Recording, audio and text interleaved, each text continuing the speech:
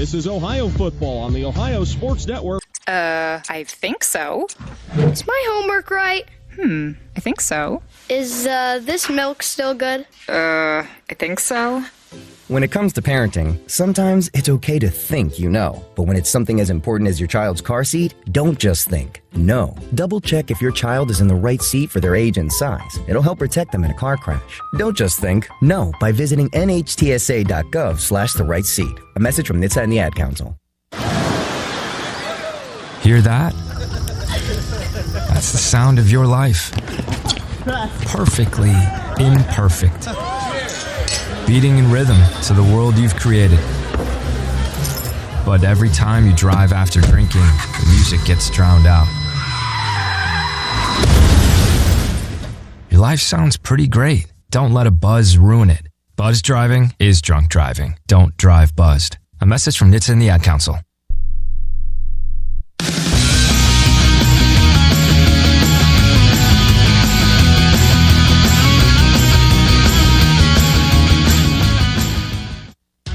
Welcome back to Bobcat Game Day, presented by Bud Light. Bud Light, easy to drink, easy to enjoy. Here's the voice of Bobcat football, Marty Bannister. It was certainly a Saturday to remember 2 weeks back in Detroit as Ohio powered past Miami 38-3 in the Mid-American Conference Championship game at Ford Field. The title, the first for Ohio since the 1968 season. Let's take a look back at that victory on this afternoon's Bobcat Rewind. It's brought to you by GoMart. Go for good times. Go for GoMart. Miami took the opening kickoff in the 101st Battle of the Bricks matchup and looked very much like the team that had beaten Ohio back in October in Oxford 30-20. The Redhawks moved downfield into the Ohio red zone before the Bobcat defense would stiffen, forcing Miami to settle for a 29-yard field goal to get the game's first points. It capped off a drive that covered just over 6 minutes. Ohio, though, would answer with an impressive drive of their own. The Bobcats' initial possession saw the Ohio defense use 11 plays, eat up 5 minutes and 37 seconds of first period clock time, and take the lead when quarterback Parker Navarro found the end zone from 4 yards out. Mason Williams in a slot, Coleman Owen in motion. Navarro play fake, keeps the football, turns up, runs into the end zone, touchdown Ohio! Parker Navarro turns the corner, runs right into the end zone for the first touchdown of the game, and the Bobcats answer and take the lead 6-3. Ohio would get the ball back with 52 seconds left in the first quarter after the Bobcat defense forced a Miami punt, and this would prove to be the game's turning point. The Redhawks would not see the ball on offense again until the 5:20 mark of the second quarter, as Ohio's offense again used a time-consuming drive to increase their lead. This 18-play, 82-yard drive ended the same way as the first one did, on a Parker Navarro touchdown run. Bobcats quickly back to the line of scrimmage, two wides to the far side. One's the tight end. Navarro takes the snap, works to the right side, evades a tackle, turns upfield, and goes into the end zone. Touchdown, Ohio! Parker Navarro was able to avoid a couple of Miami defenders in the backfield and scoots into the end zone for his second rushing touchdown. Ohio leads 13-3. Miami would keep the ball for all of 58 seconds and again punted back to Ohio. The Bobcats offense again would punish the Redhawks defense with a lengthy drive. But unlike the first two Ohio scoring drives that ended with runs, this one would end with a scoring pass. Navarro turns, fakes, rolls to the right to throw now. Looks, sets, dumps the ball ahead. Pass is called by the tight end, Mason Williams at the 10. He's to the 5, evades attacker, and goes into the end zone. Touchdown! Mason Williams with the touchdown reception. Navarro hit him in the near side, and then Williams turned up, evaded a Miami linebacker, and runs in for the score. Ohio leads 20-3. Ohio took a 21-3 lead to the locker room, and to underscore how dominant Ohio was, the Bobcat 3 scoring drive saw a total of 39 plays run. Miami ran 21 plays total in the first half. The second half was no different, as the suffocating Ohio defense had answers for everything Miami tried to do when the Redhawks had the football. In the third quarter, Ohio's offense took any suspense out of the game with two scores. The first, when Parker Navarro found 1,000-yard receiver Coleman Owen behind the Redhawks defense for a score to increase the Ohio lead to 28-3. Navarro will go back to throw, looking left. Now will sprint to the right with the football. Being chased, will deliver ahead, and the pass is caught by Coleman Owen, who goes into the end zone. Touchdown, Ohio! Coleman Owen caught that pass behind the defensive back and runs into the end zone for the score, and the Bobcats increase their lead to 27-3. Gianni Spedic continued his big year with a big kick as he belted a 52-yard field goal to increase Ohio's lead to 31-3. Out of the hold of Jack Wilson. Snap is good. Hold is good. To kick by Spedic. It's up. It's end over end. It has the distance, and it is good. Gianni Spedic booms one in from 52 yards out, and Ohio increases the lead to 31-3 over the Miami Redhawks. In the fourth quarter, Ohio's 1,000-yard rusher, running back Trey Tyus, would cap off the scoring with a short run. Takes the handoff. Tyus runs straight up the middle of the field to the 10, to the 5, and there's your knockout punch. Trey Tyus rumbles in to increase the lead to 37-3 from 21 yards for the touchdown. The MAC championship is headed to Athens. Ohio's defense on the day held Miami to 62 yards rushing and just 189 total yards, as Ohio won the MAC title game for the first time in school history. That will do it. The Ohio Bobcats are the Mid-American Conference champions. For the first time since 1968, Ohio rules the MAC. That's this afternoon's Bobcat Rewind, brought to you by GoMart. Go for good times. Go for GoMart. More of our Bobcat Game Day pregame show, presented by Bud Light, is still to come from Orlando, as Ohio meets Jacksonville State in the StaffDNA Cure Bowl on the Ohio Sports Network from Learfield, presented by Holzer. If you're traveling to a game, a weekend road trip, or just around town, you need to stop at GoMart. You'll find a GoMart open 24 hours a day right off the interstate or right off Main Street in your local community. You can refuel your ride with quality gasoline and also yourself with popular snacks, drinks, and more. We're making it easy to keep up with your busy schedule by keeping you on the go. GoMart is the proud sponsor of Ohio Bobcat football. Go for good times. Go for GoMart. Bobcat fans, the Hugh White family of dealerships is your hometown Athens dealer. And to show our commitment to the community, we're offering free car washes for Ohio University students and faculty, as well as college grad discounts with all of our new brands. But that's not all. We provide free concierge service for faculty. We'll pick up your vehicle and drop it back off after service. Take advantage of our leases at under $200 per month. Come visit us on North Columbus Road, less than 5 minutes from campus, or online at visithughwhite.com. And remember, if the deal is right, it must be Hugh White. This is your home of the Bobcats, the Ohio Sports Network from Learfield, presented by Holzer. Hey, so what's a great way to spread awareness that driving high is illegal everywhere? A catchy song, of course. You can run, but you can't drive high. You can run, but you can't.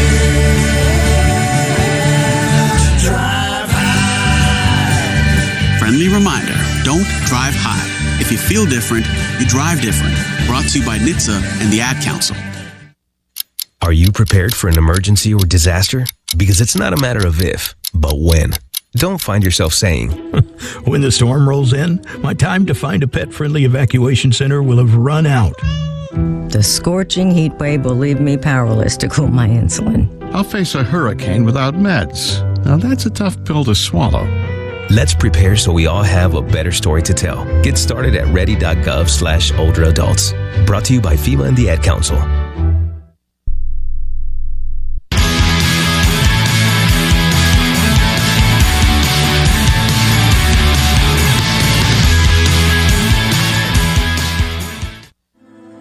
Time to learn about the opposition from the opposition. It's The Other Mike, presented by the Parkersburg Marietta Building and Construction Trades Council, honored to call Southeast Ohio home. Ohio in the Cure Bowl in Orlando, Florida here on this Friday afternoon, getting set to face Jacksonville State, champions of Conference USA. Our opposing Mike segment, we welcome in the longtime voice of Jacksonville State football and basketball. Mike Paris is with us. First of all, Mike, a pleasure to meet you. Good to see you this afternoon. What does this bowl mean for Jacksonville State, especially with all the things that have happened this season, losing your head football coach? It's been, I think, like it has been for us, it's been kind of a whirlwind, hasn't it? How ironic. The only bowl with the two conference champions meeting each other. Neither head coach is here to be a part of it. It's the world of college athletics and college football right now. This is pretty special, you know, just the second years in FBS program. We win Conference USA. We weren't eligible to take the conference championship last year, and here we do it. And it's, to me, it's pretty remarkable, and I don't mean that as a homer from that standpoint. Just to do what's been done the last 2 years, pretty remarkable. Nobody else has ever done it. If we can win today, we'll be the first school to ever win 2 bowl games in 2 years, like your first 2 years in FBS football. So we're minus some guys today, as is the world that we live in now as well. So, but it's pretty special. New Orleans last year, and now here in Orlando, and then you add what this bowl I think means and the cause and what they're doing. So yeah, it's a big deal. For those who don't know, this program has a great history. Right. National championships, you've been a part of all of that over the years. So maybe give us just a quick rundown of what this program has been doing in the past. Well, Division II, lost the championship game going all the way back to 1977.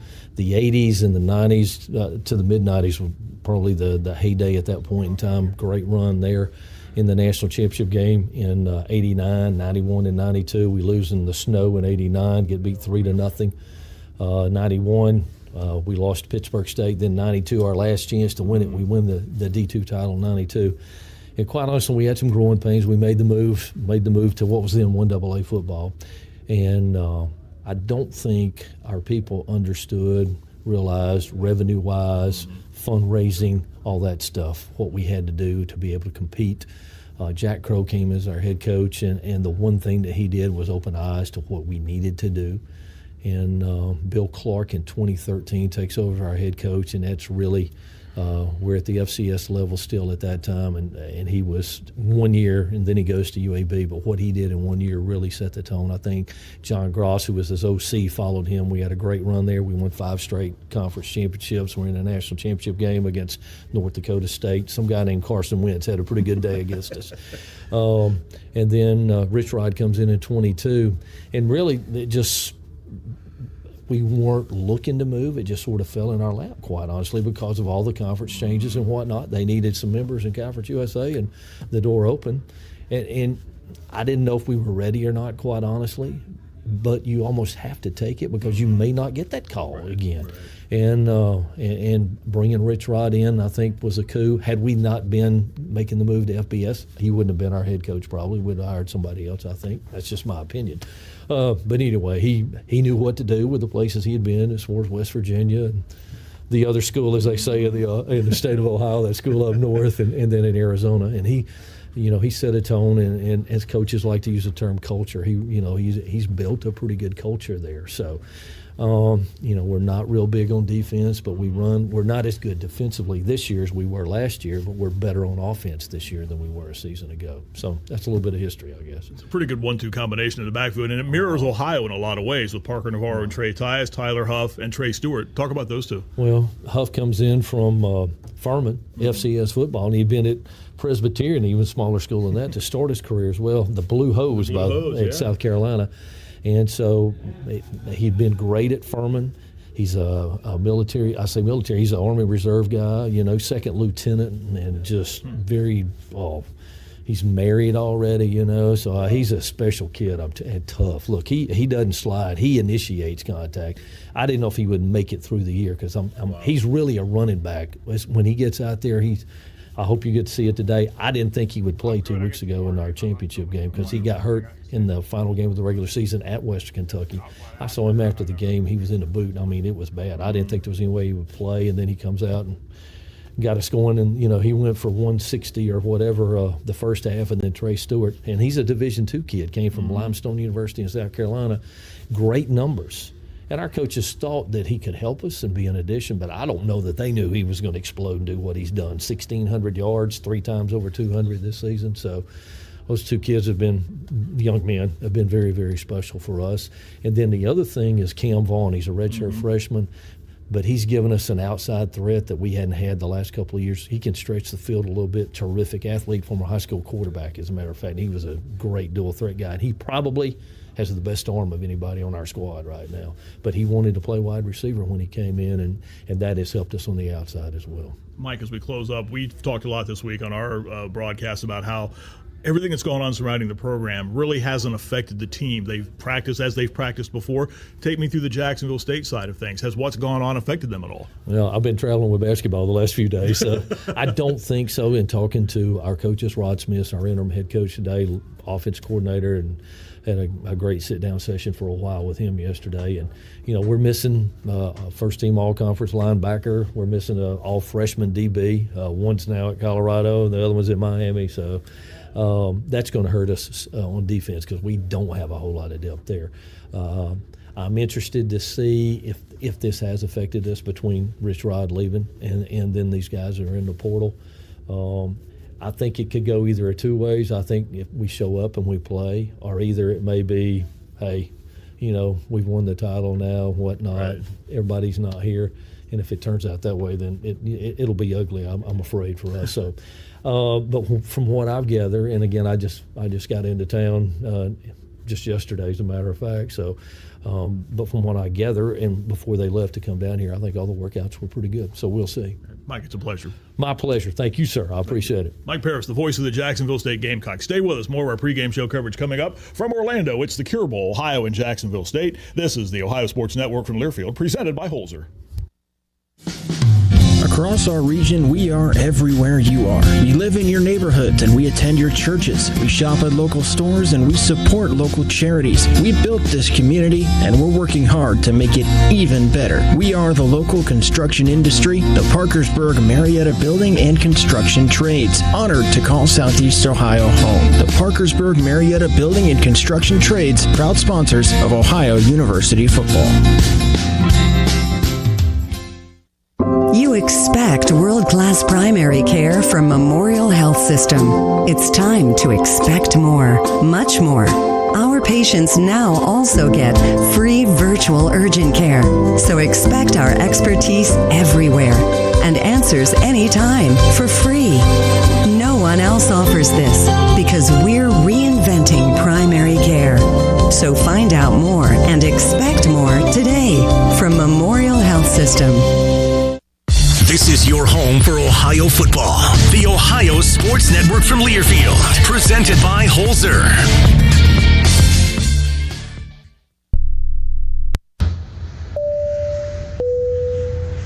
This is your captain. We are going to be experiencing some slight turbulence. Please fasten your... Oh, hold on. Just got a video of my cat. Imagine the pilot of an airplane was as confident as you are texting and driving. Seems kind of crazy when you put it like that. Visit StopTextStopWrecks.org. A message brought to you by the National Highway Traffic Safety Administration, Project Yellow Light, and the Ad Council. Comes to a gun suicide attempt, all it takes is a moment. Heather and I had an argument just like any other couple. I was lost. I had snapped. I had a gun and I was going to take my own life. Heather helped me realize that there was still a life to live for the better of myself, my family. My weapon is now safely put away. A moment of crisis can happen to anyone. Store your guns, locked, unloaded, and away from ammo. Hear more safe stories at endfamilyfire.org. Brought to you by Brady and the Ad Council.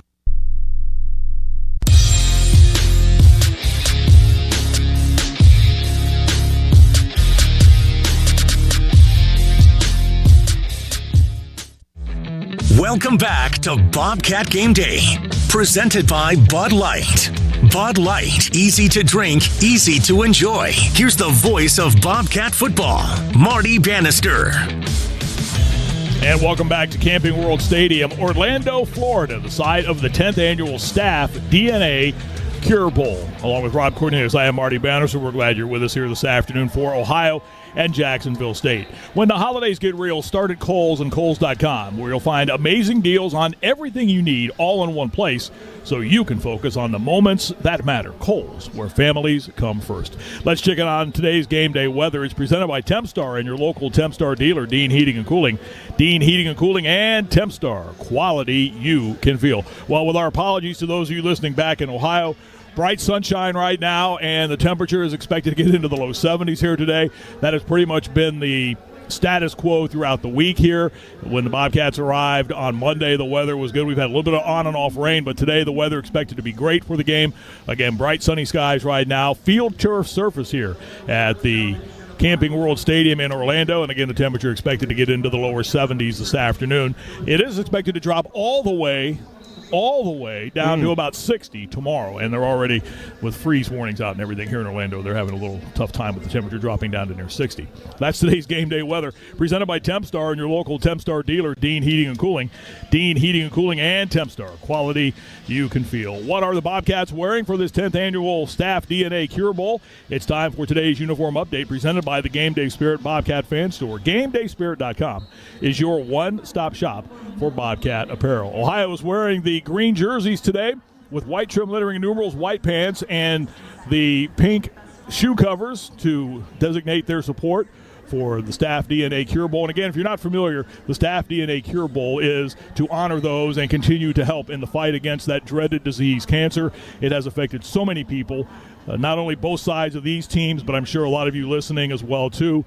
It is a great way to raise awareness and to help battle that awful, awful disease, cancer. And that's one of the reasons why the folks here have put this bowl on and get such a great response to it here at the StaffDNA Cure Bowl, and Ohio honoring that, again, by wearing pink shoe covers this afternoon with the white pants. Bobcats wearing the green helmets today with Block Ohio on either side of the helmets and the white stripes from the front to the back of the helmets. Again, we are closing in on kick today as Ohio faces Jacksonville State. That's today's uniform update, presented by the Game Day Spirit Bobcat Fan Store. GameDaySpirit.com. It is your one-stop shop for Bobcat apparel. More of our pregame show coverage, Bobcat Game Day, presented by Bud Light, continues from Orlando. This is the Ohio Sports Network from Learfield, presented by Holzer Health Systems.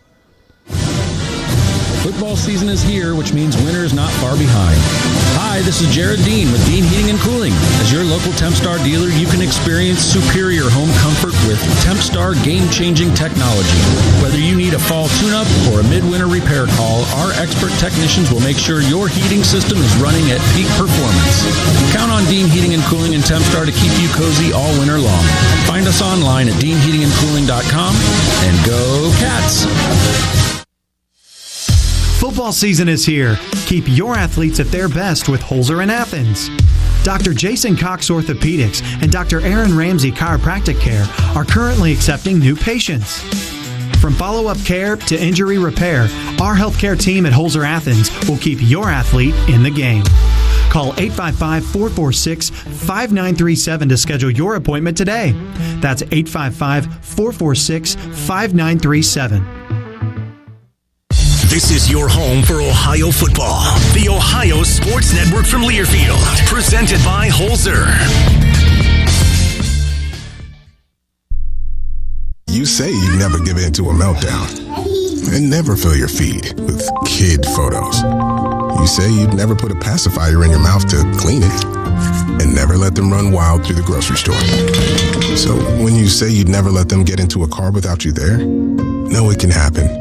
1 in 4 hot car deaths happen when a kid gets into an unlocked car and can't get out. Never happens. Before you leave the car, always stop, look, lock. Brought to you by NHTSA and the Ad Council. The possibility of lung cancer can be pretty scary, especially if you're one of approximately 8 million current or former smokers at high risk. That's why SaveByTheScan.org wants you to know that now there's a breakthrough low-dose CT scan that can detect lung cancer early, and it only takes 60 seconds. You stop smoking, now start screening. For an easy quiz to see if you're eligible, visit SaveByTheScan.org. It could save your life. SaveByTheScan.org is brought to you by the American Lung Association's Lung Force Initiative and the Ad Council.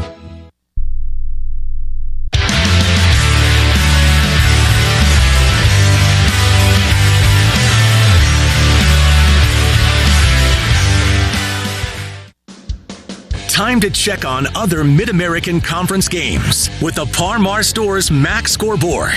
If there's not a Par Mar store near you, there will be soon.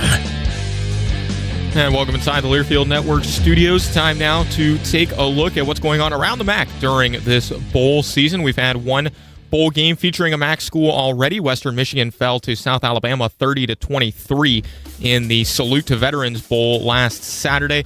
Next game featuring a MAC team will be on Monday, Northern Illinois and Fresno State in the Idaho Potato Bowl, and then a pair of games on the 26th, the day after Christmas, Toledo and Pitt in the Game Above Sports Bowl in Detroit, and Bowling Green and Arkansas State in the 68 Ventures Bowl in Mobile.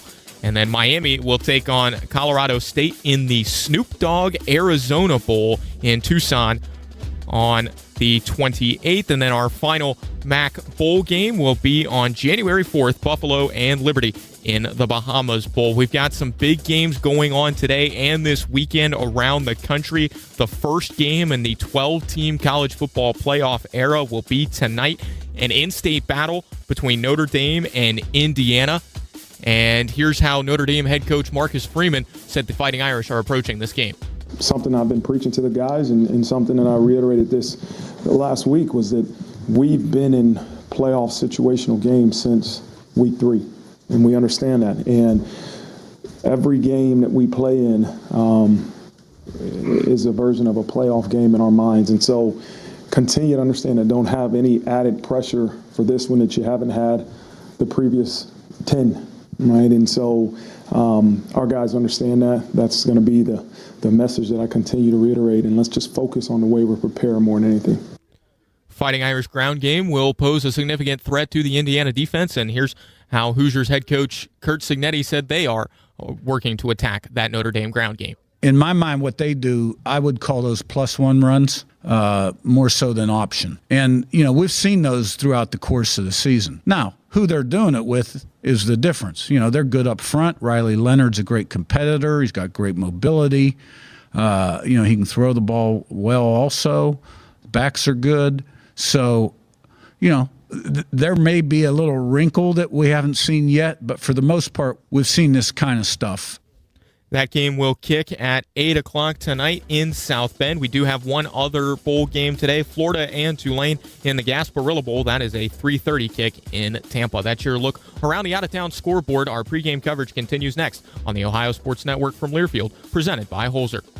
If there's not a Parmar store near you now, there will be soon. You hear us say that a lot, but it's true. Wherever you may go, chances are you will find a Parmar store there, offering everything you need to get you in and back on the road as soon as possible. From gas to groceries to snacks and items for your house, we have it all at Parmar Stores. Download the app and sign up for the Parmar Stores reward card too. West Virginia, Ohio, Kentucky, Maryland, Pennsylvania, and Virginia. If there's not a Parmar store near you now, there will be soon. Find your nearest location now at parmarstores.com.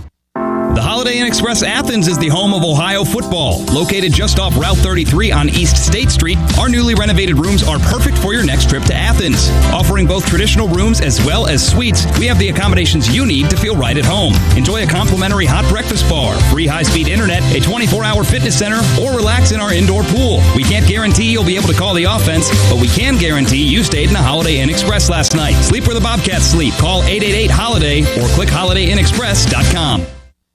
You're listening to Ohio Football, the Ohio Sports Network from Learfield, presented by Holzer. I'm a pretty great multitasker. I can wash dishes and do laundry. I can roller skate while walking my dog. I can even order lunch while doing my homework. But I can't use my phone while driving. A distracted driver is one of the leading causes of death in the United States. So when it comes to driving, please, don't be a multitasker. Don't drive distracted. A message brought to you by the National Highway Traffic Safety Administration, Project Yellow Light, and the Ad Council. All right, son. Time to put out this campfire. Dad, we learned about this in school. Oh, did you now? Okay. What's first? Smokey Bear said to. First drown it with a bucket of water, then stir it with a shovel. Wow, you sound just like him. Then he said, if it's still warm, then do it again. Where can I learn all this? It's all on SmokeyBear.com with other wildfire prevention tips, because only you can prevent wildfires. Brought to you by the USDA Forest Service, your state forester, and the Ad Council.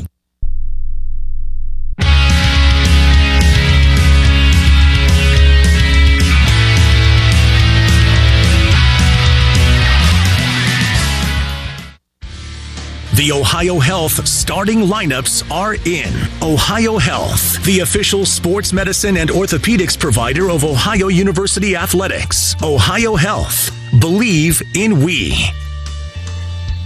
And let's check those starting lineups here as Ohio gets set to face Jacksonville State. First ever matchup between these two programs, and it comes here this afternoon in the StaffDNA Cure Bowl here in Orlando. Let's start with Ohio. The Bobcats are the visiting team in today's game, despite the fact having a 10-3 record and a game better than Jacksonville State. Parker Navarro will be the Bobcats starting quarterback, the 6', 205-pound graduate student who does have a year of eligibility left. There are a lot of questions surrounding that, and we'll get into that a little bit later on as the broadcast continues. The second-team Mid-American Conference choice this year, led the MAC in rushing touchdowns with 15 this year. Parker Navarro, the 6', 205-pound graduate student from Tempe, Arizona, who ironically started out not too far from here at UCF, where he started his college days. Trey Tyus will be the Bobcats starting running back, 1,111 yards for the MAC's leading rusher, a second-team Mid-American Conference choice. We'll also see Ricky Hunt Jr. today, as well as Nolan McCormick and Duncan Brune.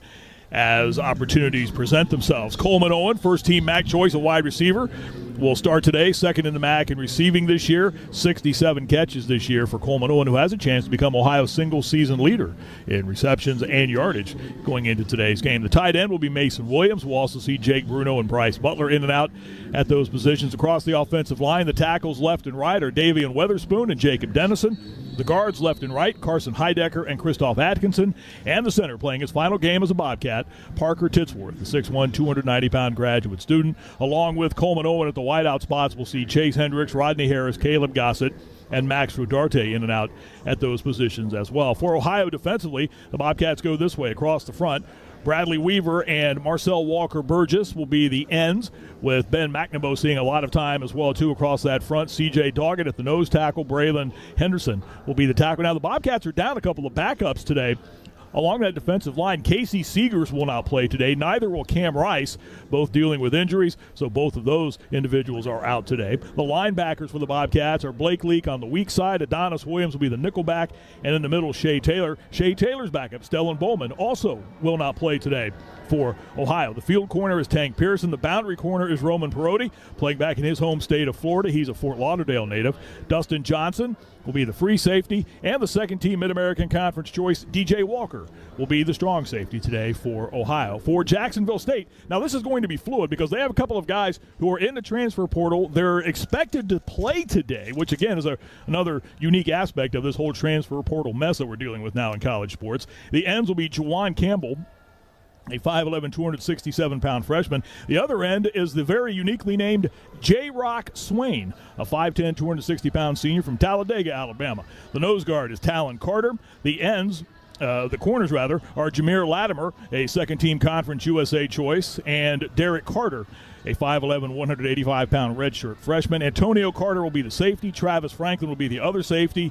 The linebackers, Kaywan McCray, Lolita Hay, and Jabril Alamin will be in the inside. The star position, the / defensive end linebacker, will be, again, a name in the transfer portal. We're waiting to see whether he comes out today, and that's Fred Perry, who finished second in Conference USA in tackles this year with 97. He has 4.5 tackles for a loss, had 19 tackles in their game at Eastern Michigan earlier this year. The offense, and this is the strength of the team, Tyler Huff, the 6'1", 215-pound senior, first-team Conference USA choice. His last 3 games throwing the football, he has just 2 touchdown passes, but he's a threat running the ball this season. He has rushed for 1,343 yards, and much like Parker Navarro, one of the best at finding the end zone, he has 14 rushing touchdowns this year. Trey Stewart will be the starting running back, first-team Conference USA choice, 4,595 career rushing yards split between Jacksonville State and Limestone College. He has been over the 200-yard mark 3 times this year. He's one of 2 running backs in the nation to accomplish that feat. The other is a guy who was in New York City last weekend, a Heisman runner-up, Ashton Jetty out of Boise State. The offensive line, Willow Steen, first-team Conference USA choice at left tackle, Cam Jones at right tackle, Clay Webb at the left guard spot. Bubba Grayson is the right guard. Davian Harley will be the center. P.J. Wells, and again, Cam Vaughn, who has entered the transfer portal, but again is expected to play today. He has 39 catches on the season. Jordan McCants, Michael Petway, Jared Bowie, Brock Recksteiner, and as mentioned, Jordan McCants will be their skill positions. The tight end will be Sean Brown today. That's the Jacksonville State Gamecocks, and those are today's starting lineups. We are getting closer to kickoff today as Ohio faces Jacksonville State. It's the StaffDNA Cure Bowl. We will continue with Bobcat Game Day presented by Bud Light on the Ohio Sports Network from Learfield, presented by Holzer. At Ohio Health, you can see your doctor here, there, or anywhere, whether it's in person. Hi there. How are you feeling today? Or at home. Hi there. How are you doing? At one of our 200-plus care sites across the state. All right, let's take a look. Or on your tablet, smartphone, or computer. So when did this problem start? You'll feel good knowing Ohio Health provides the finest care anywhere. Schedule care today at ohiohealth.com/finestcare. Some days you hit snooze, but not today. Today you have to go on a run to get burgers for the tailgate. You've got to haul something heavy, a cooler stocked with Bud Light. When you've got beer and football, nothing is hard. Until the other team scores. Bud Light, easy to drink, easy to enjoy. Enjoy responsibly. 21 plus. Copyright 2024 Anheuser-Busch, Bud Light Beer, St. Louis, Missouri. You're listening to Ohio Football, the Ohio Sports Network from Learfield, presented by Holzer. Hi, I'm Ryan Blaney, a third-generation race car driver, and I dedicate a lot of my time going fast. But when my grandpa was diagnosed with Alzheimer's, it was a very unexpected bump in the road for us. It's important to notice if older family members are acting differently or having trouble with routine tasks. Early detection of Alzheimer's can give your family time to explore support services and access available treatments. If you or your family are noticing changes, it could be Alzheimer's. Talk about seeing a doctor together. Visit alz.org/time to talk. A message from the Alzheimer's Association and the Ad Council. Let's ask their parents a lot of questions. Why can't people fly? Gravity. Is the moon really made of cheese? Yep, cream cheese. When can I move into a big kid's car seat? For some questions, parents may not have the answer, but that's okay. They can't know everything, but knowing the right seat for their age and size will help protect them in a car crash. Find out more at nhtsa.gov/the right seat. Where do babies come from? Good luck, Dad. A message from NHTSA and the Ad Council.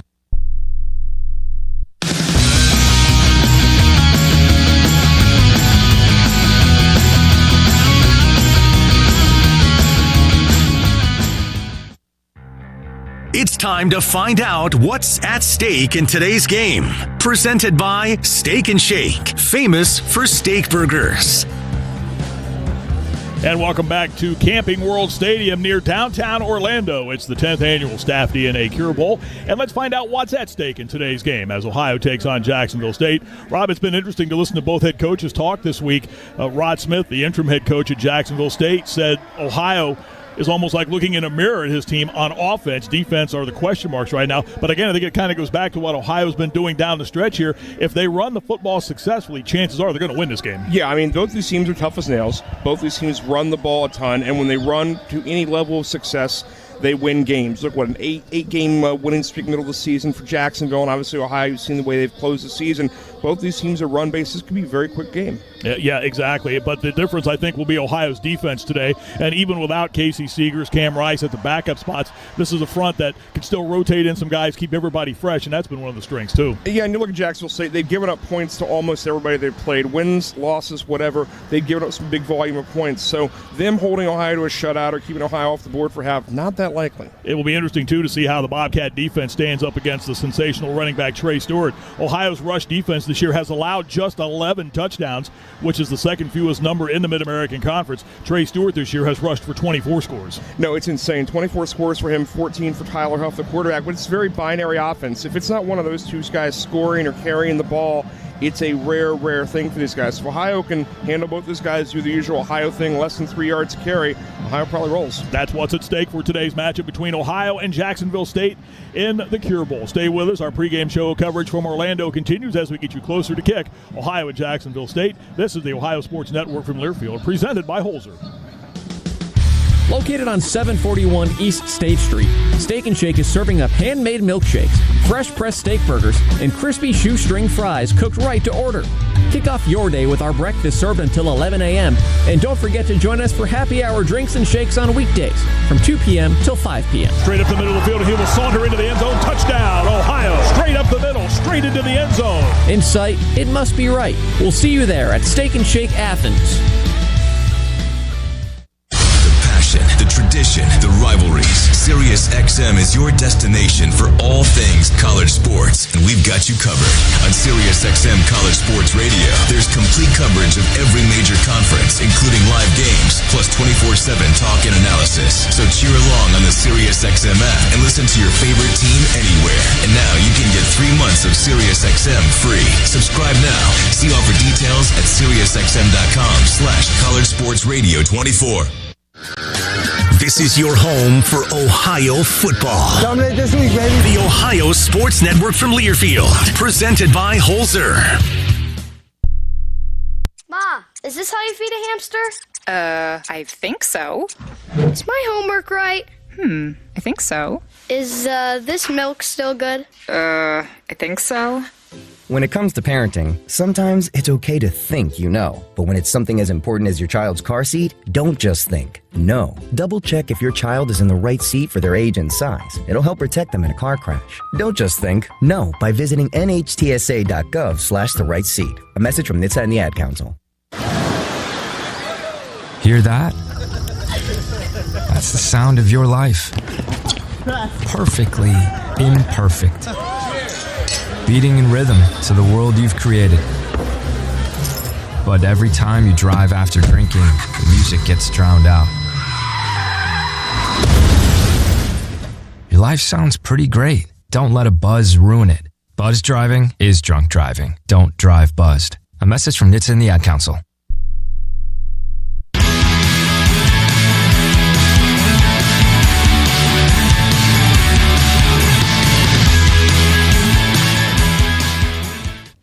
Welcome inside the Learfield Network studios. We're about 15 minutes away from kickoff in the Cure Bowl between Ohio and Jacksonville State. Time to take a look at tomorrow's slate, a full slate of college football playoff games starting at noon in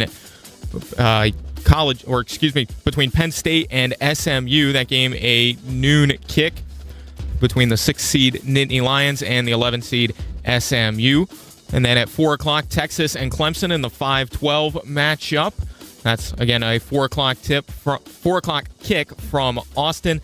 Then the nightcap at 8 o'clock in Columbus, the 8-9 game, Ohio State and Tennessee. We've got a couple of FCS semifinals tomorrow as well. North Dakota State and South Dakota State at noon. Then at 3:30, Montana State and South Dakota. That's your another look around the out-of-town scoreboard. We'll hear from head coach Brian Smith next on the Ohio Sports Network from Learfield, presented by Holzer. It's time you join the winning team at Warner Kia. When it comes to quality and low-price new Kias, Warner Kia offers both. And you can count on the best buying experience in the Mid-Ohio Valley and superior service afterwards. Plus, we have a large selection of affordable late-model pre-owned vehicles. Bring us any trade and get up to a $4,000 discount towards the purchase of any red tag vehicle in stock. Only at Warner Kia in downtown Parkersburg. Proud sponsor of your Ohio Bobcats. Visit WarnerKia.com. Negative equity refinance. See dealer for details. I love spreading joy with gifts this time of year, but I try not to spread my budget too thin. Luckily, Kohl's has come through for me once again. I just went and used the 25% off coupon to score so many great gifts under $20, like cozy pajamas and fleece, amazing gift sets, and beauty must-haves. So if you're looking to give more for less this season, get to Kohl's.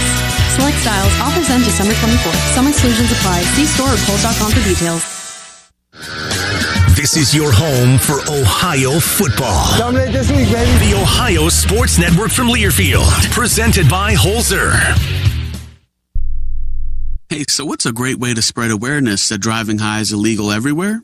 A catchy song, of course. You can run, but you can't drive high. You can run, but you can't.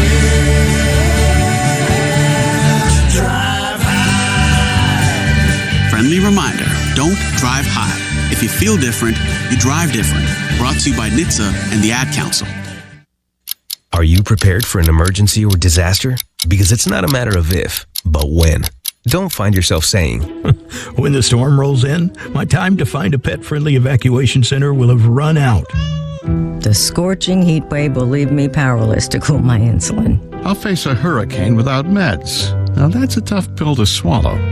Let's prepare so we all have a better story to tell. Get started at ready.gov/older adults. Brought to you by FEMA and the Ad Council.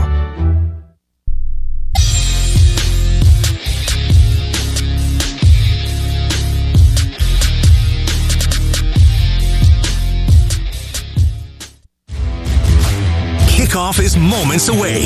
But first, let's hear from head coach Brian Smith and today's Labatt Blue coaches' comments. This football season, share a Labatt. Labatt Blue, good at beer. With Coach Smith, here's Marty Bannister. We get closer to kick this afternoon here in Orlando as Ohio gets set to face Jacksonville State in the 10th annual Cure Bowl. Prior to today's kick, I had a chance to sit down and spend some time with Ohio's new head football coach, Brian Smith. First of all, Brian, congratulations on getting the job as Ohio's head football coach. What does that mean to you? Well, thank you first. I'm humble and grateful for the opportunity.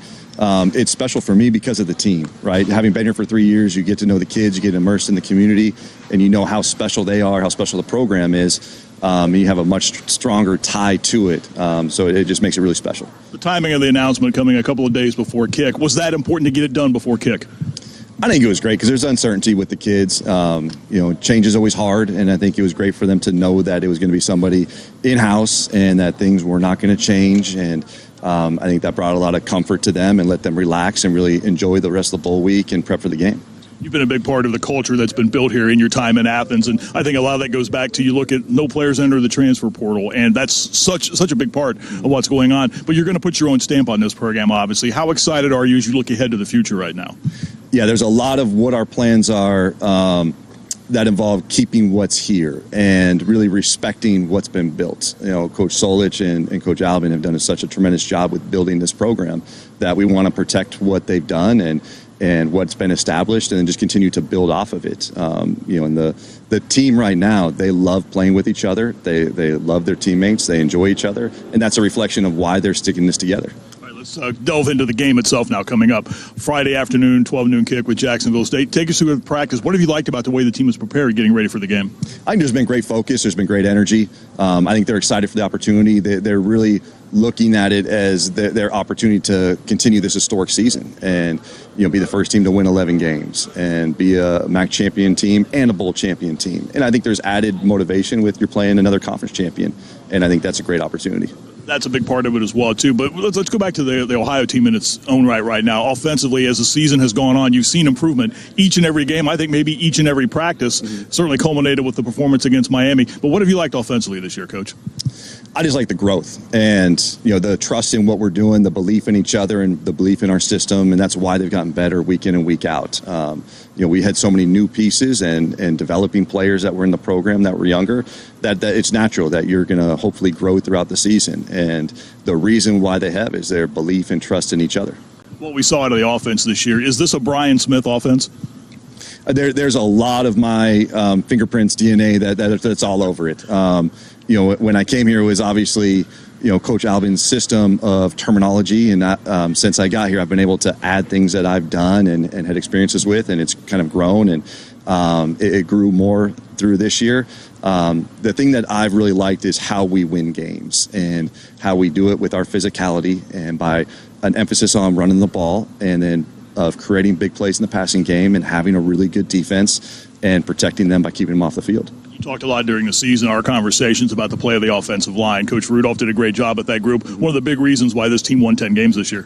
No doubt. And the reason why they've been so successful is how they've embraced the culture of what we are, which is a tough, hard-nosed physical team. And that was my emphasis when I took over the offense was, hey, we're going to be a tough, hard-nosed group. We're going to finish plays. We're going to play harder than they are.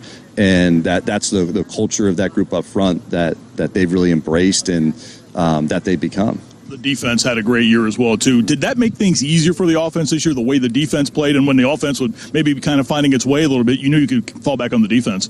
No doubt. I think for the team, there was so much complementary football that was played throughout the entire year. And the best way to look at that one is Toledo, where, we kind of struggled early in that game, and it was kind of like a boxing match, and where we're throwing jabs back and forth and trying to figure out what's going well and what's going to work. And they allowed us that time to really figure out how to attack them and did a great job playing defense and keeping the score close, and then we were able to take care of it in the second half. Let's look ahead to Jacksonville State now in the Cure Bowl with the kick coming at noon. What impresses you about what you've seen out of the Gamecocks?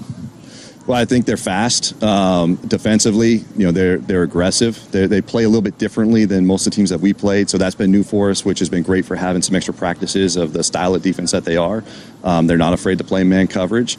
And then offensively, they're going to try to run the ball. They're going to emphasize that, and they've been really good at it all year long. Their quarterback is dynamic, and a lot of things go through him. And then how they work with tempo, I think, is always challenging, too. As we wrap up our conversation, getting ready for Jacksonville State, has it hit you yet at noon that you're the guy on the sideline? It hit me yesterday when I was getting text messages and phone calls nonstop all day, and all of a sudden I found out I had a lot more friends than I thought I did. But yes, and it's a great place for it to happen, where we're getting to enjoy it as a family and as a team, and we're looking forward to moving forward. Congratulations! Look forward to working with you. All right, appreciate it. Look forward to working with you too. Head coach of the Bobcats, Brian Smith. Ohio getting set to take on Jacksonville State. More of our pregame show coverage coming up from the Cure Bowl in Orlando. This is the Ohio Sports Network from Learfield, presented by Holzer. Game day, baby. Let's go. Wait, oh no. You've got to be kidding. I forgot the Labatt. No worries, pal. I got your Labatt. Let's get this tailgate started. You are the man. Anyone else need a Labatt? I can't believe you broke that table. Nothing like a blue light and some chicken wing dip. Where else would you rather be than right here, right now, drinking Labatt? Because it takes a team to support the team. Labatt takes everything to the power of we. Always enjoy responsibly. Beer, copyright 2023, Labatt USA, Buffalo, New York, all rights reserved. Labatt regulated U.S. trademark of Labatt Brewing Company, Ltd.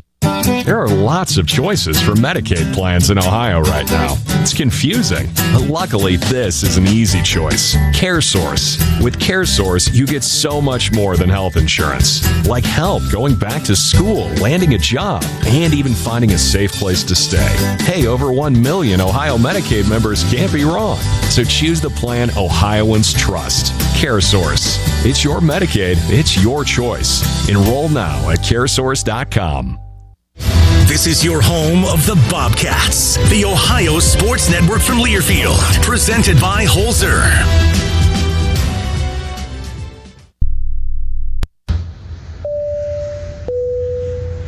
This is your captain. We are going to be experiencing some slight turbulence. Please fasten your... Oh, hold on. Just got a video of my cat. Imagine the pilot of an airplane was as confident as you are texting and driving. Seems kind of crazy when you put it like that. Visit StopTextStopWrecks.org. A message brought to you by the National Highway Traffic Safety Administration, Project Yellow Light, and the Ad Council. Comes to a gun suicide attempt, all it takes is a moment. Heather and I had an argument just like any other couple. I was lost. I had snapped. I had a gun and I was going to take my own life. Heather helped me realize that there was still a life to live for the better of myself, my family. My weapon is now safely put away. A moment of crisis can happen to anyone. Store your guns, locked, unloaded, and away from ammo. Hear more safe stories at endfamilyfire.org. Brought to you by Brady and the Ad Council.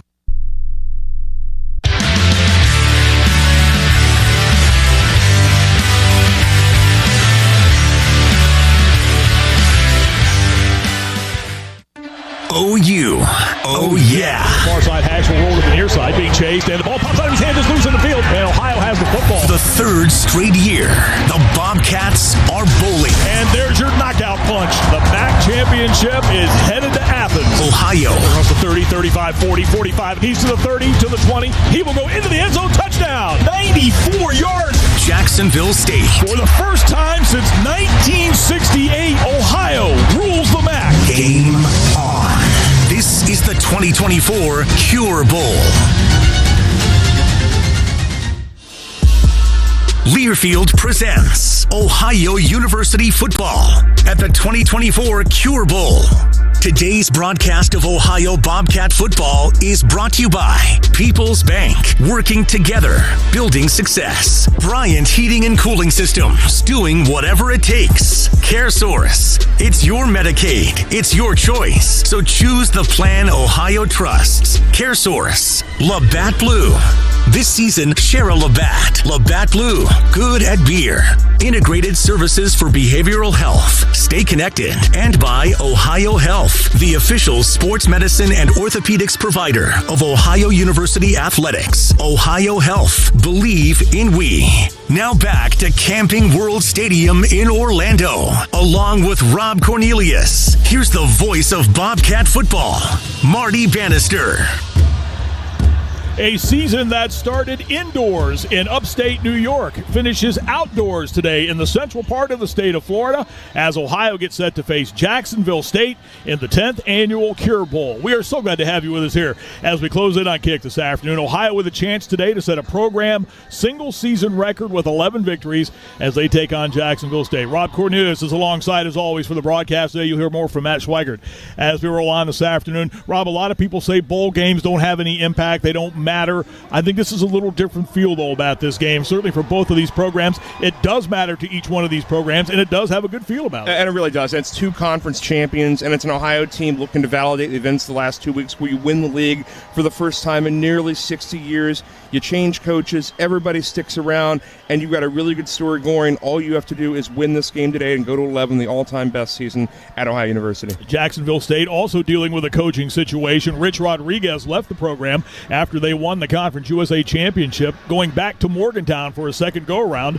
as the Mountaineers head football coach. And in the irony of ironies, Ohio will see Rich Rodriguez next season. Game number 2 of the regular season next year when the Mountaineers come calling to Athens. We'll talk more about that later on, though. But today it's Jacksonville State. Rod Smith is the interim head coach. He has been the offensive coordinator for the Jacksonville State Gamecocks. As we close in on kick today, let's take a look at today's CareSource keys to the game. It's your Medicaid. It's your choice. So, Rob Cornelius, for the last time, choose the plan that Ohio trusts, CareSource. Yeah, the plan Ohio needs today is the plan that's been going about the last 6 weeks. Force Jacksonville State to pass by getting stops on first down. Ohio stops running plays on first down at a ludicrous rate. Do that. 2 for Ohio, control the game, control the clock, make this power football, and make your own run game sound. Finally, minimize mistakes. Don't give these guys the ball for free at any point. They are high single figures, +9 on the turnover ratio for the season. They will occasionally take the ball, hard-hitting defense, but will give up a ton of yards. This is Ohio's 16th all-time appearance in a bowl. The Bobcats have won their last 5 trips to bowl games. And again, irony of all ironies, the Bobcats, the program, played in this building, this facility, in 1968 in the old Tangerine Bowl and lost to Richmond 49-42.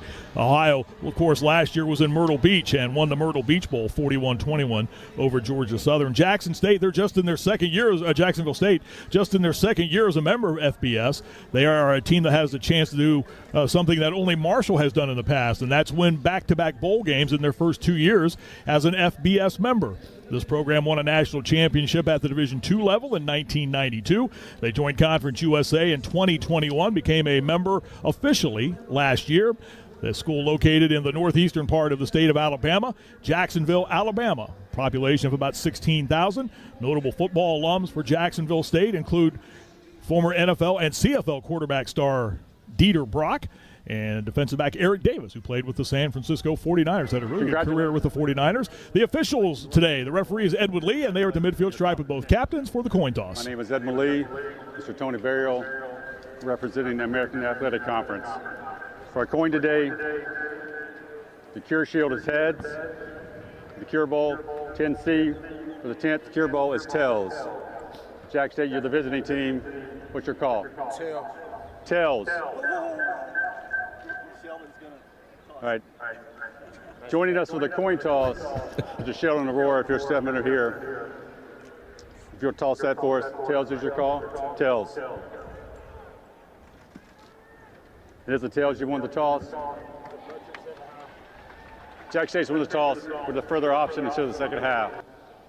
Now, we were told prior to the game that Jacksonville State would be the home team in this game. I think the officials to start the game are confused. I think they are too. Yeah, because on the scoreboard, Jack State is the home team, Right. Ohio's road, but they did a uniform flop. I think they wanted to play Reds, Jacksonville State, greens for Ohio. Ohio's in greens today. Jacksonville State did not bring the Reds, did not want to be in Reds today. Right. Well, they wanted to do that to kind of give it a Christmas motif, was what the Exactly. Cure Bowl folks were hoping to do. But again, Jacksonville State wearing the white uniform. So they won the toss. Ohio will get the football to start this one here today in Orlando. Again, beautiful sunshine as we close in on kick here today. Temperature in the low 70s. That's expected to be the situation throughout the day. This is a field turf surface here at this facility, Camping World Stadium. Now, this is the original Tangerine Bowl site. This building has been in operation, as I mentioned, for many, many years. This building also will play host to the NFL Pro Bowl games coming up in February. In fact, I heard last night there's going to be a game show as part of those Pro Bowl games. They're whatever doing that's a lot worth of to you. things, a lot of miniature competitions now. But yeah, this stadium's gone through a few different renovations and tearing down some, put up others parts. And but no, this was the old Tangerine Bowl in '68 when Ohio was here the first time. Seats about 52,000. There are far less than that here today, but still a good crowd for a noon kick in Central Florida. Orlando, of course, the home of Disney World and Universal Studios, a hot tourist spot. The Bobcats staying at a wonderful facility at the Lowe's Portofino Hotel. The Bobcat traveling party split into a couple of hotels, as well as the Duncan Brune uniform update for you, as we have had all season long. He'll be wearing 31 on the kickoff. He'll be one of the deep backs for Ohio here as we get ready for a kick this afternoon. Garrison Ripa will kick the football away for Jacksonville State. And again, back deep for Ohio. To the near side for the Bobcats is Iman Dennis, who had that 96-yard return at Kent State for a score. And to the far side, Duncan Brune. We are ready for football, the Cure Bowl. Great to have you with us. And here's the left footer's kick, a high end-over-end kick that will carry back to the 6-yard line. And it's Ohio with the return. It's Iman Dennis going to the far side out across the 25-yard line. And a good return by Dennis. And Ohio will start with the football. First down and 10. The Bobcats just a shade under 400 yards per game of total offense, which led the MAC, 399. Bobcats, the best rushing team in the conference at 212 yards a game.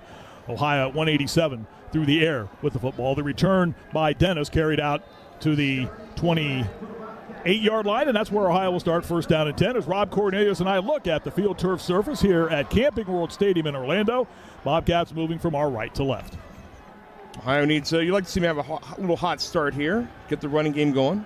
Snap to Navarro, bobbled it momentarily, recovers and throws upfield, trying to hit Coleman Owen at about the 45-yard line, and the pass is incomplete. Owen starting the game today 41 yards shy of the Ohio single-season record for receiving yardage set back in 2011 by Levon Brazil of 1,146 yards. Second down and 10 upcoming. Yeah, big number. Ball got out too far, too fast up there, but for Ohio, looking to put a little tempo in. Out of the pistol formation with Tyus behind Navarro. The tight end Mason Williams is set in a slot to the right. Just underway, Bobcats at the far side, hash their own 28-yard line. Navarro takes the snap, play fakes, back to the throw, gets a good block from Tyus, comes near side, and the pass is almost intercepted. Trying to throw it to the near side for Coleman Owen, and Jameer Latimer, a second-team Conference USA choice, almost stepped in front of that pass and took it away. Third down for the Bobcats. Yeah, it took way too long to get out there. Good rush from Jacksonville State. I think quarterback Navarro was looking at the 6 guys rushing, figured there'd be more openings, but he underthrew the ball here to the left flat, left flare area. Fred Perry is in the starting lineup for Jacksonville State at one of those linebacker spots. He's one of their transfer portal entries. Tyus off to the right of Navarro. Ohio on the season on third downs, best in the MAC at 48%. Last 7 games, 56% a conversion rate. 3 wides are split to the near side, a solo to the far side. Tyus will now come to the left of Navarro in the backfield. They'll put the tight end Williams in motion. Navarro looks right, rolls to the left to throw. Rolling sets, heaves it long downfield, now trying to get the ball ahead for Rodney Harris, and it's incomplete. And Ohio will be forced to punt the football away. Jameer Latimer again on coverage that time. Fourth down, Ohio. Just felt disjointed there, and I'm not sure the Ohio tight end ever actually set for that one. Could have been a procedure call, but Ohio's stuck punting regardless. Coming on to boot the football away, Jack Wilson finished 9th in the Mid-American Conference in punting. Averages 41 yards a kick. His long is 56. Back deep for Jacksonville State to return the punt. He stands back at his 31-yard line is Flip Rudolph. Love some of the names on this team. J-Rock Swain, Flip Rudolph. Low snap that Wilson pulls down, gets off a very high kick that will take a bounce, and it will get a good Ohio roll inside the 25 to the 24 of Jacksonville State, and that's where the Gamecocks will come onto the field at their own 24. A 48-yard kick by Jack Wilson, and we have a timeout on the field with Ohio and Jacksonville State just underway here in the Cure Bowl in Orlando. Did they go to a TV timeout? I don't believe they did. I don't think they did. Such a quick thing. That was a 24-second drive for Ohio. They're going to let them play. The Ohio defense this year has not allowed a first-period touchdown. Has given up just 15 points this year. Tyler Huff, the 6'1", 215-pound senior, operates the offense. Trey Stewart off to his right. They also go out of the shotgun, and Huff will throw. Goes far side. The pass is caught at the 30-yard line, as hauling that throw in was Jordan McCants. Roman Perotti had coverage for Ohio. Line of scrimmage was the 24. He picks up a half dozen out to the 30, second down and 4. Here's your tempo. Right back to the line of scrimmage. Toss to the outside. Now this is Trey Stewart looking for a gap, and it's shoved out of bounds. On the far side, coming up for Ohio was the nickelback Adonis Williams to shove him out of bounds in front of the Jacksonville State bench far side. It's a gain of 1 to the 31, and they're right back to the line of scrimmage. Jacksonville State this year, 42% on third downs. In a high snap that Huff pulls down, hands off to Stewart. He's got the first down to the far side 40, gets to the outside 45, and is run out of bounds shy of Ohio's side of the midfield stripe. He was shoved out of bounds back at the 46. It's a gain of 15 and a first down. Yeah, got to the short side of the field. They only needed a couple on 3rd and short, but busted out, and Ohio trouble tackling outside the numbers. This tempo is something it takes a while to get used to for a defense. I don't think there's any question about that. There's no way to practice against a high snap that Huff bobbles and falls on top of, and Bradley Weaver falls on top of him.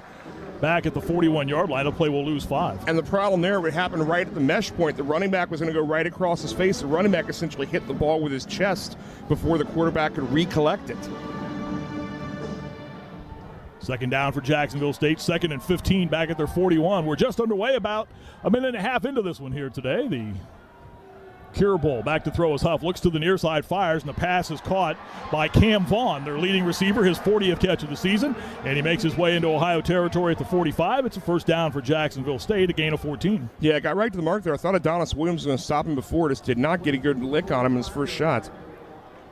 Gamecocks quickly back to the line of scrimmage. They move from left to right. Handoff goes to Stewart, a high snap that he almost bobbled, but he holds on to it, and he's brought down as he started into the hole. Chris Mayfield in at that nose tackle spot for Ohio was there to make the stop. The play picked up a yard to the 44, so a 2nd down and 9 for Jacksonville State. Ohio's D-line depth will be important today, both to slow down this game and to get stops.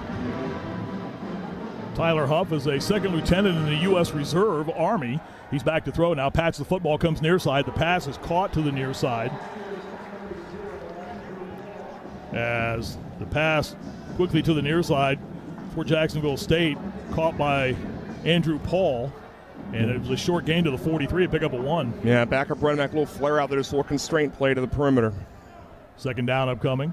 Again, a high snap that Huff pulls down, gets away from Weaver momentarily, and then is thrown down back on the Jacksonville State side of the midfield stripe at the 49. They're having all kinds of issues across that front with those snaps. Is this their normal center? 5'5", Davion Harley is their normal center. I'm trying to spot him out there. Is this the backup, or is this literally It is Harley. Else? It's Harley. Okay.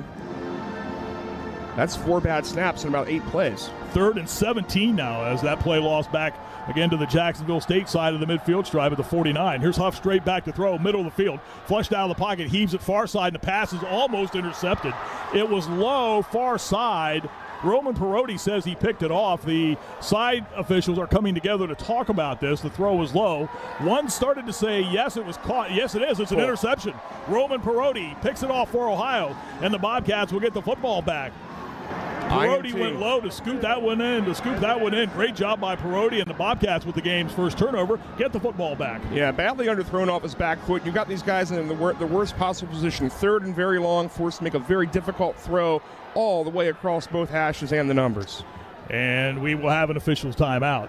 11:31 to go, first quarter of the 10th Cure Bowl here in Orlando. It's Ohio and Jacksonville State. Now there's some confusion on the field as to, in fact, whether or not there was a timeout called. And that's another question. Do the TV folks want to stop the trend of this game? Do they want to stop the momentum of the game on a turnover? They may let Ohio play. I think they're going to go back and look at this, Rob. As well. It's an incomplete pass. Okay. Be 4th down.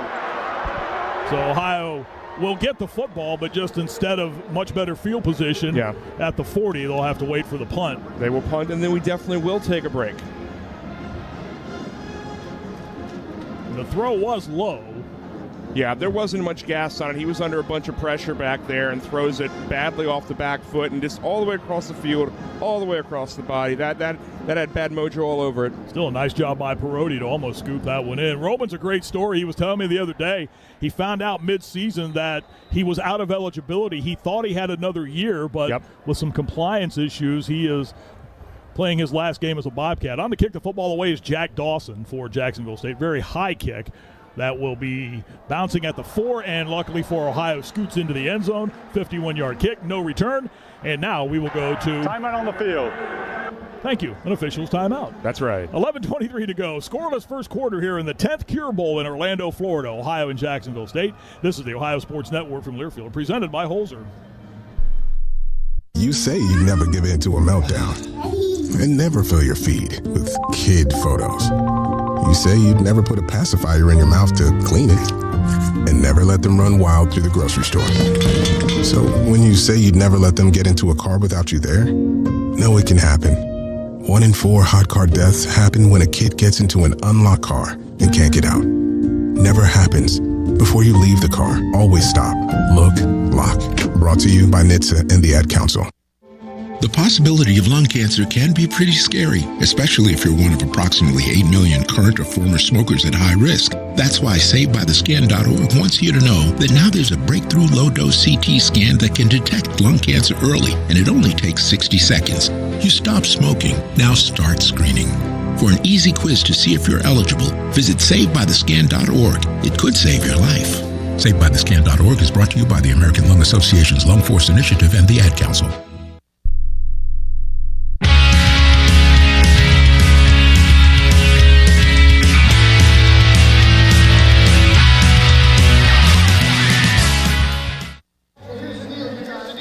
Ohio and Jacksonville State, game scoreless as Ohio will get the football back. Second possession of the game for the Ohio Bobcats. Each team has had a punt so far. By the way, the opening kickoff is presented by Warner Kia, 501 7th Street in Parkersburg, West Virginia. You can find them online as well at warnerkia.com, and we thank them for being with us all season long. And we thank you for being with us all season long, as we have had the pleasure to bring you Ohio football this year. As I mentioned at the top of the broadcast, we started indoors in Syracuse back in August. We finish outdoors today in Orlando at Camping World Stadium. Season, Rob, I think when you got past those first 4 games, I think a lot of people were wondering just what this team was going to be made of this year. And again, I think you have to kind of look at those games and kind of wipe those off. Certainly the Kentucky game way back when was one that you kind of went, well, okay. Yeah, but to turn it up the way they did in the MAC, very impressive. Yeah, excise the Kentucky game from memory. You played Syracuse well. You beat South Alabama, who ended up being decent, and you won your other game in September. And then from that point on, a little soft mid-October, couple question marks, but you got wins to Miami. Then after that, straight wins down the stretch. And Ohio really produced. Again, I think this summer we were all like, we lost a lot of guys. What are we going to do? And I don't think in our minds, downstairs they sure did, but I'm not sure in our minds we thought 10 or 11 wins was even on the map. I would agree with that. And the way it turned around this season was a pretty good run, and certainly the defense, a big reason why it did what it did this year. Front was great again. Yeah. That's when this team is really, really good or has really, really a high ceiling. It's when that front is really good. And we turned out to have 8, 9, 10, 11 guys you could rotate through there very strongly. Well, if you remember back in the pregame show, I asked Brian Smith how much, not that it made it easier, but with the defense doing what it did this year for the offense, that when it was struggling trying to find its way, you could always fall back on that defense. Got him off the field. Got the other offense off the field all year. And in that first drive, you saw Jacksonville hit a couple chunk plays, but then make mistakes, had to get stuck on a 3rd and long. The defense felt pretty much back to normal for Ohio. We will try our best to keep you updated on the individual stats and the team numbers. The stat broadcast service that a lot of sites use, broadcast sites, is nothing but zeros right now. So we're getting no data. 1 possession on each side. Ohio possession about 25 seconds. Theirs about 3 minutes. Bobcats will start from right to left at their own 20-yard line. The ball right in the middle of the field, right at the Cure Bowl insignia. Parker Navarro sends Coleman Owen in motion to the far side, hands the football off to Trey Tyus, and he falls out ahead across the 20, out to the 22. Trey told a great story during the press conference the other day about what cancer has meant to his family, his sister battling that dreaded disease, and the way she has been such an inspiration for him. And I'll tell you, Trey Tyus is just a wonderful young man. Good kid. Love the conversations we've had with him this season. He's going to stay in Florida once the game is over and work himself and continue to work out as he gets ready for the NFL Combine. He stands behind Parker Navarro in the pistol formation. The tight end Williams now comes set in a slot. 2nd down for Ohio. Handoff again to Ty. Starts to the right, tries to cut back to the left, and a lot of guys wearing white shirts are there to greet him as he tried to turn it back up. And that just felt like a run all the way, in Jacksonville State knew it. When Ohio checks in Bruno, the backup tight end, that's generally a run tell, and I think the film shows that. Ohio really never got anything going on the left side there. Play lost a couple back to the 21-yard line. That'll bring up a 3rd down for Ohio. Well, now the numbers have been updated now, so that's a good thing. Hey, we're playing. Maybe it just took us to shout them out on air to get it going. 3rd down and 9. 10-10 to go in a scoreless first quarter. Tyus to the left of Navarro in the Ohio backfield. Wide splits in that offensive line on this set for Ohio. 2 wides to the near side. And 2 to the far side. Navarro goes back to throw, looks to the right, heaves the ball that way over the head of Coleman Owen, and knocked away. Over there on coverage was Derek Carter, the 5'11", 185-pound redshirt freshman from Birmingham, Alabama. And for the second straight possession, Ohio will kick the football away. Yeah, and all the throws where Parker's missed, he's missed long today. He's got a lot of gas on arm. He's been practicing maybe too hard the last 2 weeks. Flip Rudolph stands back at the midfield stripe at the Cure Bowl insignia. That will back up a couple of yards, waiting the second kick from Jack Wilson. Line of scrimmage, the Ohio 21. Low snap, Wilson pulls it in, a little run, and gets the kickoff, end-over-end kick. That, again, will take a decent Ohio roll inside the 40. It will wobble to a halt at the Jacksonville State 38-yard line. So a 41-yard kick by Jack Wilson. No return. Timeout on the field. And we head to another timeout. 9:42 to go here in this scoreless first quarter at the Cure Bowl in Orlando, Ohio and Jacksonville State. This is the Ohio Sports Network from Learfield, presented by Holzer. Football season is here. Keep your athletes at their best with Holzer in Athens. Dr. Jason Cox Orthopedics and Dr. Aaron Ramsey Chiropractic Care are currently accepting new patients. From follow-up care to injury repair, our healthcare team at Holzer Athens will keep your athlete in the game. Call 855-446-5937 to schedule your appointment today. That's 855-446-5937. If you're traveling to a game, a weekend road trip, or just around town, you need to stop at Go-Mart. You'll find a Go-Mart open 24 hours a day right off the interstate or right off Main Street in your local community. You can refuel your ride with quality gasoline and also yourself with popular snacks, drinks, and more. We're making it easy to keep up with your busy schedule by keeping you on the go. Go-Mart is the proud sponsor of Ohio Bobcat football. Go for good times. Go for Go-Mart.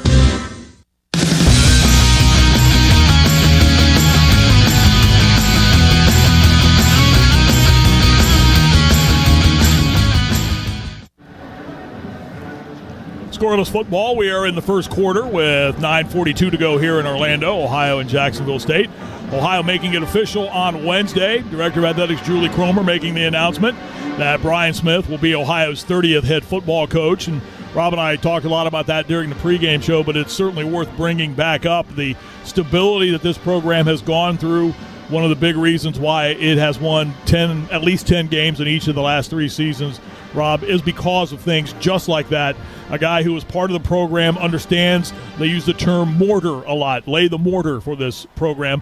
Brian Smith, a big part of that. Yeah, a lot of trust here, too. A lot of trust between these coaches and these players being able to, say what they want, but not be the ones making the call. This is AD and bringing in people and looking at other folks and realizing you have a really, really great hire right here already in town. And Brian Smith today, again, some of his heritage, having played football, played O-line, played center at Hawaii, and today wearing a lei, which has kind of been his end of the season thing. Did it at Detroit. Now he gets a chance to do it again today. Somehow it fits a little better here than it does in Detroit. It makes way more sense here. Yes, it's beautiful. Brian Smith with the offensive coordinator title throughout the last couple of seasons for Ohio, and now the Bobcats head coach.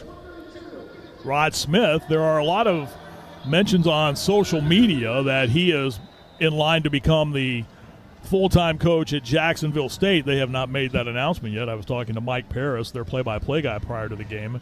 He's under the impression that there are a lot of guys on this roster that are going to be making the trek to Morgantown. We might see a lot of these guys next year in Athens. I think there's some of that. Obviously, some of the bigger names that have already bailed. And Rod Smith, though, is a guy who's been with Rich Rodriguez at virtually every stop along the way. Was his quarterback at Glenville State legit 32 years ago? Yeah. Quarterbacks coach at West Virginia with Rich Rod at Michigan, at Arizona.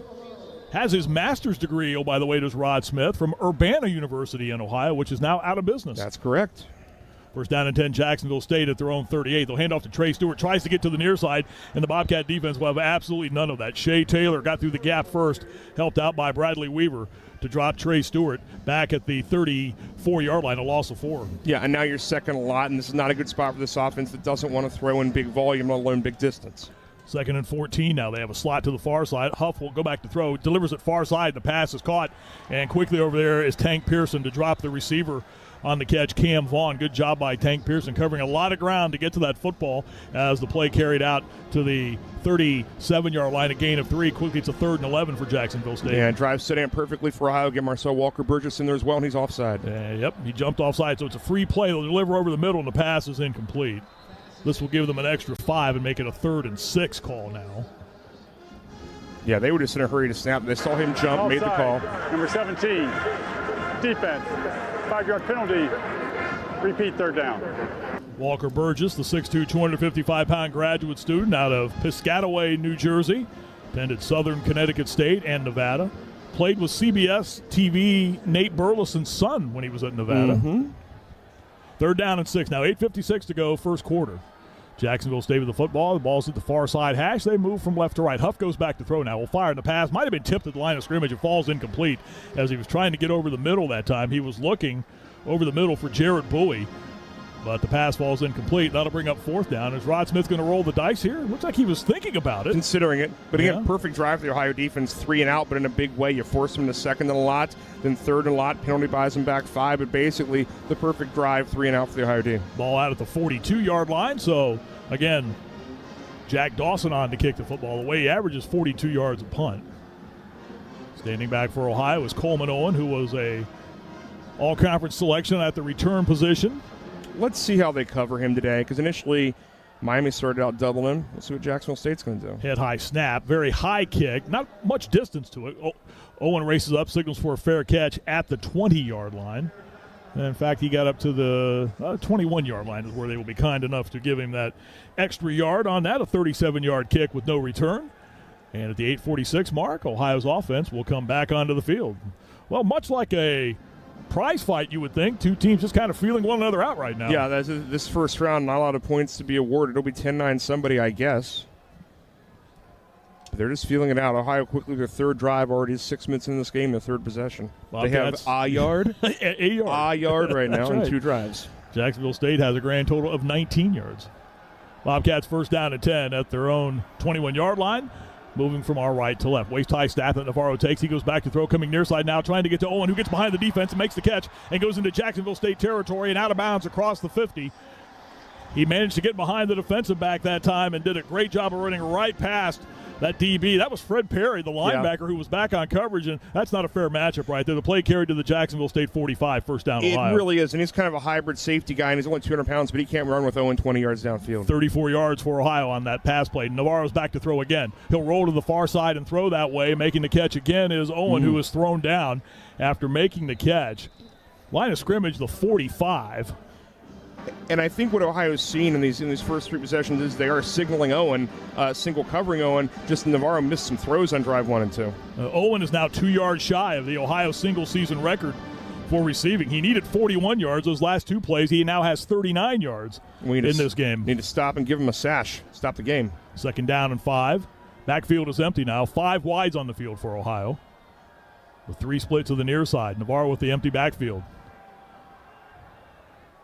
Scoreless first quarter. Bobcats first time they've ventured into Jacksonville State territory. Navarro's back to throw. Delivers it to the near side. Owen makes the catch. He's going to have to run for a positive gain and can't do so. He's thrown down for a loss.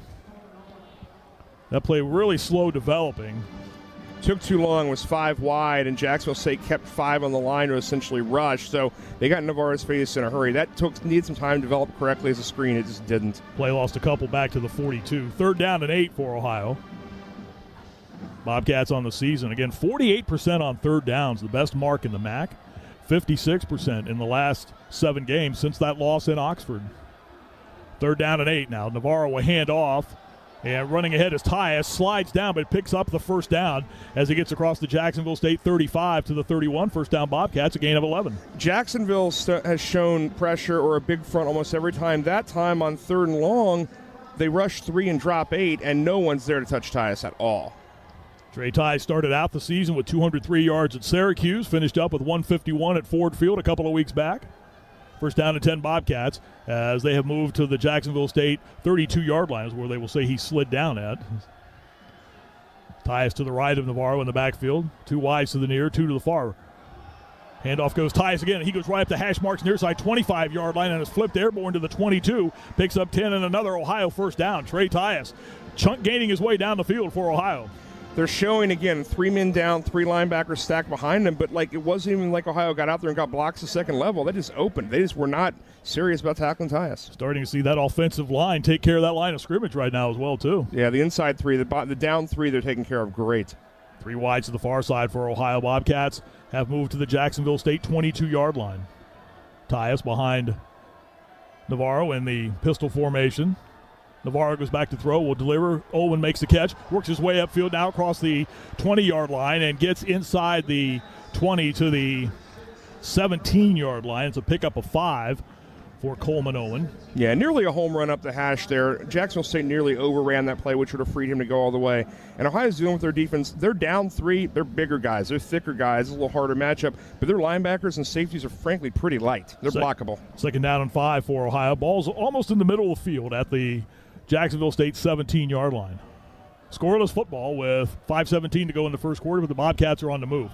Navarro play fake, rolls to the near side to throw. Will keep the football and run. He's to the 10. He's to the 5. He's into the end zone. Touchdown, Ohio.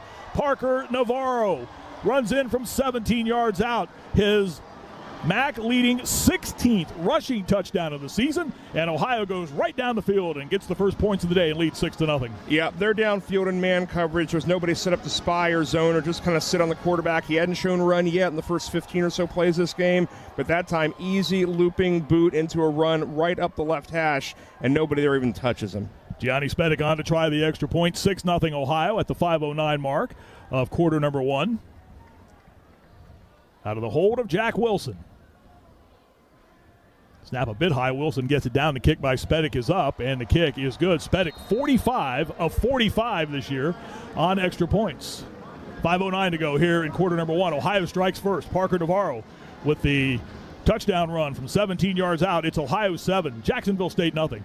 We'll step aside. This is the Ohio Sports Network from Learfield, presented by Holzer. I'm a pretty great multitasker. I can wash dishes and do laundry. I can roller skate while walking my dog. I can even order lunch while doing my homework. But I can't use my phone while driving. A distracted driver is one of the leading causes of death in the United States. So when it comes to driving, please, don't be a multitasker. Don't drive distracted. A message brought to you by the National Highway Traffic Safety Administration, Project Yellow Light, and the Ad Council. All right, son. Time to put out this campfire. Dad, we learned about this in school. Oh, did you now? Okay. What's first? Smokey Bear said to. First drown it with a bucket of water, then stir it with a shovel. Wow, you sound just like him. Then he said. If it's still warm, then do it again. Where can I learn all this? It's all on SmokeyBear.com with other wildfire prevention tips, because only you can prevent wildfires. Brought to you by the USDA Forest Service, your state forester, and the Ad Council.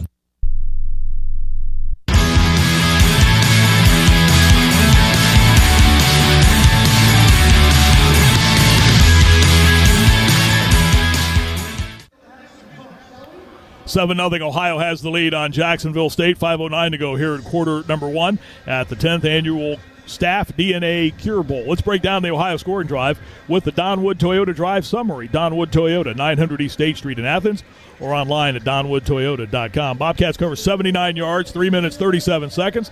The drive capped off by the Parker Navarro 17-yard touchdown run. It's Ohio 7, Jacksonville State nothing. And again, the drive summary brought to you by Donwood Toyota. 900 East State Street in Athens, or online at donwoodtoyota.com. We teased it in the opening part of the broadcast today that there will be some good news coming for the Ohio football program. Now, we were told they were going to wait till after the game to announce it, but it has been officially announced by Ohio. John Hauser, the Bobcats defensive coordinator, the architect of this defense this season, will be returning on Brian Smith's staff. And let me tell you, that is great news for this Ohio football program. That is huge. That defensive unit has been fantastic. We've seen some good wins in Ohio recent history, but it's been one of the absolute best. And these two architects, the two guys who designed the two sides of the ball, sticking around, that is just huge news. And this team could not be any happier, I think, with that decision. Well, certainly, there's no doubt about that. And, Rob, from the players' standpoint, too, because I know the players, the respect and the admiration they have for what John Hauser has done with his defense, it just runs ripples through that side of the football. And believe me, there are a lot of people happy that he's coming back. No, and they love both these guys, and that's, I think, the result in our heads we wanted. When this thing came apart after the game in Detroit, we were hoping this is how it would kind of click back together, and it's fit together perfectly. Now, of course, there, I think, are some other interesting sidelights to all of that, but that was the news we were referring to at the top of the broadcast today. 7-0 Ohio with the lead. Spedic approaches the football, high end over end kick that will bounce at the goal line, and a fair catch was signaled prior to that by the returner for. The headlinesman says thinks it hit the goal line anyway. The volley Michael Petway was the return man who signaled fair catch and watched the ball sail over his right shoulder and bounce right at the goal line.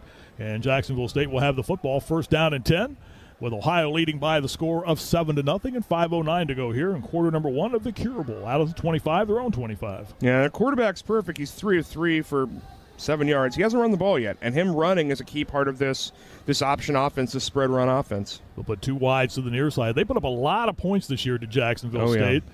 They scored 36 a game, which led Conference USA. Trey Stewart takes the handoff and works to the left side from the line of scrimmage, the 25. A short gain to the 27-yard line. Yeah, he's had one chunk play. He had a 14-yarder, I believe, in that first drive, and not much since. Huff did not play in the regular season finale against Western Kentucky. We'll tell you more in a moment. Here's a toss sweep to the near side to Trey Stewart, and he is chased down. Great coverage over there by Ohio. Was racing over there for the Bobcats to make the stop that time. Jalen Thomason was over there, chased that play down. Good hustle to get to that far side. The play gains 4 out to the 26-yard line. Yeah, second or third time they've run that toss play, but he cannot run wide on Ohio for anything big. I'm sorry, it lost a yard, I should say, back to the 26-yard line. They'd moved it ahead initially. Back to throw is Huff now. He'll step back, looks long over the middle. He's got a receiver open, and the pass is deflected. Covering back there quickly for Ohio, getting back there at the last moment. Austin Brawley into the game, and he got back there at the last moment, or else Michael Petway might have been still running with the football right now. But he's mad at himself as he unsnaps that chin strap. He thinks he could have gotten the ball. If he'd been in game shape and not been missing a little bit of this season, he thinks one more step, and he gets there and gets the ball and picks it and brings it the other way. Brawley returned to the team prior to the championship game with Miami. Yes, sir. Had missed a number of games, leaving the team for personal reasons. And a quick 3-and-out for Jacksonville State, and Ohio with a 7-0 lead is going to get the football right back. Punt. Some very short drives in this game. This is possession 7 already, just 11 minutes into this game. Jack Dawson takes the helmet high snap, a couple of steps to the right, kicks an end-over-end kick. That will be fielded by Coleman Owen at the 34-yard line, and there is a lot of congestion after he pulled that one in. That got down to him in a real hurry. It was a short return out to the 36. He caught it moving forward, and they got to him within about 3 yards. 40-yard kick and a 3-yard return for Coleman Owen, and Ohio will put its offense back onto the field with 4:18 to go here in quarter number 1 of a game that Ohio leads by the score of 7-0. So now you've shown the quarterback run. You've gotten a chunk play out of Owen. You've got a chunk running play out of Trey Tyus. Good start. Finally starting to move the ball some. A couple of wides are flanked to the near side. Caleb Gossett's into the game, the insert receiver. As like you that. Look down at the field. To the outside of that double wide to the near side is Rodney Harris. 2 wides far side. Trey Tyus stands behind Parker Navarro. Comes up, taps him on the left hip, tells him I'm set to your left. Waist high snap that Navarro takes. Play fakes to Tyus, keeps the football, gets out of one tackle attempt, does a 360 to get away from another defender out to the 40-yard line. And a lot of effort right there to pick up 4 yards by Parker Navarro.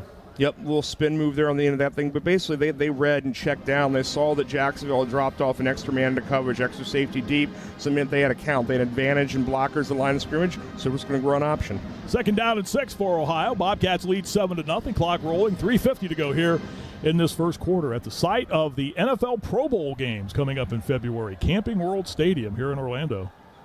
Coleman Good spot. Owen. Yeah. Better than Hawaii. Owen comes set to the near side. Navarro takes a snap, goes back to throw, looks to the near side. Now again, we'll just take the football and run as Tyus gives him a hole, and Navarro spins free into Jacksonville State territory across the 35. Still on to go to the 31. A flag comes in after the play. Navarro dives to the 30-yard line. It's a first down, Ohio, but I think more is going to be added on to this. Head high shot. Antonio Carter, their safety. Ends up being a gain of 30 for Navarro. He wasn't sliding, kind of went head first, so he wasn't really protected, but Carter hit him head to upper chest or head to face mask. We haven't seen a replay yet, but it was high and it was late.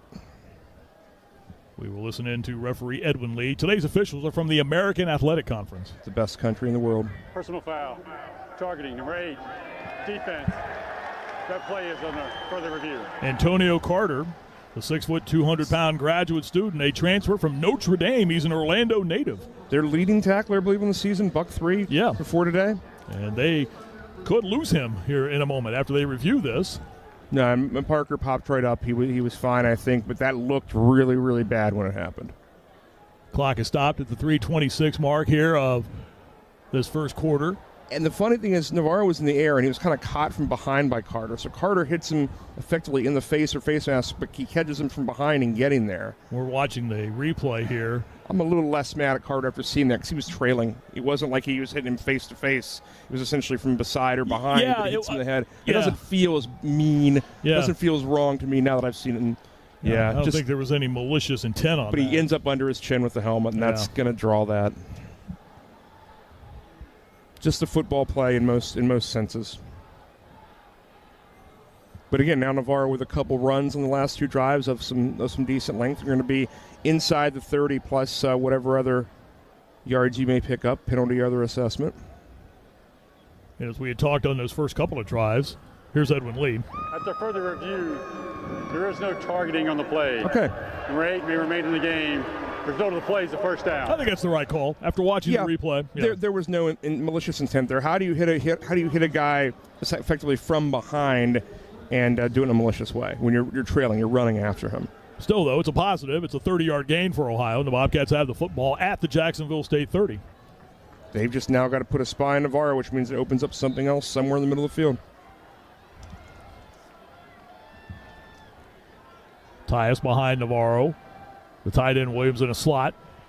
Tyus takes the handoff to the 30-yard line and is knocked down as he got just ahead of steam going, a gain of a couple as he worked to the left side. In on the stop was Talon Carter, the 6'1", 300-pound freshman nose guard from Ocean Springs, Mississippi. No, they got some big kids in that line. Going back to Tyus on that prior play, a 30-yard gain for Navarro. That happened. It was a delayed run, but Tyus gets out there and is blocking, essentially fullbacking in front of Navarro as the play breaks down. How many times have we seen that this year where he bails out his quarterback that way? Second down and 8. The ball's at the Jacksonville State 28. The Gamecocks of Jacksonville State University. Play fake. Navarro to throw, fires, and has Coleman Owen, and he makes the catch and goes down after making the reception, brought down by Jameer Latimer at the 19-yard line, a gain of 9, and the Bobcats move the chains again. Ohio this year led the MAC in first downs, and remember back to the Miami game, they had 32 first downs in that game against the Redhawks. And Jacksonville's pretty committed to being single coverage on Owens. That's good news for Ohio. And we'll try and get the stat numbers updated for you, but Owen is dangerously close to setting that single-season record receiving-wise for Ohio. Yardage-wise, came in again 41 yards shy of Levon Brazil's 11:46 in 2011. Here's a toss now to Tyus, has the outside to the 15, to the 10, and he is shoved out of bounds inside the 10. It's another first and goal coming up for Ohio as Trey Tyus worked the edge that time, got shoved out of bounds to the near side by Derek Carter. And the Bobcats have a first and goal as Tyus gets to the Jacksonville State 7, a gain of a dozen. Yeah, toss play left, toss play to the boundary side. Not a ton of room to operate. Usually you see speed option over there, but either one works, and Ohio with a first and goal. Make it at the 8-yard line. They initially had set Tyus out of bounds at the 7, but they move it back to the 8, so it's first and goal at the 8. What's a yard between friends? A lot of them coming today, I hope. Tyus to the left of Navarro, now circles around from behind him to the right side. Bunch of 3 wides to the far side. Navarro goes back to throw. We'll follow Tyus through the hole with the football to the 5. Navarro to the right side, dives towards the goal line, and is he in? He is. Touchdown, Ohio. Parker Navarro with another touchdown run. His second of the game, his 17th of the season, and Ohio expands its lead to 13-0 on the 8-yard run. Yeah, big runs in this drive. Has a 30-yard chunk play moments ago. That time from 8 yards out, just kind of follows Tyus and just improvs the thing, but it's well blocked, split open to the left side of the offensive line. Tyus helps him out, and he dives it across, no contact. Navarro entered the day with 935 yards rushing. He has a chance to surpass the 1,000-yard mark. And, heck, he picked up 30 on that one gain a couple of plays ago. And that's what's crazy is how good this season has been for him. You're reminded of the late 90s Jim Grobe teams here at Ohio that ran the ball a ton, and you saw Kareem Wilson run for 1,000 as a quarterback. But to be as good of a thrower and as high volume a thrower. After the play, personal foul, face pass. Number 6, defense. That penalty was forced on the kickoff. So the fly coming in after the touchdown, Fred Perry hit with the face mask call for Jacksonville State. So it goes from bad to worse for the Gamecocks. Yeah. And the penalty will be applied to the kick. Yeah, their best defender very close. But Navarro's season, this is an amazing season for Navarro, both run and pass. We've really not talked about that enough, probably. Snap good, hold good. The Spedic extra point attempt is up, and it is good. 1:22 to go here in this first quarter. And after a sluggish start, Ohio rolling right now. The Bobcats back-to-back possessions that have resulted in touchdowns. And Ohio has jumped out to a 14-0 lead over Jacksonville State with 1:22 to go here in this quarter. The 8-yard touchdown run by Parker Navarro. Let's recap the scoring drive with the Don Wood Toyota scoring drive summary, brought to you by Don Wood Toyota, 900 East State Street in Athens, or online at donwoodtoyota.com. 6 plays, 64 yards. Took the Bobcats 2 minutes and 56 seconds to traverse the field and increase the lead to 14-0. Now, for Ohio, look at these drives, and these are exactly what Ohio wants to do. Run the ball, chunk play. And Jacksonville's giving you single coverage on Owen, which has opened things up. They've let Navarro run. They've not had a man assigned to him in a spy sense. So Ohio's gotten what they wanted. Number 31 for Ohio for the kickoff. And I think a lot of times some of these bowls, Rob, and I think Ohio saw this last year at Myrtle Beach, it comes down a lot of times to which team really wants to be here and play in these type of games. Yep. And I think that was certainly the case last year against Georgia Southern. Right. Who's in turmoil? Who's lost guys? Who wants to be there? And that's a big part of it. Ohio sometimes has gotten the right assignment. They've gotten a team who's had a coach that's been let go or has had their main player leave or get hurt. So sometimes you've gotten the right draw. But I think Ohio would beat pretty much anybody today the way they're playing in this first half. Spedek kicked off from the midfield stripe, and the kick sails into and out of the end zone. And Jacksonville State will put their offense back onto the field. But again, keep in mind, now I know the Cat's a little different breed of cat they're going up against today defensively, but this is a team that can score points. And they have, but they need time to do it, and they need the running game to get going. And Ohio's the best run defense on planet Earth, or so we've been saying the last month and a half. Only one game this year they did not score at least 20 points. Here's Huff to throw and has a receiver and breaking free at the midfield stripe and striding towards the end zone, separating from defenders to the 15, to the 10, to the 5 is Cam Vaughn. One play, 75 yards, touchdown, Jacksonville State.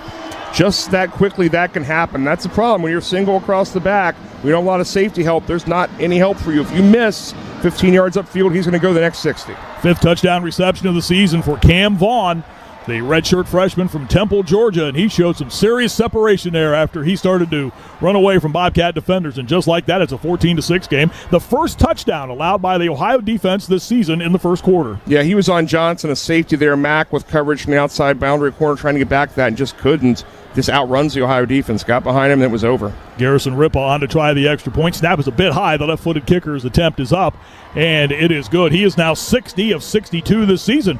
And just like that, Jacksonville State gets back into the game. 1:12 to go in the quarter. It's 14-7 now. The lead for Ohio. One play, 75 yards. That scoring drive. That's the 9-second drive they needed, and they got it. And again, as mentioned, that's the first time this year Ohio has allowed a touchdown in the first quarter of a game.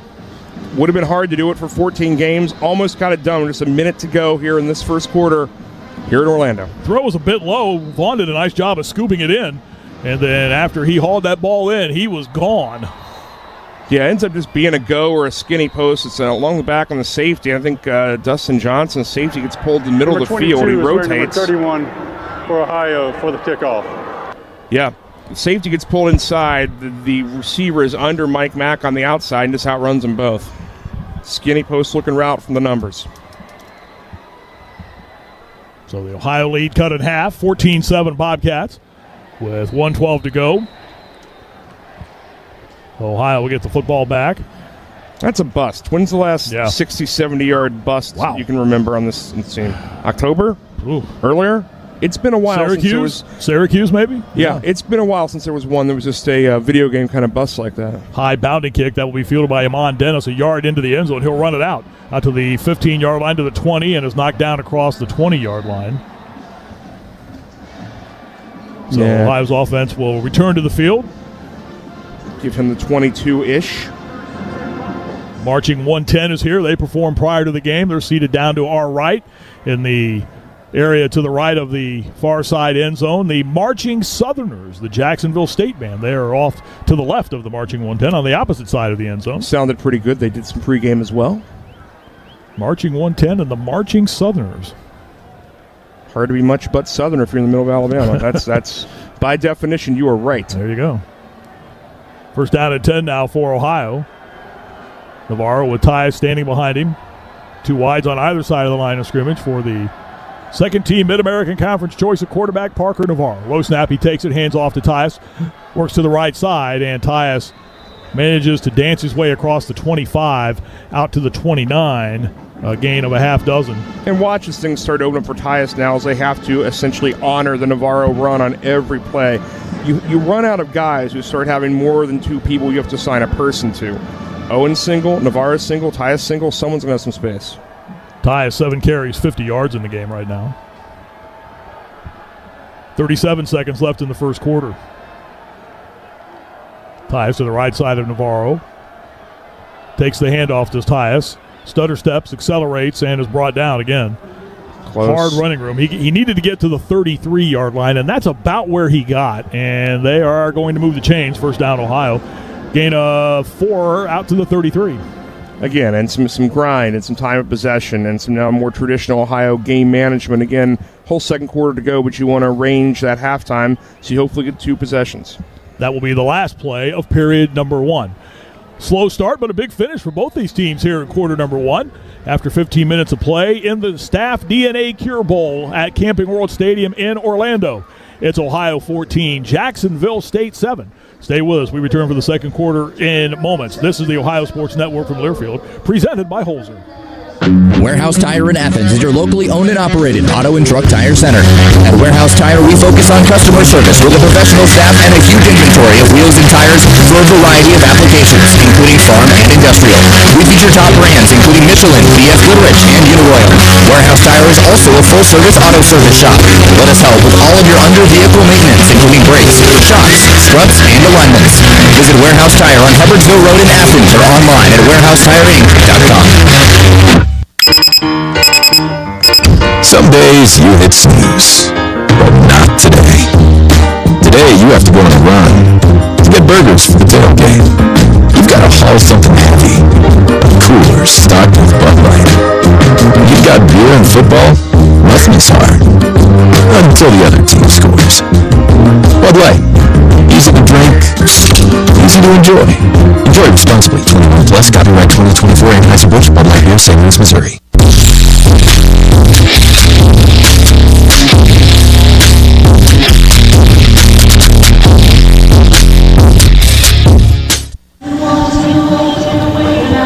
14-7 as we go to quarter number 2 here at the Cure Bowl in Orlando, along with Rob Cornelius. I'm Marty Bannister. We'll hear from Matt Schweikert coming up as we roll through this afternoon.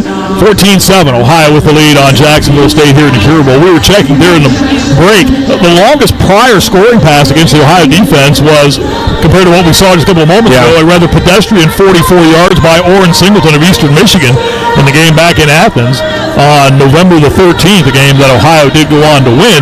But that 75-yard touchdown catch by Cam Vaughn, the longest against the Ohio defense this year. The busts have been incredibly rare, and this defense is, again, when this offense wasn't moving the ball a lot in the first, we'll say, 5 or 6 weeks, this defense got them out of a lot of trouble, kept them, on the field rather than off. So you hate that, but 14-0's what that quarter should have ended at, and Ohio's offense seems to be clicking on all cylinders. The Mid-American Conference has a number of teams participating in bowl games already this year. The Salute to Veterans Bowl has been staged. That was last Saturday night, or 2 Saturdays ago. Yeah, Montgomery. South Alabama defeated Western Michigan 30-23. The Broncos finishing at 6-7. The famous Idaho Potato Bowl is coming up on the 23rd. NIU, which I guess is going to have to get used to making trips to that part of the country. Everything's a flight out there. It's all flights. With all their talk about them leaving for the Mountain West Conference, they're playing Fresno State out in Boise. The Huskies at 7-5, Fresno at 6-6. The Game Above Sports Bowl, which is in Detroit, comes up the day after Christmas. Toledo and Pitt, rather short drive for the Rockets, or Rockets, I guess, better to say it. Our friend Mark Beyer. The 68 Ventures Bowl, also on the 26th. Bowling Green takes on Arkansas State. That game is in Mobile. The Snoop Dogg Bowl out in Tucson. The Miami Redhawks will face Colorado State in that game. And then on the new year, on January the 4th of 2025, Buffalo faces Liberty in the Bahamas Bowl. Buffalo was really a nice surprise this year. Pete Limbo turned those guys, I think, a lot faster than anyone expected. So worked a little bit of magic. But, if we weren't here, I'm going to be honest, the Boise experience is always fantastic. If we weren't in Orlando or someplace warm, that Boise stop wouldn't be bad in a few days. I don't know. I think it'd have been fun to see Snoop Dogg, to go see Snoop Dogg. That's fine. We were in Tucson 2 years ago, and they do a really good bowl. I mean, that bowl's got 35, nearly 40 years of lineage back to the Copper Bowl. They run a good event, whether it's Barstool, whether it's Snoop, whether it's anybody. I was just hoping to see Snoop Dogg. That's all it was. I'm sure we can get a photo with you and him somehow. I got a photo. Hologram. Got a photo with King Julian. That's the true. other day at the hotel. You've been good with costume characters this week. Santa Claus was in the hotel this morning when our traveling part of the party was getting ready to leave. Yeah. Came walking through the hotel. I didn't wake up early enough for any character breakfast this week. Well, That's my failing. He didn't have very good things to say about you. So I'm not it's gonna be surprised. rough. I've let him down several times. It's going to be a rough 25th for you. Word.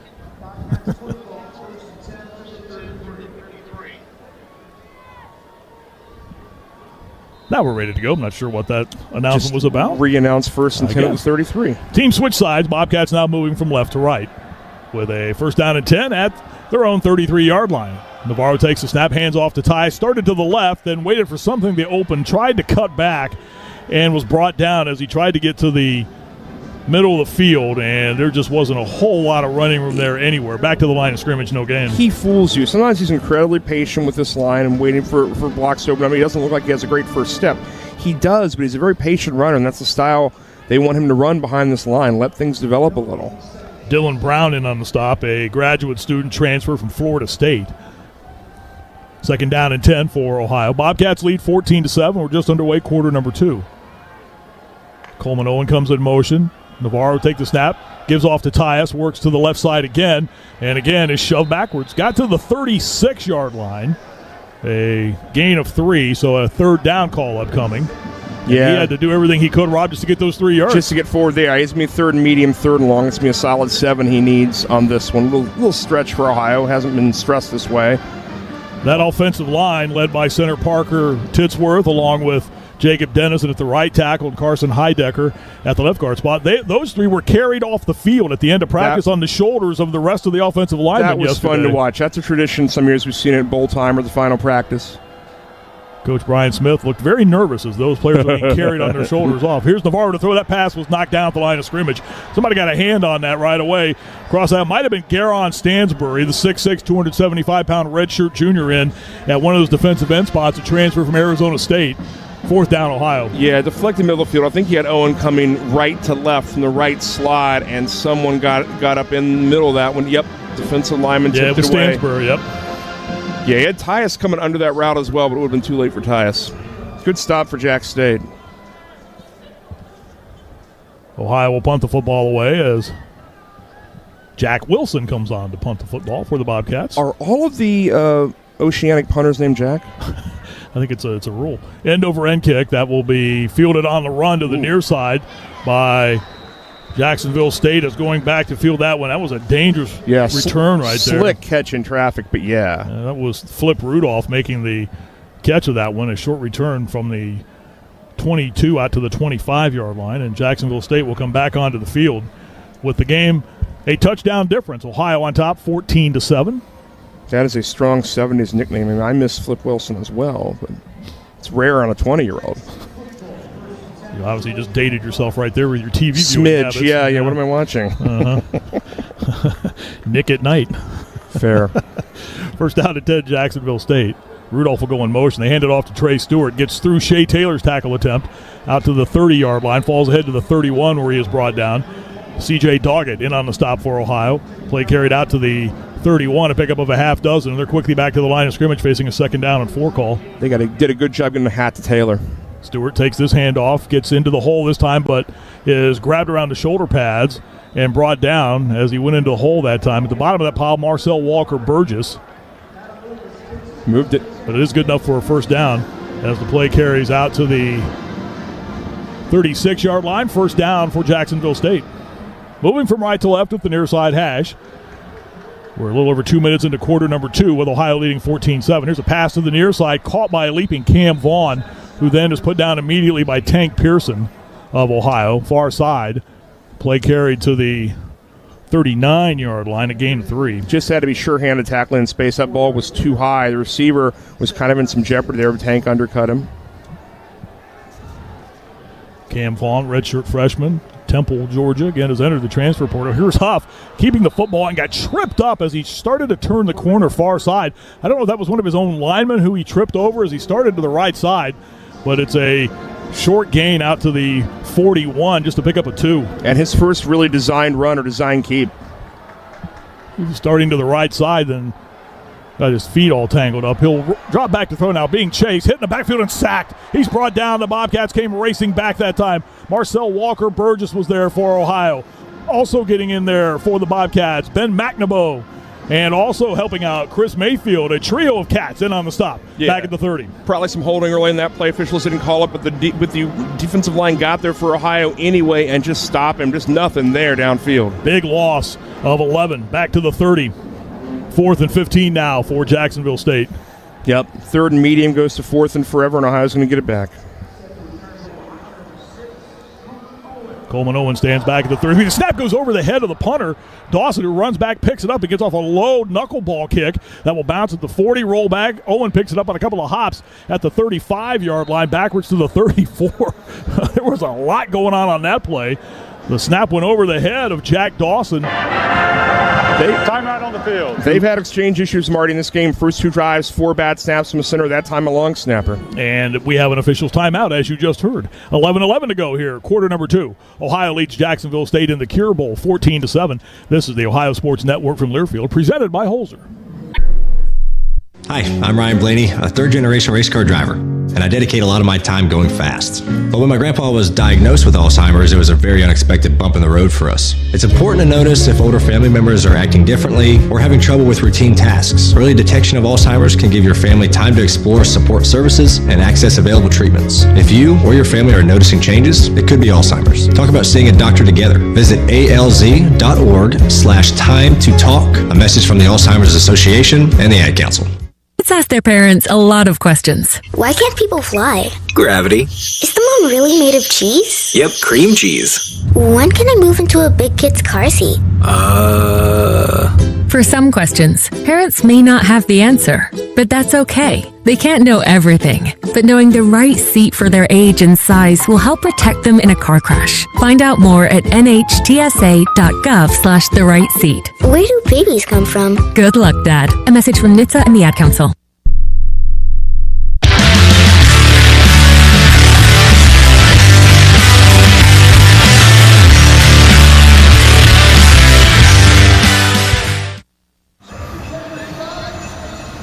$11-11 to go here, quarter number 2. Ohio and Jacksonville State with a score of 14-7. Bobcats on top. We're waiting for the numbers to be updated officially. The stat broadcast that we use, and a lot of colleges and bowl sites and postseason games use stat broadcast. Here it is apparently having some difficulty getting everything on the same page. I would think it's fair to say that right now Coleman Owen has surpassed the single season receiving yardage mark for Ohio. The service we use has him with 4 catches and just 30 yards, but he's got more than 30 yards receiving right now in this game. He needed 35 coming in to, or 41 rather, to go past the mark set back in 2011. We'll try and get you updated on all that here as we roll along. Matt Schweiker's watching another stat broadcast update in our studios. Yeah, so we'll try and keep you updated as best we can. But no Ohio player has yards or a touch outside of Owen, Navarro, and Tyus. That's still right. Yeah, that's right. That's remarkable. More than a quarter into this game. 1,000-yard rusher, 1,000-yard thrower, 1,000-yard receiver. While we have the opportunity, let's pause 10 seconds, allow stations to identify themselves. This is the Ohio Sports Network from Learfield.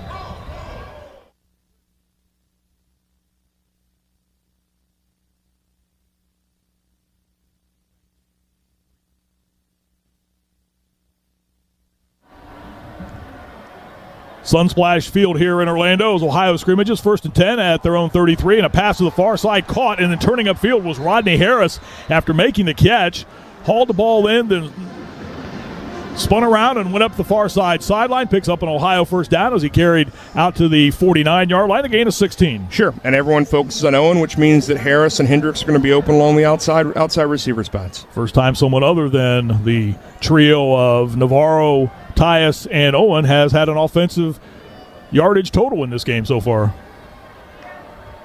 Tyus comes set to the near side. He had initially lined up wide as a receiver. Bobcats a yard shy of the midfield stripe from our left to right, leading 14-7. Back to throw Navarro, flushed out of the pocket, rolling to the near side with the football, now still looking. He's just going to take the football and run. Gets into Jacksonville State territory. A short gain as he is knocked down across the midfield stripe. Just got into Gamecocks territory at the 48 as he was brought down. Nose guard Talon Carter chased him down on that far side.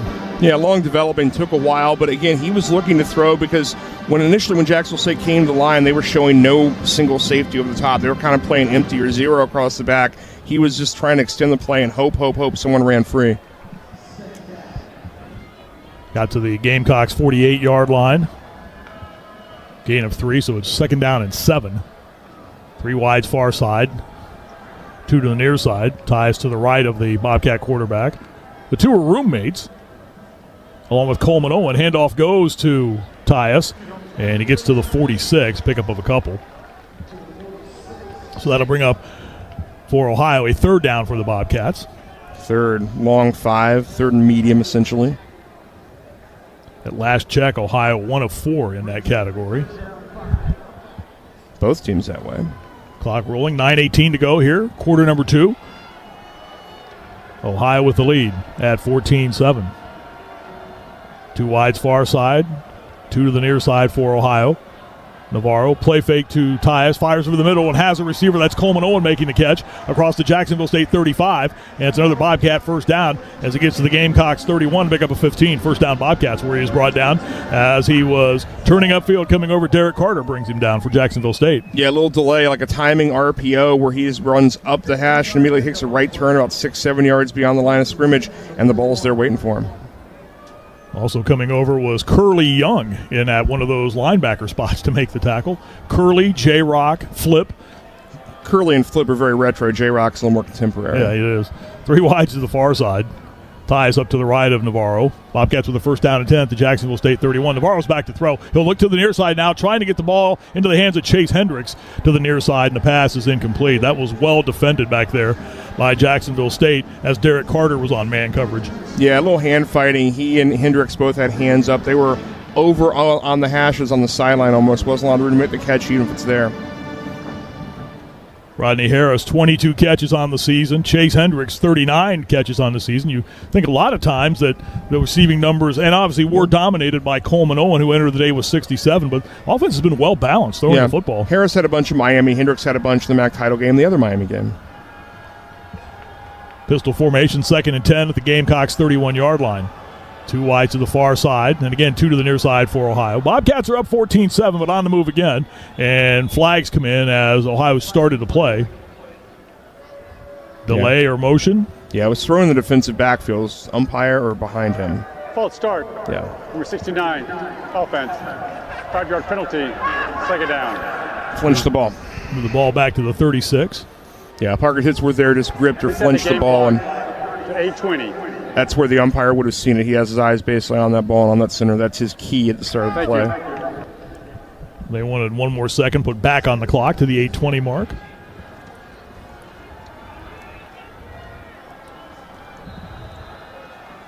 Navarro on the season, 2,169 yards passing, a dozen touchdowns, 10 interceptions. Play clock winding its way down. Navarro will keep the football now. Option toss to Tyus, and he has room near side sideline 25. Hurdles a man to the 20-yard line and goes down. Oh, my goodness. Airborne goes Trey Tyus for an Ohio first down. Got up in a hurry, throws a little tricep flex pose down to the sideline, but he deserves to do it right there. Good timing on the toss, good timing on the pitch. Jumps the DB who tries to cut him low and gets the first down, a couple more. Carry to the 19, pick up a 17, including the airborne. Timeout for an injury to a defensive player. Move for a couple of extra yards. There is a Jacksonville State player down. That's back downfield behind the play for the Gamecocks. There was a timeout call while they check on the injured player. That's a big leap, and in a fairly thin sports day, that's going to be on TV a lot tonight. Good to see that for him. I would think so. That's good. Tyus, as we mentioned, will be hanging around in the state of Florida to continue working out and going to cast his lot into the Time on field. NFL Combine. And was very excited about that when we had a chance to visit with him the other day. There's a timeout on the field, 7:55 to go here in this first half. The Ohio lead at Jacksonville State stands at 14-7. Bobcats are on the move at the Gamecocks 19. This is the Ohio Sports Network from Learfield, presented by Holzer. Toyotathon is on, and it's the perfect time to wrap up the year with a new, stylishly affordable Corolla. Now through January 6th, you can get low-rate financing or a great lease on a new Corolla or Corolla Hybrid. Lease a gas-powered 25 Corolla LE now for $219 a month for 39 months with $32.99 due at signing. With approved credit through TFS. Tax, title, and license extra. Call 1-888-36-TOYOTA for details or go to toyota.com. Toyota, let's go places.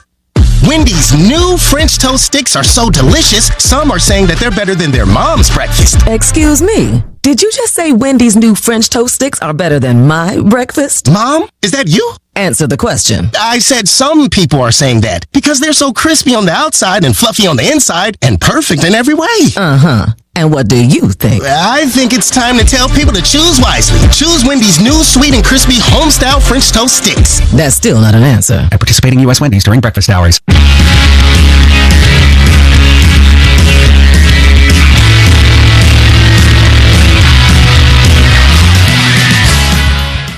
Gotcha.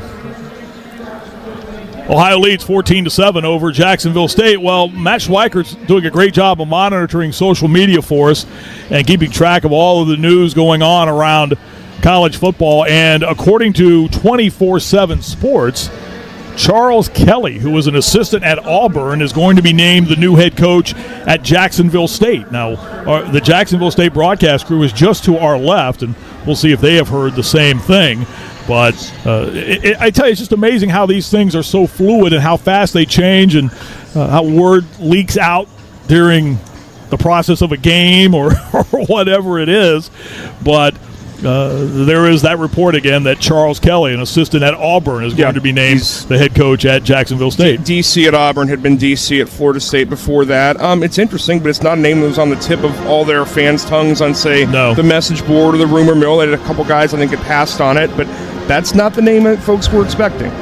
And I think if that is indeed the case, and no reason to doubt that it isn't, I would think Rod Smith will make his way to Morgantown. There's spent so much time attached to Rich Rod's hip over the There's room years for him on that boat. Plenty of spots in that staff. He's not hired yet, and I kind of figured that's where he'd be heading.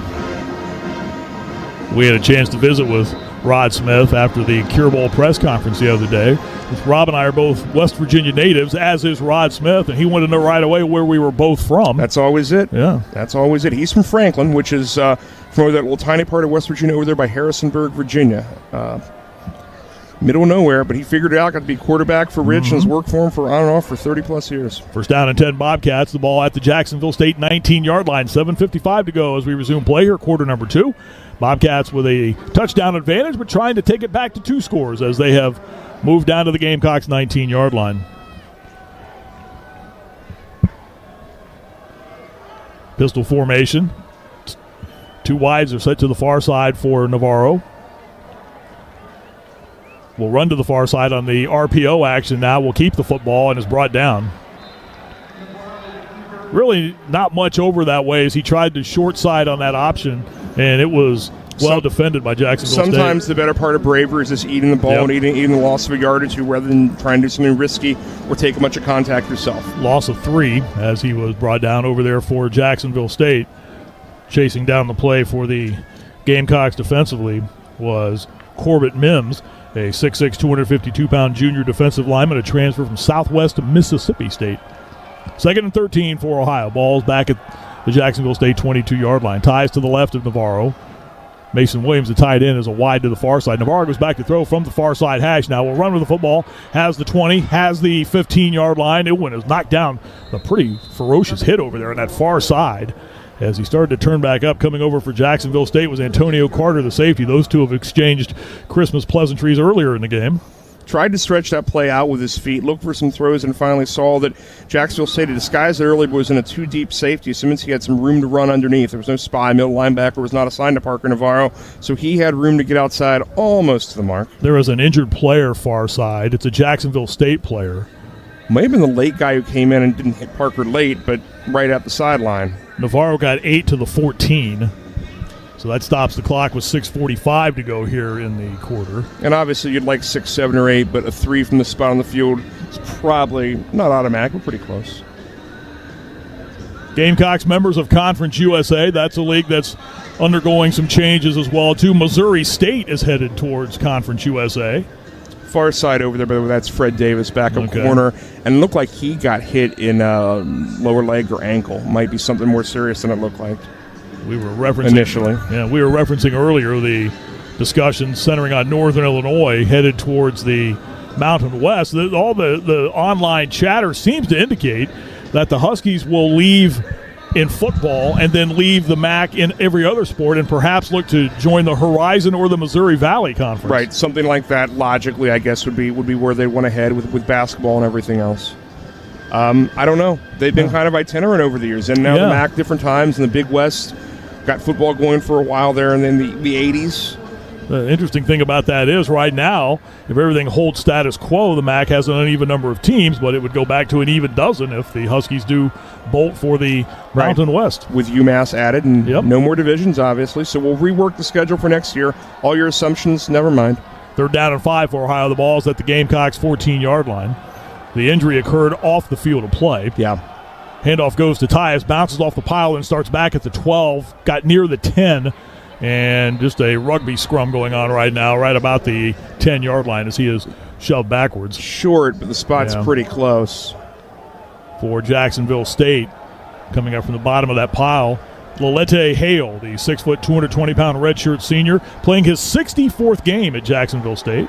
Ohio's going to bull up and run here. Bruno checks in as the blocking extra tight end. 4th down and 1 for the Bobcats at the Gamecocks' 10-yard line. Williams in a slot to the right. Handoff goes to Tyus and got the first down and a little extra more as he shoved through the hole. Tyus gets inside the 10 to the 7, 1st and goal Bobcats. Partly a decision of wanting 6, 7, or 8 instead of 3, but also partly a clock management decision. You may want to be able to get down here close, run off some more time, and either get another stop in Jacksonville State or not leave them time in the second quarter because they get the ball back again to start the third quarter. Don't give the opponent consecutive possessions when you can prevent it. And Rob mentioned Bruno being in the game, and usually when that happens, that's a sure indication of what you're doing. Teams know, but on 4th and a yard, everyone knows in the building. I just love that mentality. Here's what we're going to do. If you can stop it, more power to you. 1st and goal Bobcats at the Jacksonville State 7. Williams, slot to the right side of Navarro with Tyus behind him in the pistol. Owen in motion. Navarro will roll to throw with the football. Now he's to the 5, angling towards the goal line and gets in. He's got the hat trick in the first half. Parker Navarro from 7 yards out. And the Ohio lead increases to 20-7 over Jacksonville State. You've got to honor the pitch or the speed option to that side, so you try and flatten the play out, try and get it toward the sideline, but there aren't enough DBs to stretch that thing far enough out. Nobody actually touches or gets to Navarro once he gets past the in-man on the line. Navarro now on the season with that rushing touchdown. He is at 18. He led the MAC in that statistical category. 4:59 to go here in the half. Spedic on to try the extra point, which is up, and no good. His first miss of the season. The snap was a little off to the right of the holder, Jack Wilson, who tried to get it back and down, but by that time, the entire rhythm of that was thrown out of sync. And for the first time this year, Spedic misses an extra point. 4:59 to go, quarter number 2. Ohio leads Jacksonville State 20-7. This is the Ohio Sports Network from Learfield, presented by Holzer. Plan your next visit to stand up and cheer for your Ohio Bobcats in Athens County, Ohio. Visit AthensOhio.com, the best resource for where to eat, where to stay, where to shop, and where to play. Athens County is home to countless trails and outdoor activities. Enjoy mountain biking, kayaking, rock climbing, and hiking. Find your own adventure. Cruise the Hockhocking Adena Bikeway. Mountain bike the Bailey's Trail System. Hike trails less traveled at Stroud's Run State Park. Or ride 9 thrilling motorcycle routes on Ohio's Windy 9. We can't wait to see you in Athens County, Ohio. Bobcat fans know the Internet's best selection of Bobcat gear can be found at BobcatGear.com. The website that's all about Ohio, just like you, with over 1,000 products online. BobcatGear.com. Brought to you by College Bookstore, the #1 vendor of Ohio University merchandise. BobcatGear.com. College Bookstore. Visit our store in Uptown Athens or shop us online anytime at BobcatGear.com.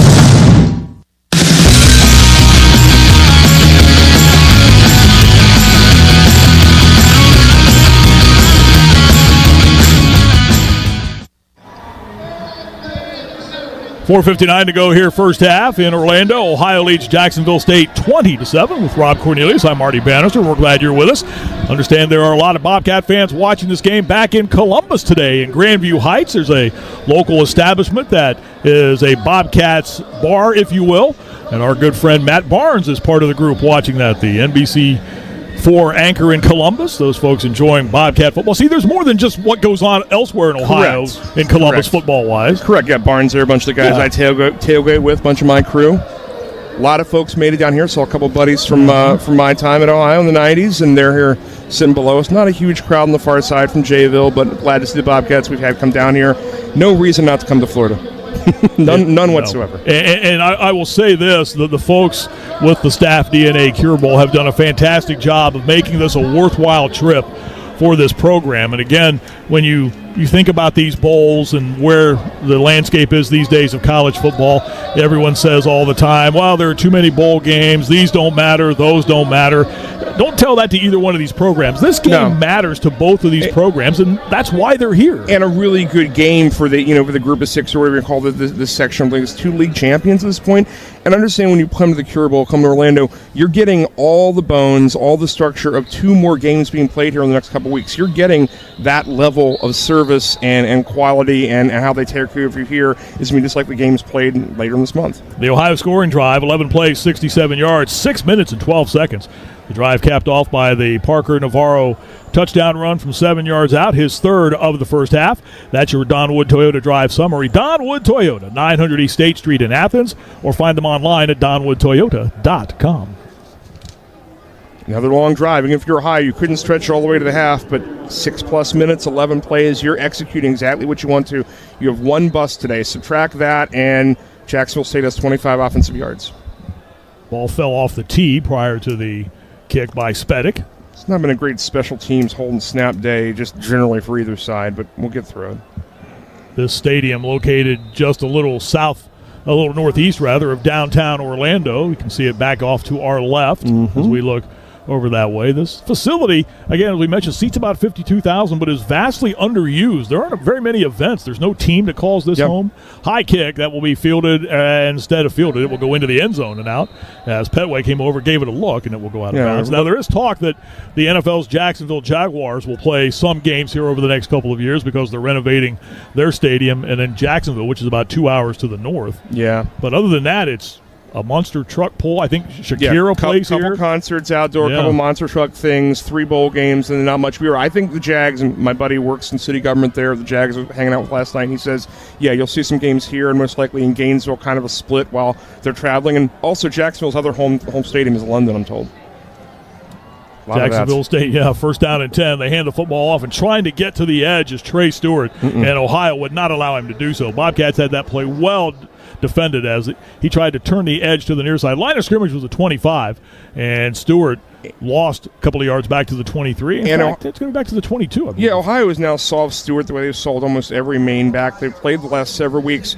He has 8 carries for, I think, 12 yards after that loss. Yeah, back to the 20. He lost 5. Back to throw is Huff. Now Long lobs this one over the middle, and that pass is caught. What a grab going down in traffic, and hanging on to that one for Jacksonville State was Brock Recksteiner, one of their backup wideouts. He got bumped right as he made the catch and went down, but he hung on to it out at the 47-yard line. A gain of 27 and a first down. Big catch there. Yeah, big seam throw to Recksteiner right at the left hash. Huff takes the snap and will turn up and try to run for a little extra yardage and got back to the line of scrimmage. The ball popped loose. Bobcats indicate it's theirs.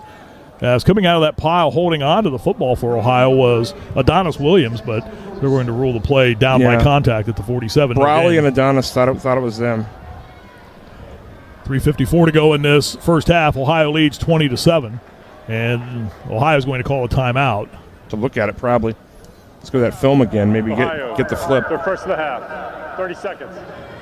You're up. You've got times out most likely to burn. Why not use it and try and get the officials maybe look at this replay? That might be what's in Brian Smith's head. 3:51 remains to be played here in this first half.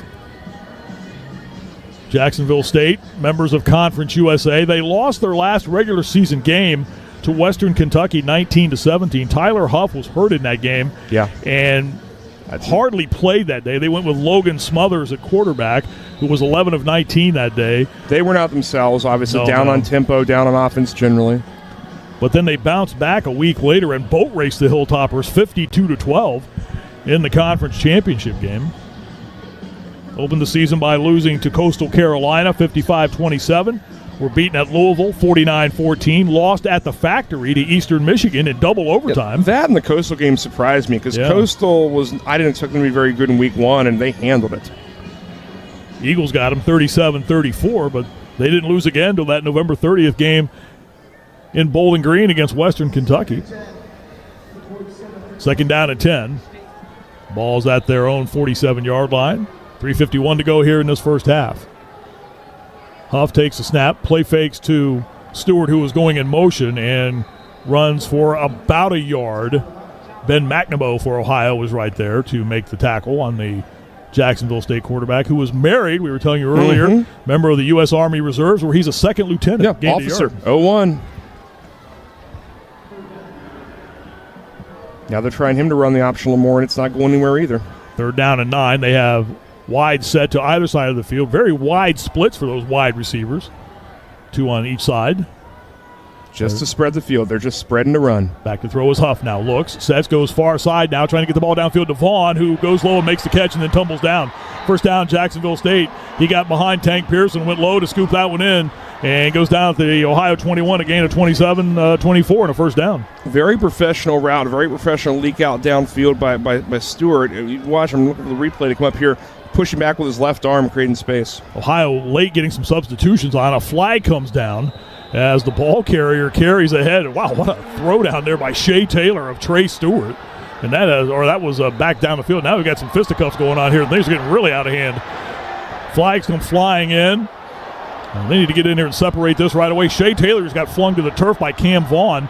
And now everybody's just trying to get everybody calmed down here right now. Stop, bear hug each other, the ones that aren't moving, and separate. Boy, there were all kinds of people being thrown around down there.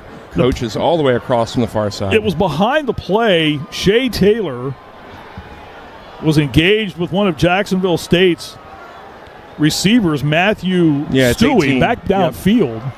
And then all heck broke loose after that as Taylor kind of flung him down to the turf. Those two were pushing and shoving. Grabbed the back of his jersey, basically got the fighting strap and just threw him to the ice, so to speak. So it will take a couple of moments to sort all of this out. Every flag and every hat from this crew used on this side. Stewart was stopped right around the line of scrimmage, but this was all happening ahead of the play, down at about the 13-yard line. Rod Smith finally getting the rest of his guys out of the middle of the field. He's used this as a de facto timeout while the officials sort it out. So we're watching the replay right now, and you see, as we're watching it, it was just a basic two-point takedown by Shea Taylor of Stewie. And then a little pushing and shoving afterwards, and then some more pushing and shoving going on after that. Yeah. Tyler Huff came racing up to get his 2 cents worth in. He and Shea Taylor were engaged and shoving and pushing. And then racing over after all of that was going on was Brock Recksteiner to give a shove to Shea Taylor. And then both benches started to empty. And Vaughn came over and finally threw Taylor to the ground. Taylor's initial hit that kind of started this thing, it was right at the whistle. He suplexed the Jacksonville State player, but it was right at the whistle. The other stuff obviously was well beyond it. 2:47 remains here in this first half. They got the little notebook out. They're going to write down all these penalties on both sides. Brian Smith just kind of has his hand around his mouth, got his lay on. He's like, let's move forward. So that was, quite frankly, that was on the verge of just becoming an all-out brawl right there. Yep. And thankfully, it slowed down. And You got some coaches on the field to start pushing everybody back, but that thing was getting a little dicey there. Yeah, it was pretty even in terms of guys who were together 7-on-7, 8-on-8, that area. Just a lot of pushing. Not enough officials to separate everybody, obviously. So we wait for all this to be sorted out. Again, it's an American Athletic Conference officiating crew, and they've got a lot to sort through right now in all of this. Although what normally happens in all of this is some sort of like giant pool of offsetting everything. Just be better, guys. Who was the NFL official that said number 75 giving him the business? Yeah. Was that a hockey league joint, or who did that? I think it might have been a hockey league call, Yeah. Increase his celebrity. Taylor he has an edge. He's a little bit of an instigator, but his initial hit there was a suplex, again, right at the whistle, right at the bell. We're watching the replays. I'm sure some of you have been doing as well, too. Cam Vaughn threw Shea Taylor out of the way, then turned him as if to say, hey, I'm just trying to get you out of the pile. Right. And then he got shoved from behind as well, and that's when things really got he was kind of the out last hand. bad actor. Yeah. If Vaughn was really trying to separate things, he wouldn't have grabbed him by the back of the jersey, the fighting strap, and thrown him down. Frankly, a bigger guy in Shea Taylor. Here's Edwin Lee to kind of sort through all this for us. Good luck. Legal substitution, defense. Yes. More than 11 players on the field at the snap. It's a 5-yard penalty, be first down. After the play, flagrant, unsportsmanlike conduct, number 35, Ohio, for stepping on a player. Number 35 is ejected. Also unsportsmanlike conduct on Jack State. Number 6, number 9, and number 89. That is their first unsportsmanlike conduct. Be first down. So Shea Taylor has been ejected. He's getting the walk with Moon from the equipment staff and his head in the back. And there was one spot Ohio today has an injury problem. That's Stellan Bowman not playing today, the backup to Shea Taylor. So is Schmitz going to move over? Who is the next up now that's not a true freshman or an inexperienced Schmitz, guy? Yeah. Because he slid over there and played inside backer. He and Leak have been kind of in that combo as well. So you could see 9 slide over. But that's literally the one place Ohio today had a depth issue that we hadn't really talked about, had no reason to talk about. Now the definition or the reasoning given was that Shea stepped on the player. I didn't see that. I thought he stepped over, perhaps. I don't know if well, I haven't seen that much of the replay, and I apologize if you have seen it and we haven't. But the camera moved right after that initial suplex. Now, all that started, again, Ohio was late getting people on the field. Yes. That much of it we know is a fact. Yeah, Ohio was taking a 5-yard minor on that play anyway, and they wanted a quick snap because Ohio had too many guys on the field. And then after that, things just got completely chaotic. The ball's at the 16 of Ohio. Looks like Leak is sitting middle backer right now. It is Caden Schmitz who's in the game now. There's Schmitz, yeah. So he'll likely go the rest of the way at that spot. And again, there's Stellan Bowman not playing today for Ohio. And Michael Molnar was hurt some weeks ago, because he had Right. also been in the mix early season there as well as a backup. Another guy who's been playing well in that backs group for Ohio has been Mike Mack, the second. All of a sudden, this is a little bit of a problem for Ohio. This is a very, very short field for Jack State from the 16, and you're down essentially the captain in the middle of your defense. So there's still a lot of... And they went personal fouls on Jack State, on Rex Steiner, on Perry, and on Bowie. There's a lot of chattering going back and forth right now between the two teams while we wait through all this. I saw Ben McNaboe. He was looking into the Jacksonville State backfield, kind of gesturing towards one of their players. And let's see if this tunes Ohio up and gets a stop here. At least gets them off the field, only giving up 3. I'm not sure why we haven't resumed play here. Was there a TV timeout that we didn't catch? No, the red hat and the clock are not on the field down at the other end. So I'm not sure what they are, on which they're stuck in. TV is stuck. TV's not taking a break that we can see. Well, if anything, it has upped the ante in this game a little bit. The intensity level has gone up a notch or two. Energy back in this game. And I'll be honest, I don't know what we're waiting on here. No, I don't see anybody looking at the video. Shea Taylor's gone to the back. He's going to watch on TV. It was a 5-yard walk-off, and maybe they had the ball spotted incorrectly. They initially had lined it at the 18. And it is now at the 17-yard line. So second. Well, flipped on the far side to second down. Is it second down or first down? Should be first. Nope, second down. It should be second down. Okay, because initially that was part of the problem. They initially had this 1st and 5, and that was incorrect, obviously. All right, so here we go. Far side hash is where the ball's at the 17-yard line. after that rather lengthy delay. 2nd down and 6 upcoming for Jacksonville State. Handoff on a fake. It's Huff keeping the football as Trey Stewart lost his footing and tried to turn. Was trying to clear some room for the quarterback. Austin Brawley comes up from the safety spot to make the tackle for Ohio at the 13-yard line, a gain of 4. That'll bring up now a 3rd down for Jacksonville State, a 3rd down and 2. Huff to the far side hash. Stewart to his left. Huff takes the snap, hit in the pocket, and goes down. Blake Leak comes racing in and makes the tackle for Ohio. One future member of the military comes in and tackles a current member of the military. There you go. Brought him up the middle. Brought a linebacker there. Essentially a run blitz that turned into a passing play. He sits and sits too long. Play loses back to the 18-yard line. Blake Leak's had a tremendous season for Ohio. 2 minutes. And we have reached the 2-minute timeout, I think, thankfully, for all concerned. Yep, Leak and Weaver, though, great finish there to get us to the break. For 2 minutes. 2 minutes on the clock. At the 2-minute timeout, 2 minutes to go in this first half. It's Ohio leading Jacksonville State by the score of 20-7. We'll step aside. This is the Ohio Sports Network from Learfield, presented by Holzer. When might you be buzzed? When you suddenly love everything. You guys, I love this song. I love these nachos. I love our kickball league. Ugh!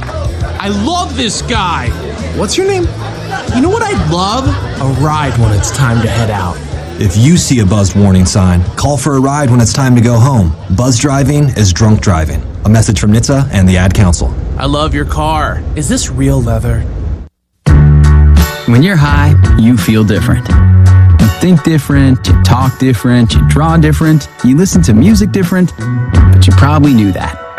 Problem is, you also drive different, and not in a good way. That's why driving high is illegal everywhere. So if you're high, just don't drive. Make a plan to get a sober ride. Because if you feel different, you drive different. Brought to you by NHTSA and the Ad Council.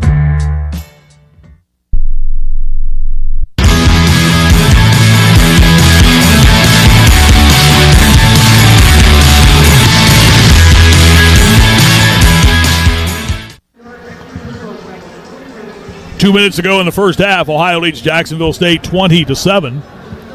If you are just joining us, there has been an ejection in this game. Ohio's Shea Taylor was ejected from the game, part of that scuffle which took place a couple of minutes ago. There were also in that melee that was going on, Jacksonville State had personal fouls on Breck Rechsteiner, on Fred Perry, on Jared Bowie, and the personal foul on Shea Taylor. Yeah, they got ejection. Taylor said he stepped on somebody. There may have been a punch thrown on the backside of that by the other guys, and the officials were just a little out of their depth there when they had 7 or 8 guys on each side pushing and shoving, and things happen. You literally picked Ohio's maybe only weak spot personnel-wise on defense today with everybody generally so healthy. Middle linebacker was the one place where Ohio couldn't afford that, but Ohio's answered. Big sack there on 3rd down, 4th and 7-ish. They need the 11.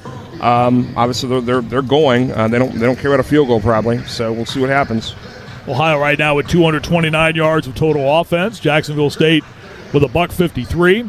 Ohio right now 170 yards of rushing, and we've used that number a number of times this season. When the Bobcats rush for over 200 yards in a game, they've done that 8 times. They're 7-1 this season. Yeah, if you get to 2, you're great. If you get 250, you're golden. And understand that half of Jacksonville State's yards are on one play, one pass bust for 75. It is a 4th and 7. They have put the field goal unit on the field right now. Okay, I figured they'd push it, but okay.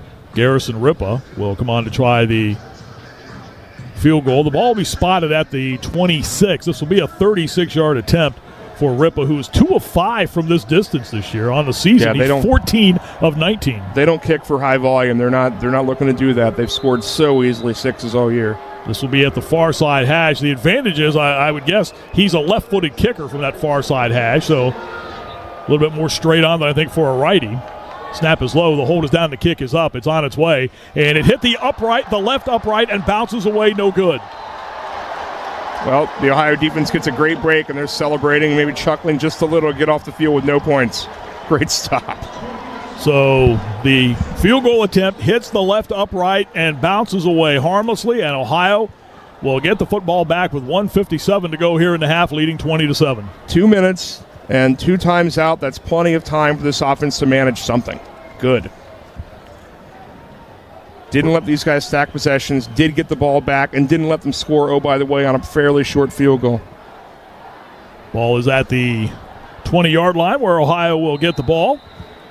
And again, leading 20-7. Parker Navarro, 3 rushing touchdowns here in the first half to pace the Ohio offense. Out of the shotgun formation, Ty stands to the right. Navarro fakes, keeps the football out to the 25-yard line. Navarro to the near side 30 and is shoved out of bounds after getting to the 32-yard line, picks up a dozen on first down and 10. I think almost because his first step is not that extreme. It's not a big jump cut. They don't even think he has the ball. He does a good job there hiding it like on the right hip, right holster pocket there, and they didn't catch up to him until well beyond the line of scrimmage. 1:51 to go in the half. Navarro, certainly the best in the Mid-American Conference at that style of play, that RPO action. And into speed option. Back to throw now. Looks to the far side, trying to get the ball to Coleman Owen, and leads him a little too much. The pass falls incomplete at the Jacksonville State 40-yard line. It's one of those throws they tried on the first couple drives this game where he was a little long on a couple of them. Jameer Latimer was on man coverage with Coleman Owen. Latimer is a second-team Conference USA choice out of Fairborn, Georgia. 42 tackles on the season. One of their top defensive backs, Zechariah Poyser, tied for the team lead with interceptions with 3 entered the transfer portal. Yep, they're missing a couple of their big hitters. 2 wides far, 2 wides near. Ball for Ohio is at the 32-yard line, their own 32 at the near side hash with 1:46 to go here in the half. Ties up to the left of Navarro. Bobcat quarterback goes back to throw now. Will spin to the left, now rolling, being chased, evades one tackler. Still rolling with the football, delivers ahead, and the pass is caught by Caleb Gossett, who runs out of bounds in front of the Jacksonville State bench on the far side at the 46. It's a gain of 14 and a Bobcat first down. Yeah, Navarro's legs just stretch out the play, lengthen, running to the sideline, and just Gossett comes back across on a shallow cross to the sideline to bail his quarterback out. 16th catch of the year for Caleb Gossett. And Ohio with a first down out to the 46 with 1:37 to go in the half. I think Caleb Goss is going to be one of the guys you're going to be watching next year in that. He and Rodarte are the guys I'm looking forward to. 88 and 3, those guys getting more run. Ties to the left of Navarro. Bobcats trying to play a little add-on here before the half ends. Back to throw Navarro. He'll deliver over the middle. Coleman Owen makes the catch in the middle of the field and spins back to the 45 at Jacksonville State to the 40 and picks up another Bobcat first down before Jameer Latimer brings him down at the Jacksonville State 36-yard line. Another Ohio first down as it's a 20-yard gain. For injury to a defensive player, number 11 must go off the field. Jacksonville State's Kywan McCray has to leave the field as he looks like he might have twisted an ankle as he goes off the field. Yeah, good routes by Ohio, basically overloading the side, but instead of flooding to the perimeter, they basically flood back to the inside, back to the hashes. He has 2 guys open on the hash. Ohio on the move as we roll towards a minute left in the first half, 80 seconds to go in the half. Plenty of time, they're managing it. 3 wides to the far side. Chase Hendricks to the solo wide to the near side. Navarro back to throw, goes to Coleman Owen, leaping grab, and comes down and gets thrown down after making the catch inside the Jacksonville State 35 at the 32-yard line. Timeout. Ohio, their second and a half. Brian Smith will use a timeout. Yeah, short completion, middle of the field, want to get a stop. 1:07. I asked Brian the other day what it will be like to be back on the field calling plays again, and he said it's going to be exciting to be back down on the field. Scott Isfording, who's been the quarterback's coach, who is the quarterback's coach for Ohio, has also had a hand in play calling over the past years as well, too. I asked Brian, too, I said, the way this Ohio offense showed itself this season, is this what a Brian Smith offense will look like? And he said, hey, there's no question. It had my DNA and hands all over it this year. No, again, he's really added some things. He's really spiced this thing up, and he's a guy who's like in the coaching industry is considered kind of an expert. Does teach us some of the classes on run and shoot and air raid certification, and we're doing one again here in a few weeks. And he's a smart, schematic guy on this stuff. And that's a style of offense that players love to play in. It's great for receivers. It's very freeing for quarterbacks. 2nd down and 7 for Ohio to Jacksonville State. They officially marked the ball at the 33-yard line. Owen went airborne, made the catch, and got knocked backwards a yard. Ties up to the left. Low snap that Navarro catches, turns, throws, and has Owen over the middle. He's at the 20-yard line to the far side to the 15. Owen to the 10 to the 5-yard line and is knocked out of bounds at the far side 5-yard line. 1st and goal, Bobcats, a gain of 27. And he got the last 15 of it on a block from Rodney Harris, a little crackback. He had run a route up the left side and picks off the safety who was about to catch Owen middle of the field, and now Ohio's going to be first and goal easily. And Owen has surpassed the mark of Levon Brazil for single-season rushing yardage. In Ohio, he is the all-time leader in that category, single-season passing receiving yards this year for Coleman Owen. What a year for that transfer from Gilbert, Arizona, Northern Arizona University. So much volume, so many routes, so many inside things from the slot. Such a different way to get to that number than Levon Brazil working from the outside. 58 seconds to go in the half. Bobcats are at the Jacksonville State 5 with a first and goal. Tyus takes a direct snap, tried to hand the ball back to Navarro. It's loose in the field, and Navarro fortunately covers it up for Ohio. Bobcats trying to get a little tricky right there. The snap went to Tyus, who had come behind the center Titsworth as Navarro had moved over to the right. And on the return exchange, the ball was fumbled between the two. But luckily, Navarro was there to fall on it. Little too fancy. I'm not sure whether that was designed to like trick Jacksonville, because literally Navarro was like spending too much time like reading his arm sheet, the play sheet on his arms, like he was trying to bait them into something or fool them into a different change, and it was just a mess there between Tyus and Navarro on the exchange.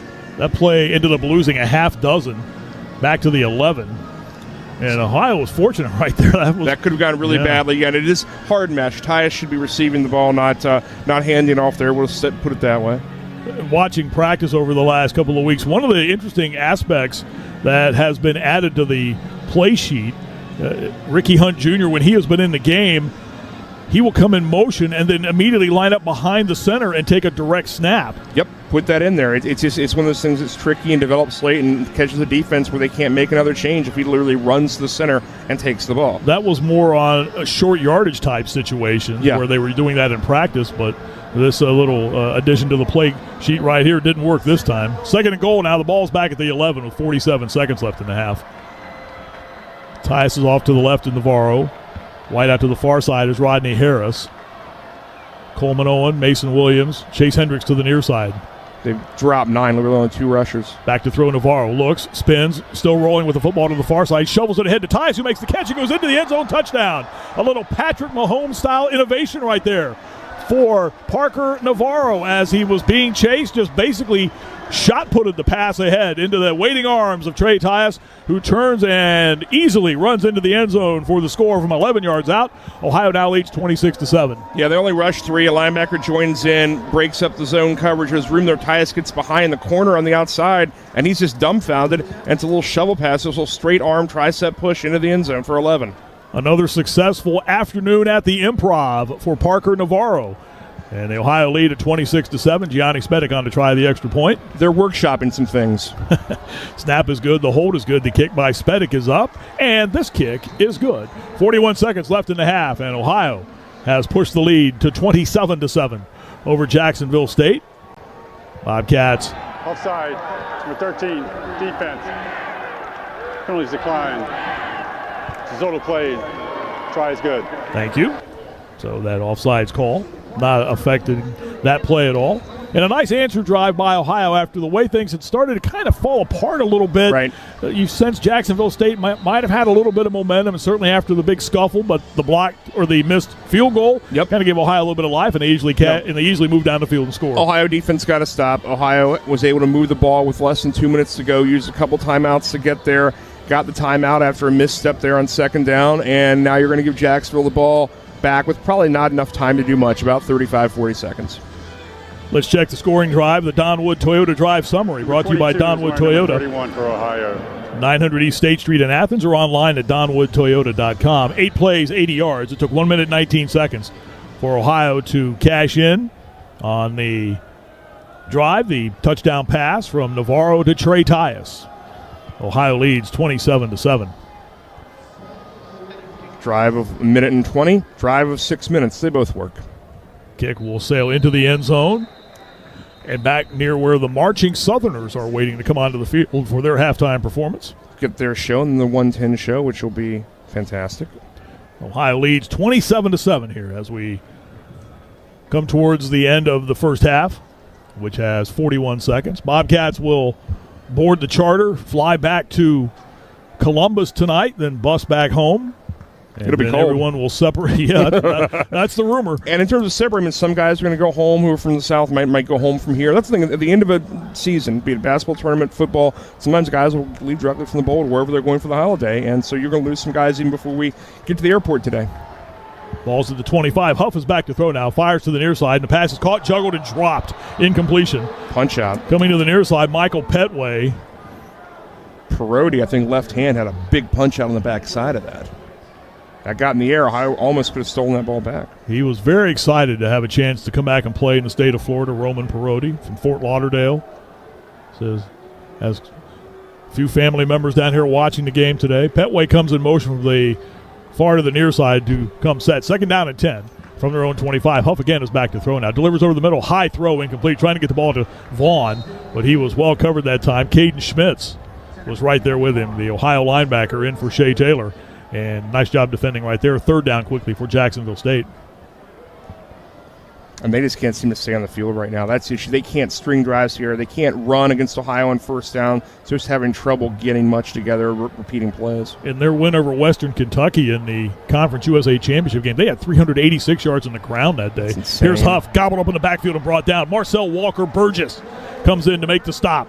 And he and Bradley Weaver exchanging some chest bumps after that. What a play by Walker Burgess. And just like that, Jacksonville State will have to give the ball. Well, the clock is rolling with 14 seconds left. They probably won't even get a chance to punt this one. Ohio just appears to be sliding that way toward the locker room.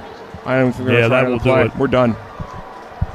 Heck of a finish to this half by Ohio. The Bobcats, after a rather sluggish start to quarter number one, found their rhythm.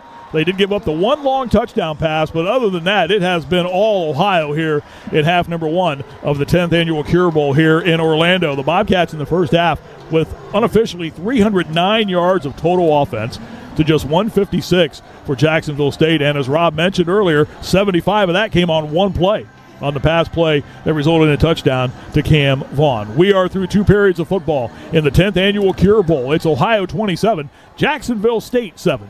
Matt Schweiger takes you through the remainder of the half when we come back. This is the Ohio Sports Network from Learfield, presented by Holzer. You expect world-class primary care from Memorial Health System. It's time to expect more, much more. Our patients now also get free virtual urgent care. So expect our expertise everywhere and answers anytime for free. No one else offers this because we're reinventing primary care. So find out more and expect more today from Memorial Health System. This is Coke Zero Sugar. Could I be the best Coke ever? Try and taste with your ears. Hear those bubbles? Imagine them tingling on your tongue. Fizzy deliciousness. Listen to that cascading liquid. A mouth-watering waterfall. Irresistibly tasty. Zero sugar. Crisp, refreshing, and ice cold. Is Coke Zero Sugar the best Coke ever? Try and decide. This is your home of the Bobcats, the Ohio Sports Network from Learfield, presented by Holzer.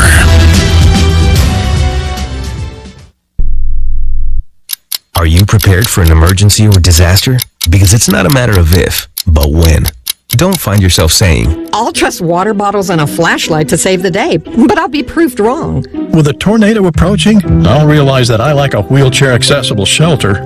When the floodwaters rise, I'll be up in the attic with 20 cans of beans. It's a recipe for disaster. Let's prepare so we all have a better story to tell. Get started at ready.gov/older adults. Brought to you by FEMA and the Ad Council. Comes to a gun suicide attempt, all it takes is a moment. My son Ricky took his life by the use of a firearm. It broke me and I contemplated suicide. My grandson, I was gonna have to be here for him. I still own my firearm. I keep it in a safe because I want to keep my grandson and myself safe. Store your guns, locked, unloaded, and away from ammo. Hear more safe stories at endfamilyfire.org. Brought to you by Brady and the Ad Council.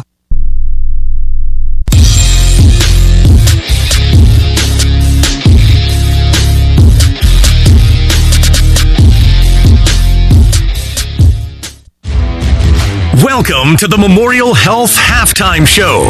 Memorial Health System. Expect more. Coming up, a look around the MAC and the top 25, plus a breakdown of the first half. The Memorial Health Halftime Show begins now. Ohio leads Jacksonville State 27-7 at halftime in the Cure Bowl. Welcome inside the Learfield Network studios. Matt Schweiker with you here to take you through the half. It's been an exciting first half of action in Orlando. Time to walk through the first 30 minutes with the Fairfield Inn first half highlights. After a slow start for the Bobcats, it would be their third possession of the game when the offense would finally get going, and Parker Navarro would get the scoring started. Navarro play fake, rolls to the near side to throw. Will keep the football and run. He's to the 10. He's to the 5. He's into the end zone. Touchdown, Ohio. Parker Navarro runs in from 17 yards out. His MAC leading 16th rushing touchdown of the season. And Ohio goes right down the field and gets the first points of the day and leads 6-0. After a quick stop by the Bobcat defense, it would be Navarro finding pay dirt once again. Ties to the left of Navarro. Now circles around from behind him to the right side. Bunch of three wides to the far side. Navarro goes back to throw. Will follow Ties through the hole with the football to the 5. Navarro to the right side, dives towards the goal line, and is he in? He is. Touchdown, Ohio. Parker Navarro with another touchdown run. His second of the game, his 17th of the season, and Ohio expands its lead to 13-0 on the 8-yard run. After Jacksonville State answered with a long touchdown of their own, Navarro would complete the first half hat trick. Navarro will roll to throw with the football. Now he's to the 5, angling towards the goal line and gets in. He's got the hat trick in the first half. Parker Navarro from 7 yards out. And the Ohio lead increases to 20-7 over Jacksonville State. And after a missed field goal by Jacksonville State, the Bobcats would get the ball back in the 2-minute drill. And Navarro would get into the bag of tricks to get the Bobcats into the end zone again. Back to throw. Navarro looks, spins, still rolling with the football to the far side, shovels it ahead to Ties, who makes the catch and goes into the end zone. Touchdown. A little Patrick Mahomes-style innovation right there for Parker Navarro as he was being chased, just basically shot-putted the pass ahead into the waiting arms of Trey Tyus, who turns and easily runs into the end zone for the score from 11 yards out. Ohio now leads 26-7. That's how it sounded as Ohio leads Jacksonville State 27-7 at the half. Those were your Fairfield Inn first half highlights. Coming up next, we'll take a look at the out-of-town scoreboard, preview this weekend's college football playoff slate on the Ohio Sports Network from Learfield, presented by Holzer Health Systems. Welcome to Fairfield by Marriott Athens, where comfort meets convenience. Whether you're traveling for business or leisure, our modern, stylish rooms offer a perfect retreat. Enjoy a complimentary hot breakfast in our 24-hour fitness center to energize you. Need to relax? Take a dip in our saltwater pool or relax on our back patio with a fire pit and grill. Our Marriott Diamond Award-winning staff is ready to assist you, and your stay will be nothing short of exceptional. Stay amazing. Bleed green. What does Holzer mean to me?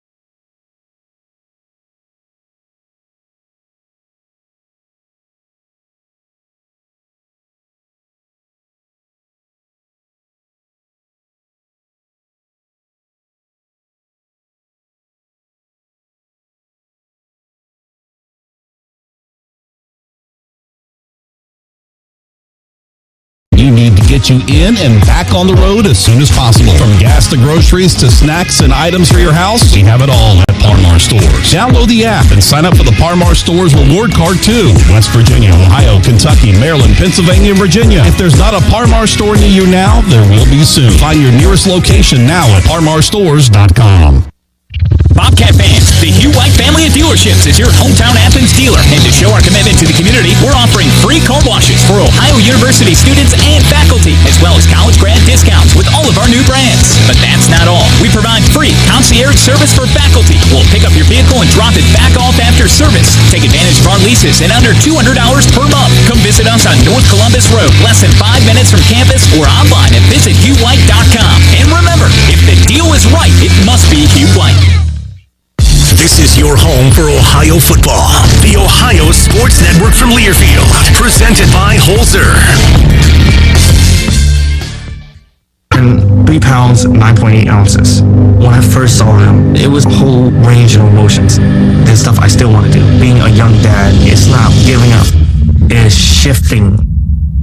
I looked through his eyes. I can envision a whole future with him already. To throw the first football to him, give him ice cream for the first time. My life is now devoted to his life. Through all of fatherhood's firsts, never stop being a dad. Visit fatherhood.gov to hear more. Brought to you by the U.S. Department of Health and Human Services and the Ad Council. You took the first step and quit smoking, but even former smokers may still be at risk for lung cancer. That's why SaveByTheScan.org wants you to know about a new low-dose CT scan that can detect lung cancer early. It takes only 60 seconds and could save your life. You took the first step, now take the next. Visit SaveByTheScan.org for a simple quiz to see if you're eligible and talk to your doctor about screening. SaveByTheScan.org is brought to you by the American Lung Association's Lung Force Initiative and the Ad Council.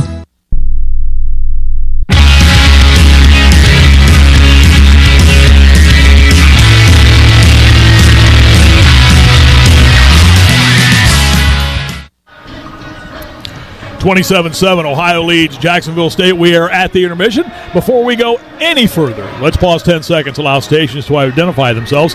This is the great Ohio Sports Network from Learfield, presented by Holzer Health Systems.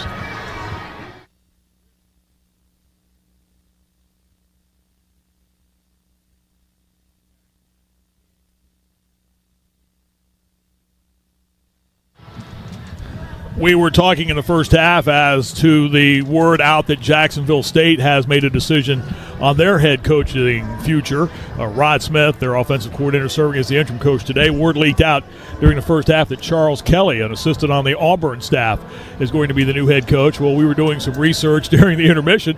Charles Kelly is sitting 3 booths down from us here watching this game this afternoon, so it really wasn't that big of a secret. Evidently he knew. I don't know that Rod Smith or anybody downstairs knew, but that became very, very clear at the half. Yeah, so he's sitting down just to our left here at Camping World Stadium, enjoying the game here this afternoon. So I want to know how much he's enjoying it. It's he's watching his future team trail 27-7 here at the intermission. Some of the unofficial first half numbers: Parker Navarro 12 and 19, 133 yards passing. Navarro also with 94 yards rushing and 3 touchdowns. Trey Tyus 14 carries, 88 yards.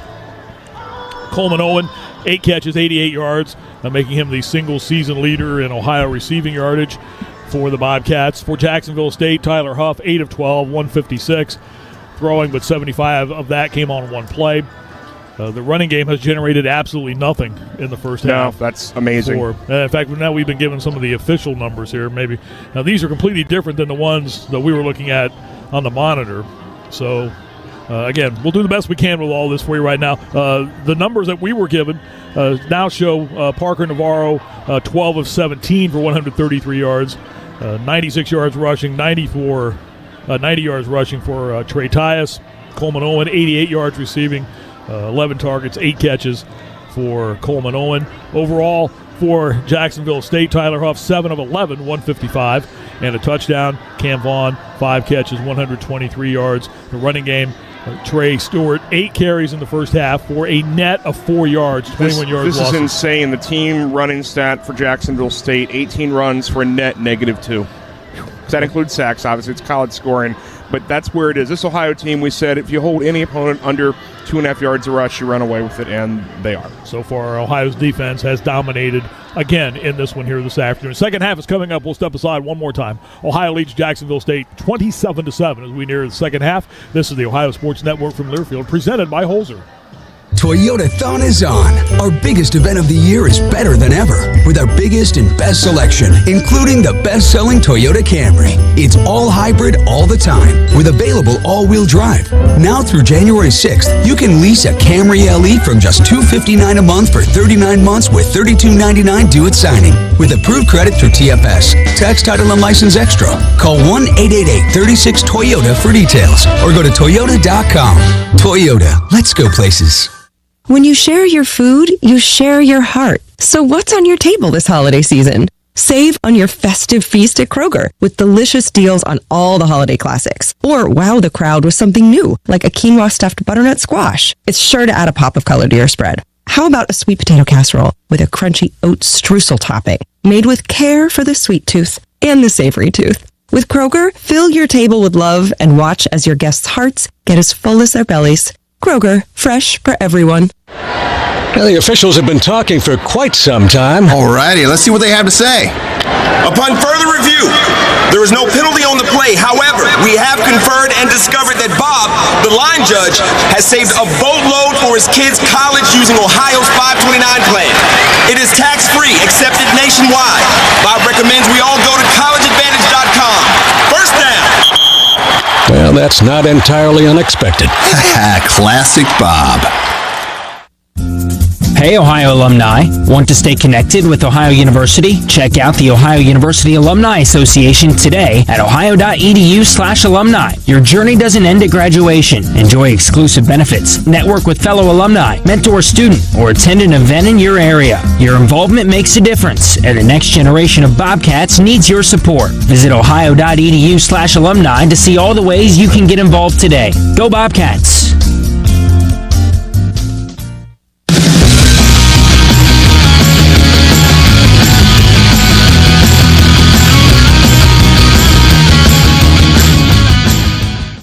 This copyrighted broadcast is an exclusive presentation of Learfield under the broadcasting rights granted by Ohio University.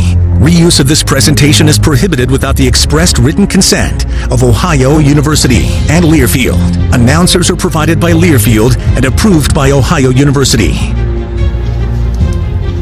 Ohio leads Jacksonville State 27-7. We near the start of the second half. Bobcat basketball returns on December the 30th. Ohio will be playing host to Muskingum at the Convocation Center, 7 o'clock tip. Jason Toy will have all the action for you. Are you back for that one, RC? I don't know about the 30th. I'm punching out on a few going forward, but I'll be around. I'll be around a little bit. Okay. Then MAC play starts the week after that. Double roadie. Bobcats winning earlier this week, knocking off Austin Peay. It was interesting at the team hotel. There was a hospitality suite established for members of the traveling party, and on Wednesday night, that group got together. We all sat around and watched the game between the Bobcats and Austin Peay. Thanks to Ryan O'Connor and the gang for finding an HDMI cord, and we made it work. Well, that was due to the host of the hospitality room. She was able to go back into a closet somewhere and find one of those cables. And just like being at your house. They had everything in that room. It was great. Get everything all set up. We watched the Bobcats bounce to a victory over Austin Peay. Great first half. Absolutely. Another big day for A.J. Clayton. All right, Ohio leads again here by the score of 27-7 as we get ready for the start of the second half. A lot to like about that first half, and I don't think there's any question the mindset of this football team now, Rob, is to finish off this season and this half the way they played the first half of this game. Through the tape or whatever metaphor you like, and Jacksonville does get the ball to open this. But again, they've only been able to do something with one possession. You know, they missed their field goal, one long touchdown on a 75-yard play, and the rest of it, this is basically a 50-yard first half. You subtract that big play. Ohio will kick the football away, so the Gamecocks will get the ball to start the second half. Jacksonville State next year will come back to Orlando and open the season. They play at UCF next year to get the 2025 campaign underway. That'll get the juices flowing. No, that's a fun league. I mean, it's a fun league they're in to go and win that league the way they did so early into it, to make the jump from FCS and just be ready to go. UCF, of course, has their own on-field facility, their own stadium here in Orlando. Everyone calls it the Bounce House. What is this? Does it have a technical sponsor-driven name, probably? Something like that. The Bounce House. Of course, they have their 2013 national championship banner up there as well, too. I love those. I love the Phantom national titles. Second half is underway. High end-over-end kick fielded by Petway at the 5 for Jacksonville State, out to the 15 to the 20, and is brought down across the 20-yard line. Decent return for Petway out to the 24, and that's where the Gamecocks of Jacksonville State will start the last half of football. In the 2024 campaign, they will start it at the 24-yard line. See how that symmetry works there? No, it's really good. Really good.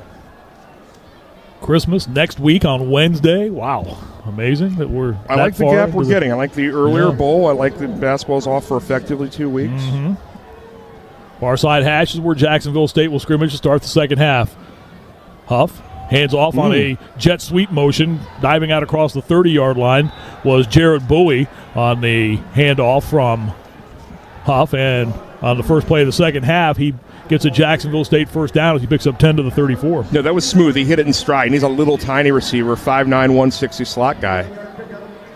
They'll put a man in motion. Play fake to Stewart. Huff to throw over the middle. Has Bowie again. Makes the catch and is brought down at the midfield stripe.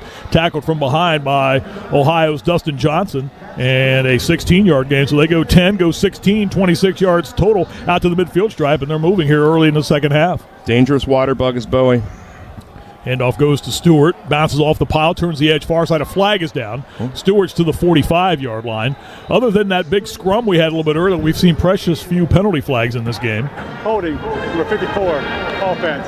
10-yard penalty, repeat first down. Right guard Bubba Grayson flagged for the hold, so that will wipe out the gain by Trey Stewart. Deep in the backfield, I think he manhandled Mayweather, I think, for Ohio, got in there.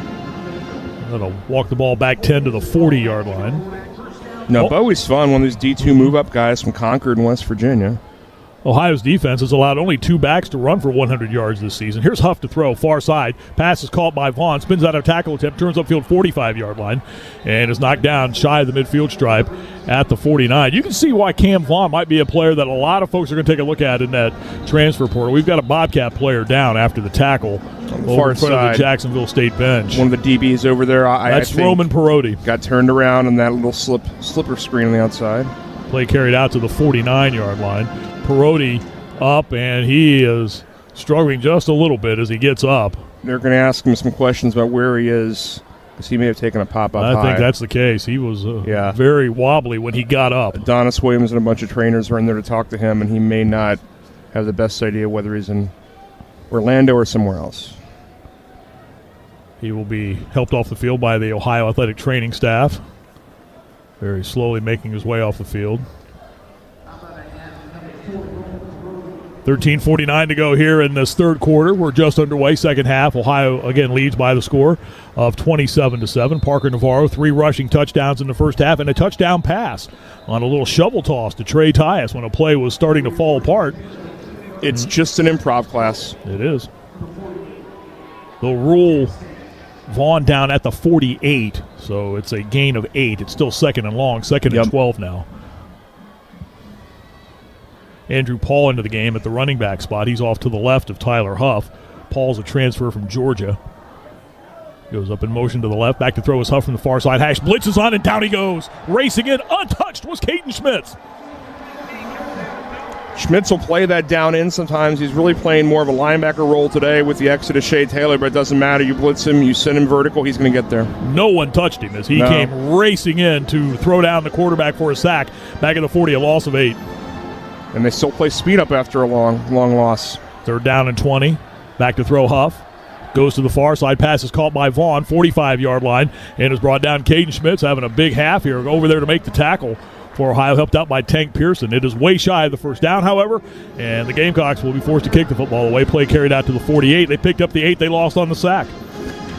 Good. Now I'm still looking for Perotti on the sideline to see whether he's going to stay off or come back on, but medical crew with him. Now, that was good right there. Again, all you have to do is tackle in space. Easier said than done, but Ohio was 3-on-1 there. Got it done off the punt. John Hauser's defense getting the job done once again. These run numbers are insane. Here's the punt by Dawson. It will bounce and go into the end zone. A 52-yard kick, no return. And there is a flag down, however, at the 43 of Ohio. There are 2 flags down, in fact, at that juncture. So let's see what this is all about. Hold of some sort? That's a weird place on the field. That's essentially 10 yards beyond the line from which it was punted. You wouldn't be... I can't imagine going to hold someone in that area of the field. There'd be no return. Near the kick, Personal holding, foul. number 11, receiving team. Okay. It's a 10-yard penalty. Be first down. Timeout. There were just 3 total penalties in half number 1. And there is an official's timeout on the field here at half number 2. 12:27 to go, third quarter. Ohio leads Jacksonville State by the score of 27-7. This is the 10th annual StaffDNA Cure Bowl on the Ohio Sports Network from Learfield, presented by Holzer Health Systems. There are lots of choices for Medicaid plans in Ohio right now. It's confusing. But luckily, this is an easy choice. CareSource. With CareSource, you get so much more than health insurance. Like help going back to school, landing a job, and even finding a safe place to stay. Hey, over 1 million Ohio Medicaid members can't be wrong.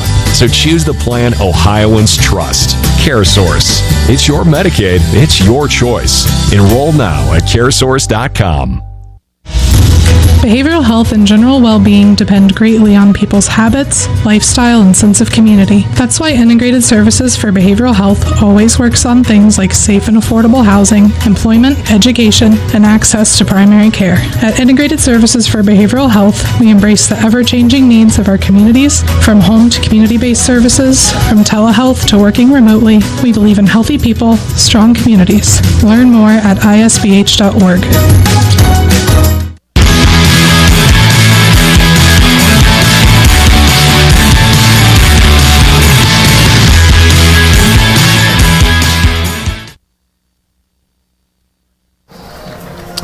And welcome back to the 10th annual StaffDNA Cure Bowl here in Orlando at Camping World Stadium. Ohio leads Jacksonville State 27-7. Marty Bannister, Rob Cornelius. We're pleased to be joined by the Cure Bowl's executive director, Alan Gooch, is with us here. You're a football player before you got into all this, correct? A football guy posing as a bowl guy, right? But we were just chatting that I was so excited when I heard that Ohio U was coming, and I knew that in 1968 you played in the Tangerine Bowl here. One of the great seasons. I had the opportunity to play here when it was a Tangerine Bowl as a UCF night, and so great stuff, and we were very happy to have you guys back in Orlando. Rob and I talked earlier in the broadcast, Alan, about the landscape of college athletics these days. People say these bowls don't mean anything.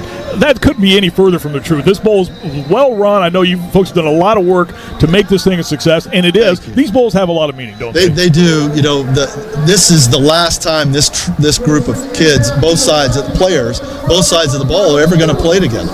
The seniors, some of these guys, there's going to be maybe 1% that go on to the next level, but most of these guys, this is going to be it. And they're having a great time. They love Universal. It's a great day. It's a beautiful day in Orlando, Florida. And a great facility here as well, too. Camping World Stadium, a great place for this game, isn't it? Thank you. It is. This is made for neutral site games. Both locker rooms are the same size, so you don't hear any whining. Ohio will have the football, first down and 10 at their own 10-yard line, leading again by the score of 27-7. Bobcats looking for the program's 11th victory, which will set a single-season record. We'll talk to Alan here after this first play from scrimmage as Ohio. Right, and I love it. These guys stayed together to give themselves an opportunity to break a record, set a record that's never been broken or set. Since 1894, you've been playing football, right? It's awesome. It's awesome. 3 10s in a row right now, and 10 back in 68 when they were here the last time. Third down and 9. Now ball moved back to the 11-yard line as Ohio gets ready to scrimmage. Bobcats again leading 27-7. 2 wides to either side of the field for the graduate student quarterback Parker Navarro, who started out his college days at UCF. He's a night. Jacksonville State showing blitz. Navarro goes back to throw, now looks. Flushed out of the pocket, rolls, heaves this one ahead, and the pass is batted away at the line of scrimmage. There's a flag down as well, too. Thrown in the area where you might usually associate a holding call. Alan, how much does it help you having a football background, being in charge of a bowl? I mean, you understand what these teams need and what they want. Yeah, well, we try to make our bowl game very player-friendly when it comes to the hotel situation, for example. Oh, yeah. We hold it at Universal so you don't have to get on the bus a lot. Right. We try to have the practice locations as close as possible so you don't have to be on a bus a lot. So if it can be player friendly, we love it. We don't have a lot of things that we ask the players to do. Really, it was a welcome reception that you guys saw in our U.S. Hunger event, and that's it. when you're in Orlando, you want to enjoy the parks, and they had the opportunity to do that at Universal. Ohio getting set to punt the football away, a fourth down and 9 at their own 11. Jack Wilson on to boot the football away. Bobcats had the lead of 27-7 at the break, and now flags come in again as Wilson got set to kick the football. Getting sloppy all of a sudden, so something pre-snap. Number 12, offense. 5-yard penalty, 4th down. So that will push the ball back, and Ohio will kick now from the 6-yard line. We set the game clock to 10:26. 10:26. Alan Gooch visiting with us, the executive director of the StaffDNA Cure Bowl. After the punt, we'll let Alan go, ask him one more question after we get this next punt coming up here from Jack Wilson. Bobcats have not had to punt very often in this game, the offense, after those first couple of drives. And this one angles to the near side, and a kick that will hit the medical tent to the near side and go out of bounds. And I'm not sure if he just hit that on the inside of his foot or what, but it was a bad kick, very high, but not a lot of distance. Line of scrimmage was the 6. The ball will be marked 15? Out of bounds at the 18. It's going to be a 12-yard kick, and Jacksonville State will have great field position. Alan, the date of the bowl, the 20th, a couple of days before Christmas, that helps as well, too. People are excited to make this trip, aren't they? They do. Coaches love it. They get an opportunity to recruit in Florida, come, play the game, cut everybody loose for Christmas. It's a win-win for everybody. That's the word. That's the word that football's good in Florida. We've heard that. Right, yeah. That occasionally. Being from Ohio, we kind of think it's the other way around. It's a pleasure. Thanks for coming over. We really appreciate your time and your hospitality this week. We've enjoyed ourselves. Thank you very much. Sir. Alan Gooch, the executive director of the Cure Bowl, visiting with us here in our broadcast location. Jacksonville State with a opportunity here to get back into the game. 1st down and 10 at the 20 of Ohio. As they hand the football off, this is Stewart with the carry. And Stewart will be knocked down middle of the field at the 15-yard line. That punt again by Jack Wilson. That thing just went straight up into the air and just kind of drifted to the near side and out of bounds. Don't know whether he was trying to avoid the shot blocker, the rusher there, but it took an absolute left turn.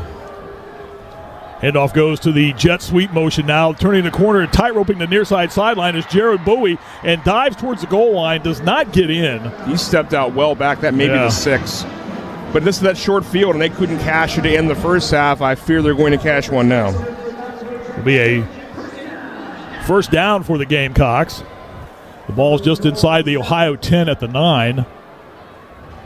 And you're right, there was a lot of pressure on Wilson when he went to kick that football, and maybe it obviously threw the entire rhythm of that out of whack.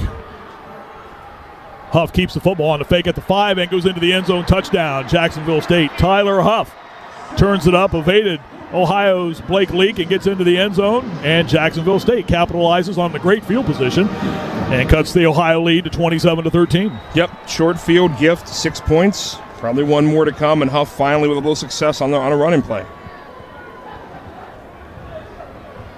Quick drive as well, but 20-yard field is what it is. Garrison Rippon to try the extra point.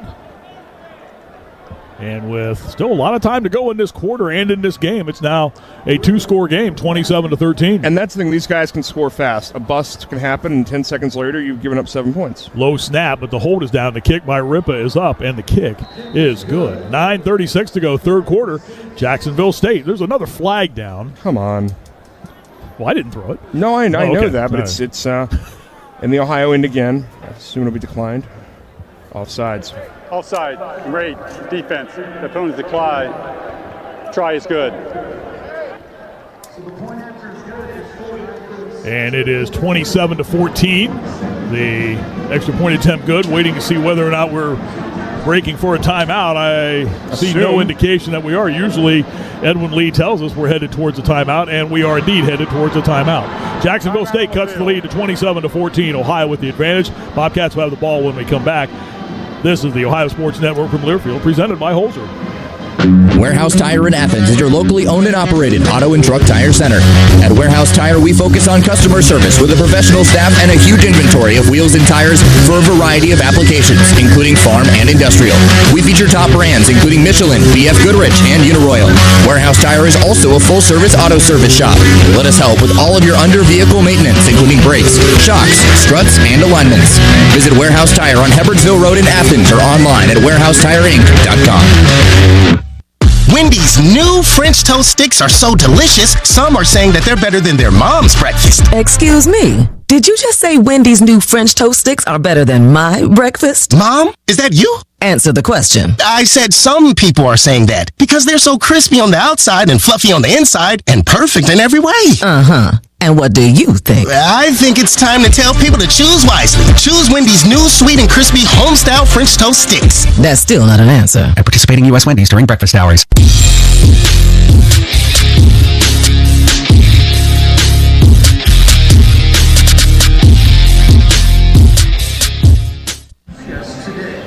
After Jacksonville State scored in the first half to cut Ohio's lead to 14-7, the Bobcats answered with a couple of scores to increase the lead to 27-7. Jacksonville State's cut it to 27-14. We'll see if Ohio is able to answer with that scoring drive with one of their own, take back the momentum. We're at the 10th Cure Bowl, the StaffDNA Cure Bowl here in Orlando.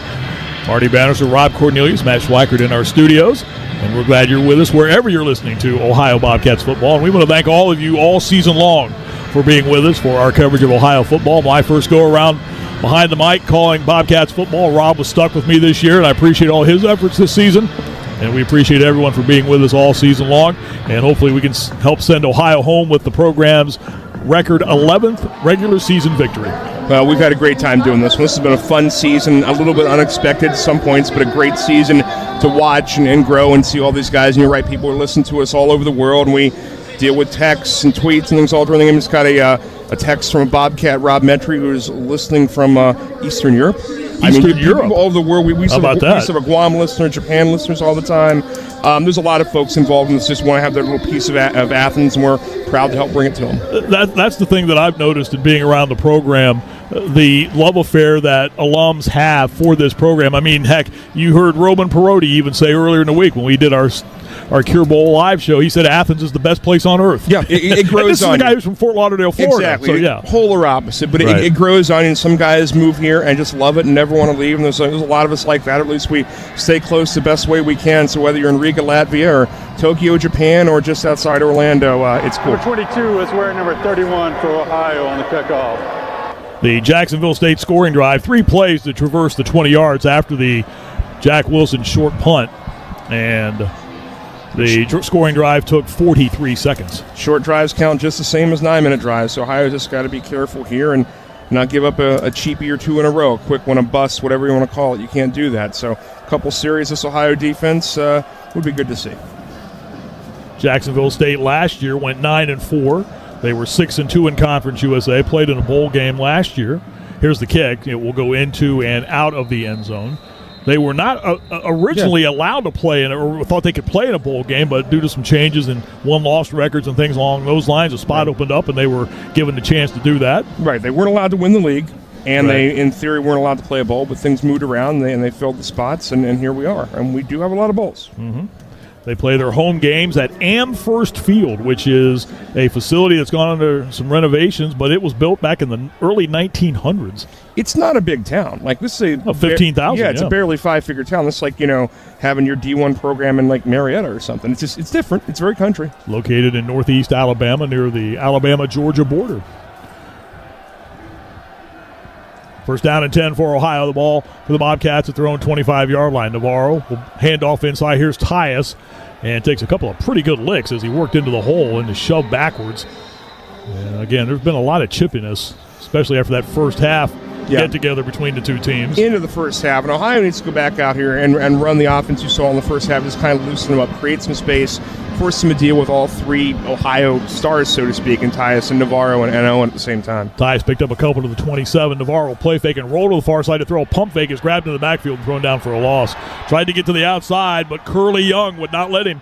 He didn't buy the pump fake, stayed right with Navarro and brought him down for a loss back at the 24-yard line, a loss of 3, and suddenly Ohio facing a 3rd down and long. Yeah, fake the jump pass there on the right side. Had 2 receivers in the vicinity, but both were kind of covered up right against the sideline. Wasn't a lot of place to go. Just had to eat that one. We can kind of sense the momentum has swung just a little bit here in this quarter. Sure did. Bobcats facing a 3rd down and 12. Back at their own 24-yard line. Tyus comes up to the left of Navarro. Coleman Owens dips in motion from the near to the far side. They'll dump it to the near side. Tyus makes the catch, turns up 25-30. Tyus dives out near the first down marker, tried to stretch the football ahead, but did not get there. He needed to get to the 35. He's going to be a couple of yards shy. Difficult catch for Tyus, kind of a blind throw over his far shoulder, left shoulder, because when he gets the ball and turns upfield, he's blind. Doesn't know if it was a DB there or what, and he's already kind of strolling to the outside, to the white. There is a Jacksonville State player down. That's Kywan McCray at the 38-yard line. Gotten caught in the wash all the way across the field at the far numbers.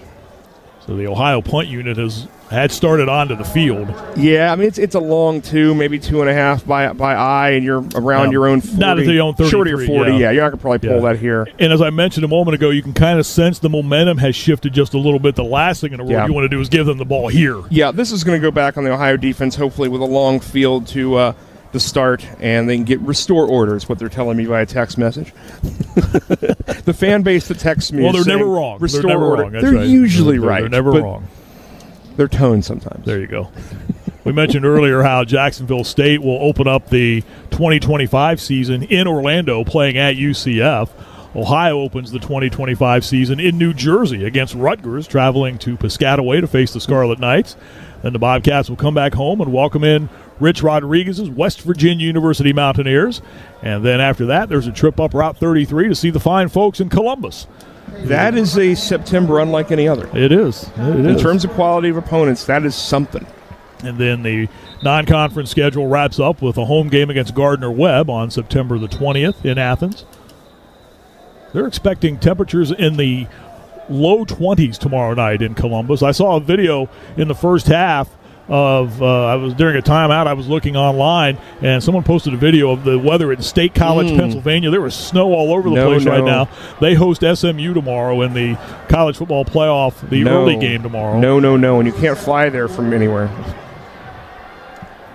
Ohio will get set to punt the football away. It's a 4th down and 1. Now, Ohio has run fakes this year out of punts, and apparently Jacksonville State has that video because they want to discuss this right now, make sure that this isn't the case. This is the same formation that the Bobcats ran the fake punt out at Toledo that got him a first down. The up man, the short snap to one of those shield protectors. So Ohio's on tape having run that. They've run a few different things over the years. I just think they'd like to get a clean punt right here, especially after the last couple from Wilson where he's been rushed or had a rush around him. And the Bobcats will board their charter flight and make the relatively short flight back to Columbus tonight. The team will then bus down to Athens and head home for the holidays. The hardest part of those is like the unload and separation at the airport. Like the flight's fast, you load the plane fast, but it's like once you sit down there, you have to figure out where people on 6 buses are going. Some are going to Athens, some are going to the other airport, some are going home in a car. You have to make sure you get the red tag on your bag, too. If you don't get the red tag on your bag, you're in all kinds of trouble. It's going to the convo you'll see in a month. That's right. Done that. 4th down and 1. Bobcats get set to punt the football again away. Jack Wilson waits for the snap from the long snapper, Colby Garfield. Good snap. And a much better effort this time, a much better kick. Spiraling kick. A fair catch will be signaled for to the near side by Flip Rudolph at the 34-yard line, and that's where Jacksonville State will come back onto the field with the football with 7:56 to go here in this third quarter. The Ohio lead stands at 27-14. Got to get back onto the gas. Got to get back into the one, get a stop here, and 2, get the offense back on the field. But defense needs to remind everyone what the first half was all about.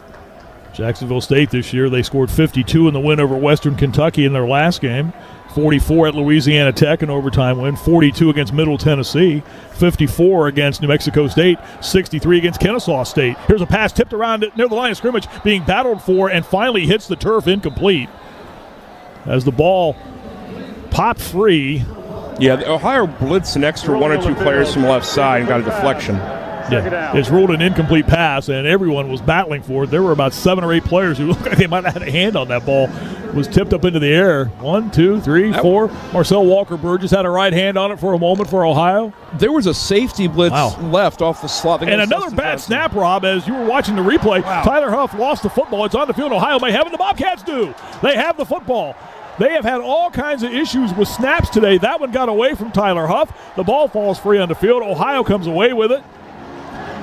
Fifth bad snap of the day for these guys. This has not been a fumble-prone team, either to contact or to bad snaps. And today, this unit, that exchange has been awful.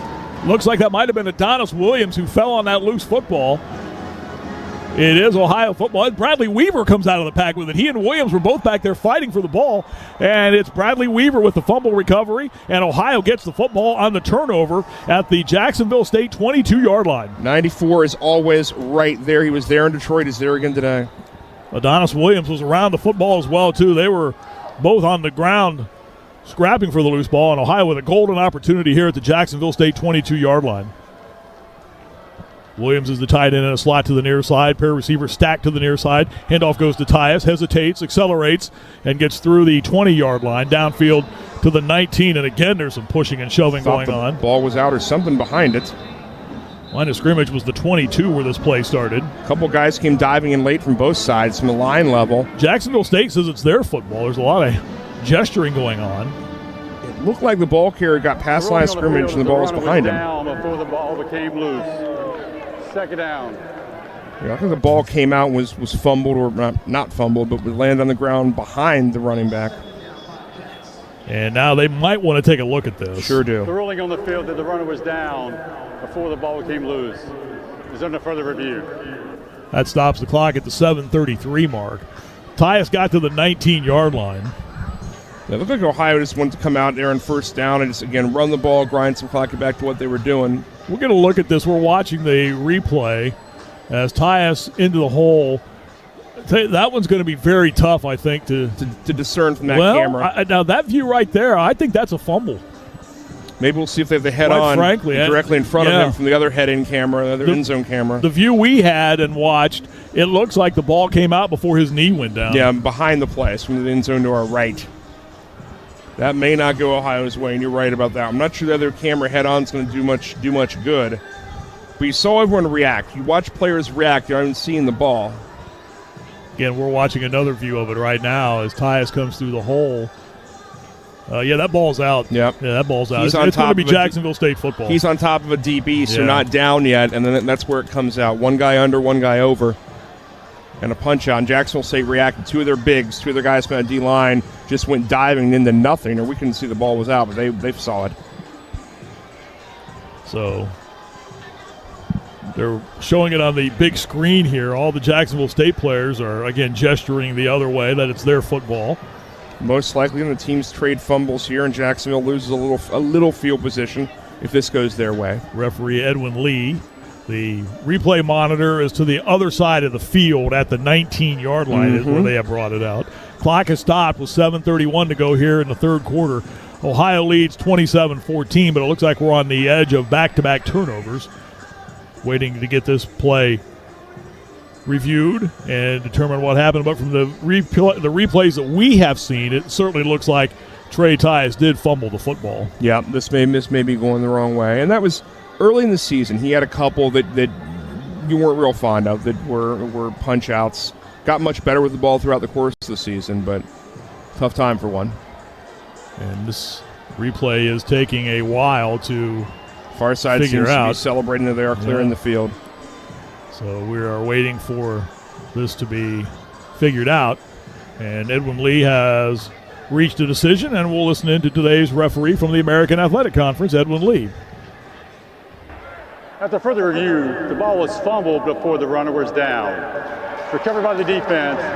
1st and 10, Jack State. So Jacksonville State will get the football on the turnover. So an exchange of fumbles.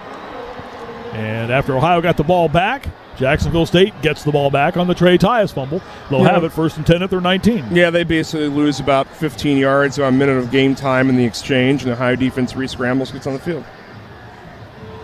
Ball on a split wide to the near side for the Gamecocks. Will put 3 wides to the other side of the field.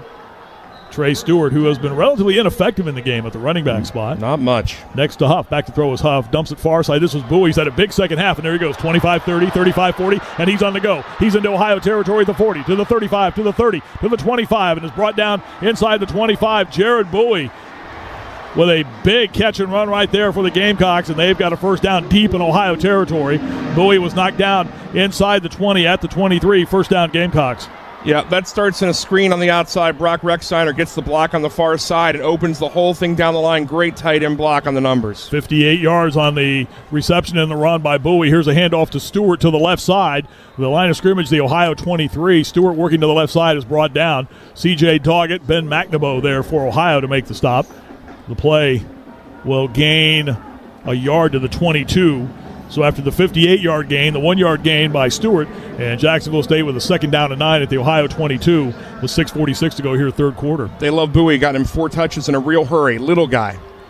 Tyler Huff, the quarterback, takes the snap, works to the right side, and is brought down. He was trying to turn it up, but Ben McNabo was there for Ohio to bring him down. Also helped out by the free safety, Dustin Johnson, second leading tackler on the team entering the day, Dustin Johnson. Balls to the 23-yard line. That play lost a yard, so it's 3rd down and 10 just like that. That's the issues in middle downs for them. 2 wides to the far side. 3rd downs today. Jacksonville State unofficially 3 of 9. Huff is back to throw now. Dumps over the middle. Now the pass. There's going to be a penalty coming up here. Pass interference. Yeah, here it comes. Yep. You could see it coming as Dustin Johnson had a hold of Cam Vaughn's waist as he turned in at the 10-yard line. Yeah, Vaughn was basically trying to run up Pass the hash. Number 6, defense. Automatic, 1st down. So that was on 3rd down and 10. And that will move the ball ahead to the Ohio 13-yard line. Yeah, Johnson's kind of wrapped him up. He had lost leverage inside, and the receiver just going up the hash behind him, basically grabbed around the waist. So it's 1st down and 10 now for Jack State at the Ohio 13-yard line. Stewart off to the left of Tyler Huff. Takes the snap again, goes back to throw, looks to the near side into the end zone for Vaughn, and this is an incomplete pass. The ball was out of bounds anyway to the near side. Bobcats had double coverage over there. Austin Brawley and Tank Pearson were bracketing Cam Vaughn. Yeah, but Pearson, the pass was way out of bounds. Pearson was underneath. It was really shoving him, really pushing him toward the white, toward the line. That'll bring up a 2nd down and 10 at the 13. Austin Brawley missed a number of games, middle of the season, 7 games in fact, when he left the team. For personal reasons, came back prior to the MAC championship game. 2nd down and 10 for Jacksonville State at the Ohio 13. Huff again out of the shotgun, is back to throw, dumps the pass over the middle, and it's dropped. Cam Vaughn had it in his hands, but he was about to get planted by Caden Schmitz and drops the football. Incomplete pass brings up a 3rd down and 10. Yeah, just kind of a shallow in, about 5 yards upfield, and a quick flag in, turn left, and Ohio DBs were all around him. So again, another 3rd down and 10 for Jacksonville State. They were bailed out a moment ago in the pass interference call. Let's see if Ohio can come up with the stop here. 27-14 is the Ohio lead with 5:58 to go here in the quarter. Huff again is back to throw now. Looks, fires. The pass is intercepted. It's taken away by Ohio. With the football for the Bobcats, and going down is Blake Leak, even with that club on the right hand. Intercepted the ball at the 5. Huff threw it right to him. And Blake Leak with the short return out across the 15. The Bobcat defense again comes up with a big play. Blake Leak with the interception for Ohio. Middle of the field looked open. Blake Leak had dropped out kind of to the side, but he recovers and just brings back to middle and undercuts the receiver. Undercuts the slot receiver, makes a catch at the 10, and returns a little ways, but he saw the route the whole way and just baited him into that throw in the middle of the field. Tyler Huff came over to make the tackle, but a huge play again by the Ohio defense, which time and time again this season has bailed this team out, and it does again in this situation. And Ohio's offense will come back onto the field. Blake Leak with the pick. Yep, got him off the field after giving up another big chunk play that was pretty on the tape, but did not get any points for Jacksonville State. 1st down and 10 now for Ohio. The ball at their own 17-yard line. Bobcats will put wides on either side of the field for Parker Navarro, who takes the snap, hands off to Tyus to the right side, finds a gap 20, 25, Tyus out to the 30-yard line, again hurdles a man and goes down. Airborne goes Trey Tyus for the 2nd time in the game and picks up a Bobcat 1st down as he gets out to the Ohio. Let's see where they'll mark him 20 down. Plus. Maybe even a little bit more. Officially spotting the football. There's a penalty flag, though, down. This is coming back. Number 66. Offense. Half the distance to the goal line. Repeat. 1st down. Well, there's a lot happening on that play, and it's all for naught. The holding call. Holding well behind it, but wasn't needed, obviously. He got out there and put a highlight reel play together. Instead, Ohio will check in the heavy run unit with Bruno as the 2nd tight end and start the drive again. Bobcat lead stands at 27-14 with 5:45 to go here in the quarter. And the Bobcats are back again in the shadow of their own goal line. The ball Move back on the penalty call, back to the 9. Tyus behind Navarro. Comes set to the left.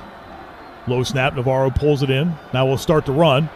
Working to the far side, and will be triple teamed and brought down. Another flag is down. Backside. And now there's going to be another flag coming up here as Carson Heidecker got shoved from behind after the play by Fred Perry.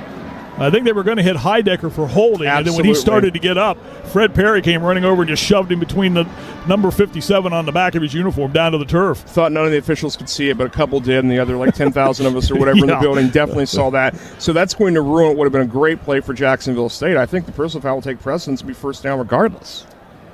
There are 3 flags on the field. One is upfield at the 32. The other 2 are between the 15 and the 10. Yeah, they're talking it through, and those 2 I assume are the holding and then the shove, the personal foul. I think the other one came upfield was just a copycat of the personal foul.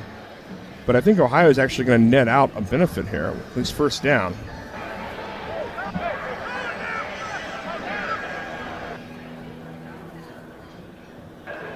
Holding. Number 69, offense. Half the distance to the goal line. After the play, personal foul, unnecessary roughness. Number 6, defense. That's a 15-yard penalty and an automatic first down. Complete bailout. Yep, absolutely. And they went after Ohio's center, although Heidecker was probably a little bit guilty as well. Was on number 57. There you are. There they corrected it. Yeah. It was obvious the holding call was on Heidecker, but it's all. It'll be first and 10. For not on that part of it, the ball's moved out across the 15 to the 18-yard line, and that's where Ohio will have it first down and 10. We started this to 17, so just nets out as okay, first in a new series.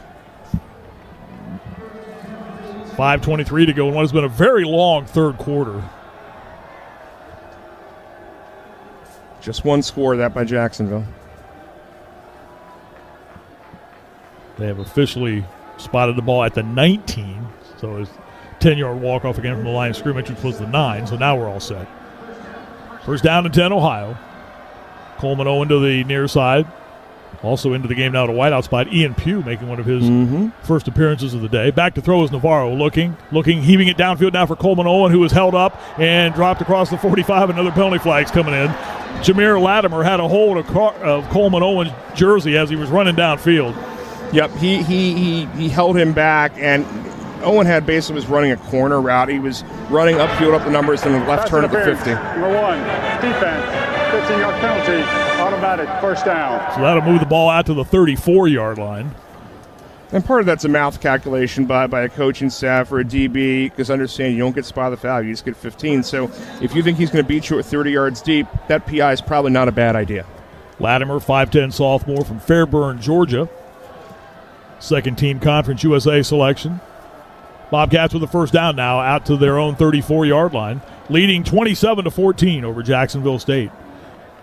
Matchup of conference champions in the StaffDNA Cure Bowl. Parker Navarro dropped in the backfield for a loss. Fake to the jet motion action by Coleman Owen, and then was quickly thrown down in the backfield as they had penetration that time. Curly Young got there in a hurry, the 6'2", 220-pound redshirt senior.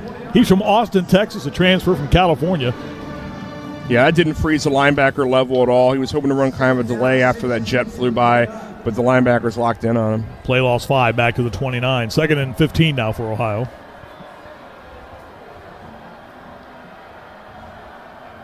Again, 3 wides flanked to the near side for the Bobcats. With a single wide to the far side. Navarro's back to throw now. It dumps over the middle. This is Coleman Owen making the catch, and then after the catch, thrown down.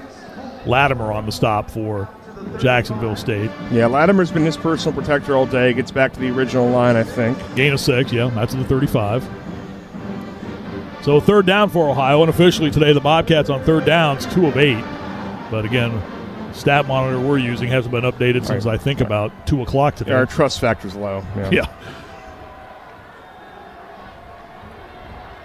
Clock rolling with 3:45 to go here in this quarter.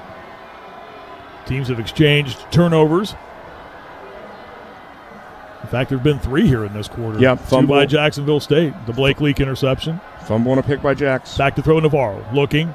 Flush to the far side, will roll with the football, sends it ahead downfield, and the pass is caught, coming back to make the reception for Ohio, and then getting knocked down just into Jacksonville territory. Great job over there for Ohio by the Bobcats. Is coming back was Chase Hendricks, who saw that Navarro was in trouble and came back upfield to make the catch, and then goes down in Jacksonville territory at the 48. It's a first down, Ohio. Yeah, that's just smart. Ran about a 20-yard stop, realized the guy's in trouble, came back.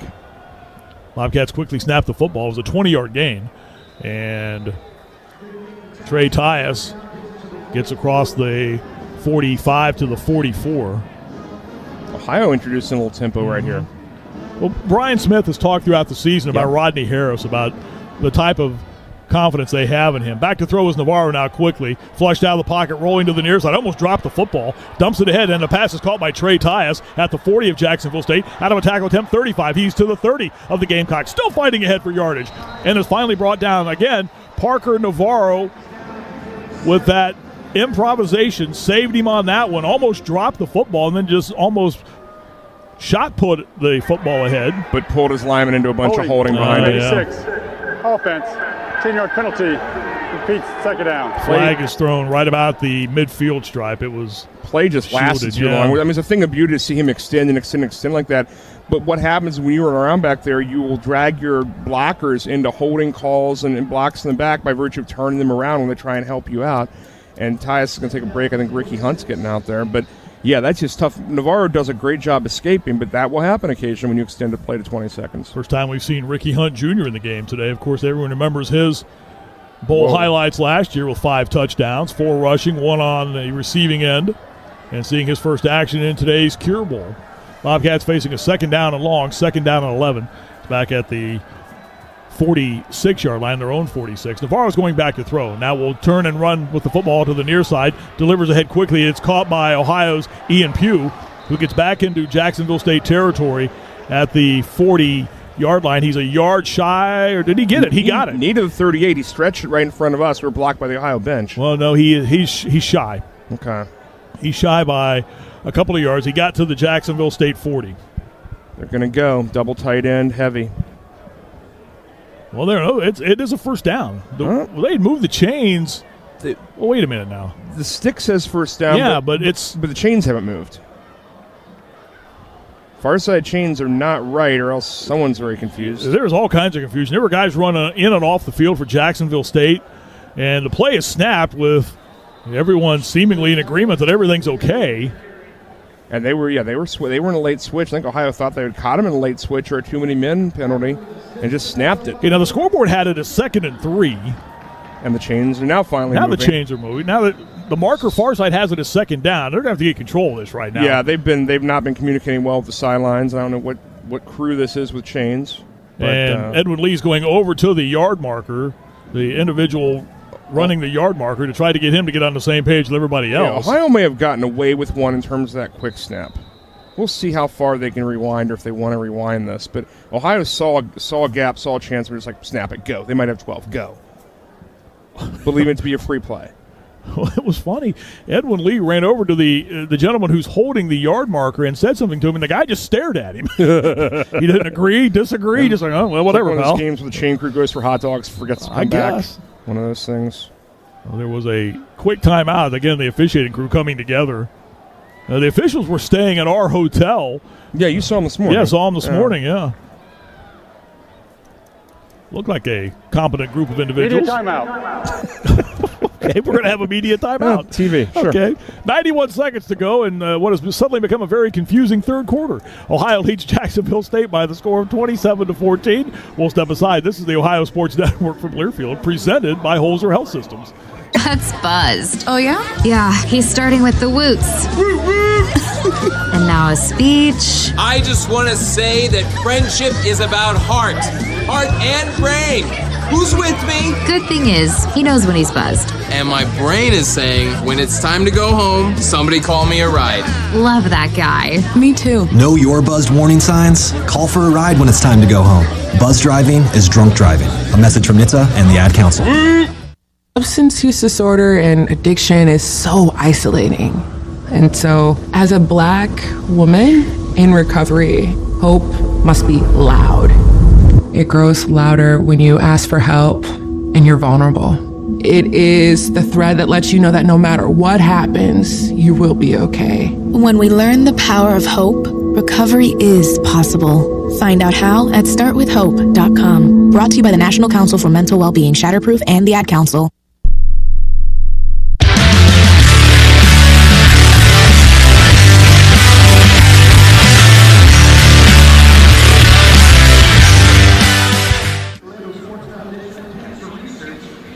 .131 to go here in the third quarter. Ohio leads Jacksonville State 27-14. And from all things we can ascertain, it is a first down for Ohio, a first down and 10. It was close, but we thought he reached ahead for it. As we were mentioning prior to the timeout, the yard marker was different than the scoreboard. So the officials had to go over to the gentleman carrying the yard marker, the flip card type thing, and when you move from down to down, and as they went over and talked to him, the stat monitor, which we are using, is 4 minutes behind the play right now. Okay, good. So, cool. We do know Ohio leads 27-14 and is facing a first down and 10. The ball is at the Jacksonville State 34-yard line. And they did not get away with that quick snap. Rod Smith was out on the field, the interim head coach at Jacksonville State. Again, the rumors are flying around, and he is here today. Charles Kelly, who has been identified by social media as being the new next head coach at Jacksonville State, assistant at Auburn, is here in the building, seated 3 booths to our left here today. So we're about ready to resume play. First down and 10 for Ohio at the Jacksonville State 34. Handoff goes to Trey Tyus and manages to get back to the line of scrimmage, but no further, as he is brought down around the ankles by Talon Carter, 6'1", 300-pound freshman nose guard from Ocean Springs, Mississippi. Yeah, Jacksonville's done a good job limiting Ohio's touches in the second half. Now has come up with punt, fumble, and now a fourth possession. Problem is Jacksonville's turned the ball over twice themselves. Bobcats will put 2 wides to the far side. The near side is void of wideouts. Tyus stands behind Navarro in the pistol formation. There'll be an RPO to that far side. Navarro steps up, steps back, looks to throw downfield. Now it has Coleman Owen wide open at the 15-yard line, makes the catch and goes out of bounds. Ohio with a first down. That's beautiful. That's Owen just inside the 15 against bracketed coverage. Ohio has a backside blocker, an extra tight end, as that goes from an RPO to kind of a rollout right in the throw. And now they've been spying more on Navarro as a runner second half. There's more room to throw, more room to complete passes up the hash and to find Owen single covered. After Owen made the catch at the 15, he stepped out of bounds at the 14, a gain of 20. And Ohio with a first down and 10 at the Jacksonville State 14-yard line. I think that'd be, Owen over 100 in theory, yes, if we're guessing on stats right now. Far side hash is where the Bobcats scrimmage as they move from right to left here on this sun-splashed field at Camping World Stadium in Orlando, Florida. Handoff goes to Trey Tyus, bunched up at the line of scrimmage, and then just churns ahead for a yard as he is brought down. And now Ohio's going to grind. They're going to run out the quarter here in just a moment, and you're a 6-minute drive already in this possession. That will be the last play of quarter number 3. The last 15 minutes of football in the 2024 season is coming up next. That's the end of the third quarter. Thank you. Ohio with the lead on Jacksonville State by the score of 27-14. Fourth quarter's coming up. This is the Ohio Sports Network from Learfield, presented by Holzer Health Systems. Football season is here. Keep your athletes at their best with Holzer in Athens. Dr. Jason Cox Orthopedics and Dr. Aaron Ramsey Chiropractic Care are currently accepting new patients. From follow-up care to injury repair, our healthcare team at Holzer Athens will keep your athlete in the game. Call 855-446-5937 to schedule your appointment today. That's 855-446-5937. McKee Paving has been providing top-quality service to Southeast Ohio for years, and we are thankful to be the local paving leader. With an outstanding reputation for service and quality, McKee is a full-service asphalt paving and maintenance company that takes pride in our cost-effective approach. With strategically located ODOT-certified facilities, McKee is positioned to complete your project on time and on budget. Experience the McKee difference. For a free consultation, call 740-592-1155 or visit us online at mckeepaving.com.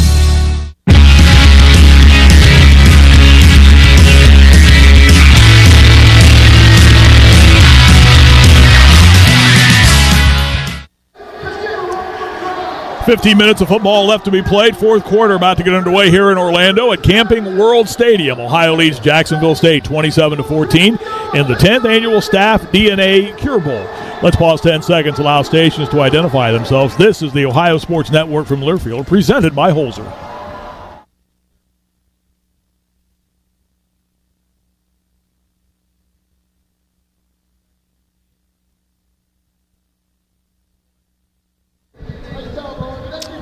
Marty Bannister, Rob Cornelius, Matt Schweikert with you as Ohio looks to win its 11th game and set a season record for victories. Ohio 15 minutes away from doing just that. It's been a game where Ohio jumped out to a 14-0 lead. Jacksonville State cut the lead to 14-7. Bobcats then answered with 2 second-period touchdowns to increase the lead to 27-7 at the half. Teams have had turnovers in the third quarter, a rather sloppily played third quarter on both sides of the football for both teams. There were 3 turnovers, 2 by Jacksonville State, 1 by Ohio. Only score of that third quarter came from Jacksonville State. And that's where we stand right now as we play starting quarter number 4. Ohio with the football moving from left to right, leading 27-14. Yeah, Jacksonville State found a little something. They got 4 touches. Their little slot receiver, Bowie, that his 58-yard play was probably the big play of that third quarter for them, and they got a score back. But Ohio at least turned them over one more time, and now trying to move with the ball now. Ohio will start the fourth quarter with the football at the Jacksonville State 13-yard line, facing a 2nd down and 9. Tyus behind Navarro. Ian Pugh is the solo wide to the far side. Had a catch here in this second half. First play from scrimmage, fourth quarter. A handoff to Tyus. Starts inside, tries to get outside, reverses his field, and is thrown down the backfield for a loss. Talon Carter got there. The play was initially blown up on that far side as Tyus started up. Coming over there for Jacksonville State was Kaiwan McCray, the linebacker, who plugged the hole. And then there were a number of Gamecocks who came racing in afterwards.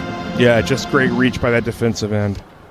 Play will lose back to the 19, a loss of 6. And that's something Trey Tyus really didn't have happen much to him this year. No, not a lot of negative yards carries. A lot of falling forward for 1 or 2, even when there was nothing there, was more the pattern. 3rd and 15 now for Ohio. Ball's back at the 19 of Jacksonville State. Bobcats moving from left to right at the far side hash. The tight end Williams goes in motion to the far side. Navarro's back to throw in the pocket. Now flushed out of the pocket, rolling to the near side with the ball still rolling. Is hit momentarily, loses his balance, and stumbles ahead, and ended up losing about a yard. Yeah, it's Curly Young got a left hand up around his neck roll. It wasn't a horse collar, but he got just enough of him to pull him back and stop him a little, and Navarro could not get a big run going to the outside. He stumbled down, did Navarro, at the 21, so it ends up losing 2. And Gianni Spedic will come on to try a field goal. Ball will be spotted at the 29. This will be a 39-yard field goal for Spedic on the season from this distance. Spedic is 4 of 5, and again, this will be a 39-yard attempt. Out of the hold of Jack Wilson.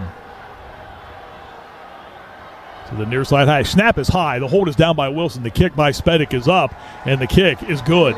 Good job by the holder, Wilson, of getting that snap down in an absolute hurry because it was high.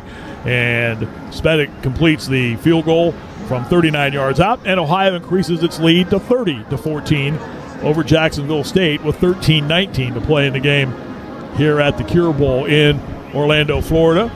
Bobcats answer with a scoring drive, and again have the lead at 30-14. Don't forget our next broadcast of Ohio basketball comes your way on December the 30th. Bobcats will be back in action at the Convocation Center, welcoming in the Fighting Muskies from Muskingum, a Division III school. And we'll have it for you right here. Jason Toy will have the call with a 7 o'clock tip time from the Convocation Center. Good-sized, fearsome fish, I'm told. The Muskies. Unofficially, I'm going to call that a 61-yard drive, 7 minutes and 32 seconds on the way to 3 points. And it makes it a true 2-possession game, as in 2 eights could tie the game if things went terribly, terribly wrong for Ohio, but would not take the lead. So now it's just, from this point, it's math and clock.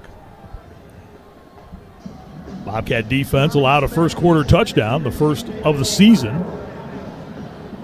Right at the end, though. Yeah, they waited right last minute and a half, minute 40 before that broke. This has been a big scoring period for Jacksonville State. They've scored 121 points in fourth quarters this year. Fair catch on the kick at the 2-yard line by Petway. And Jacksonville State will put their offense onto the field. Their dual threat of their offense, Trey Stewart and Tyler Huff, have pretty much been held in check today. Huff, at last check, had 247 yards of passing, but I think I'm a little dubious to that exact number there.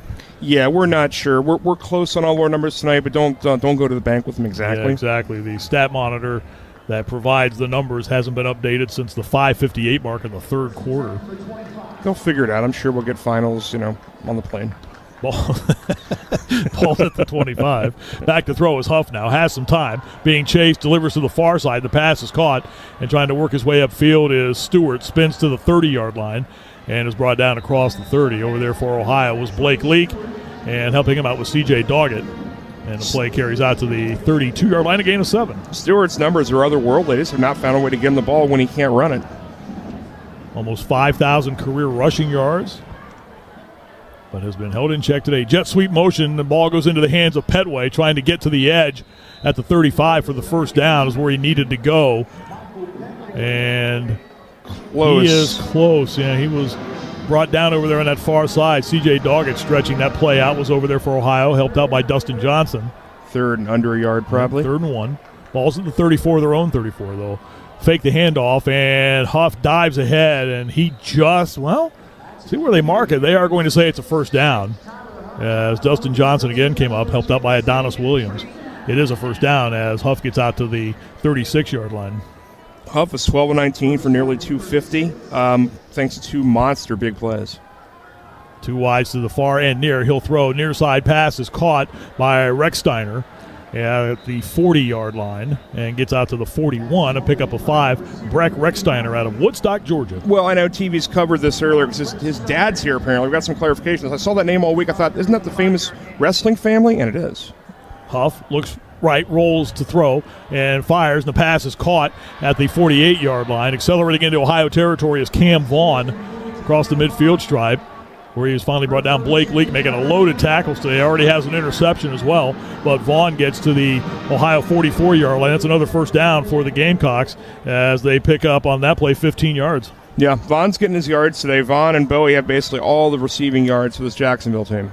Ohio making some substitutions. Chris Mayfield and Adonis Williams check out, so they halted Jacksonville State's ability to snap the ball. Back to throw is Huff now. Fires, leaping, one-handed attempt at a catch by Cam Vaughn, and he could not hold on to it. His momentum was carrying him away from the football. He got a right hand on it, but could not corral the ball enough, and it's an incomplete pass. Yeah, just extending. It was too tall. Receiver's pretty tall, but it was a little over his head. He had to go up and get it, and I'm going to be honest, Ohio's safety pulled off there. He really could have cracked him.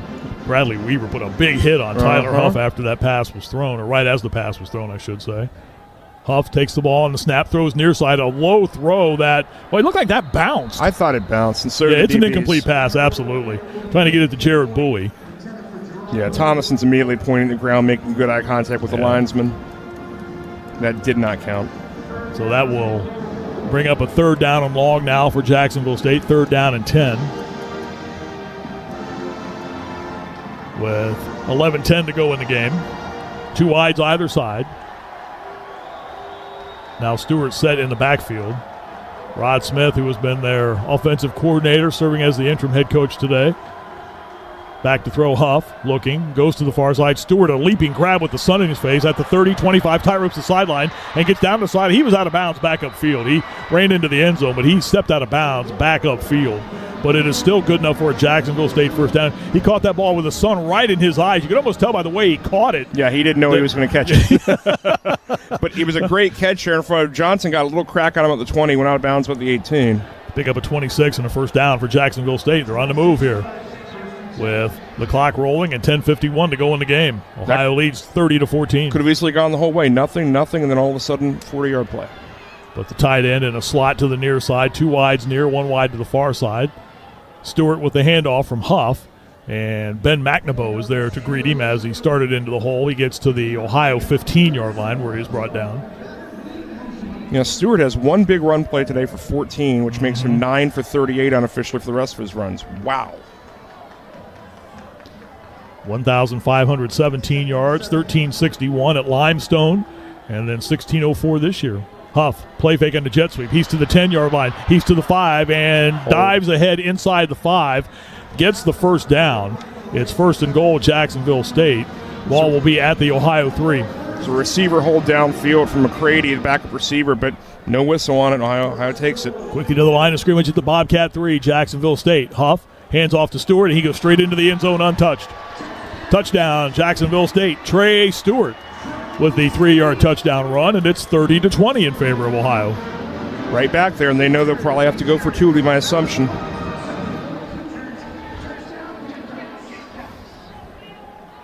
That looks to be the case. They are going to keep the offense on the field here. They were trailing by 16. They effectively need 2 8s, which means a 6 and a 2 and a 6 and a 2. So the try for 2 coming up this year on the season. Jacksonville State 1 for 1 on 2-point attempts. Ohio's defense has held opponents to 1 for 2 on 2-point tries. And this would cut the lead to 8. Stewart to the left of Huff. The try for 2. Huff will throw, but flags, or whistles rather. Ohio calls a timeout because I think they only had 10. Before the snap, timeout, Ohio. Yeah, Ohio's got short. First of the half, 30 seconds. I think.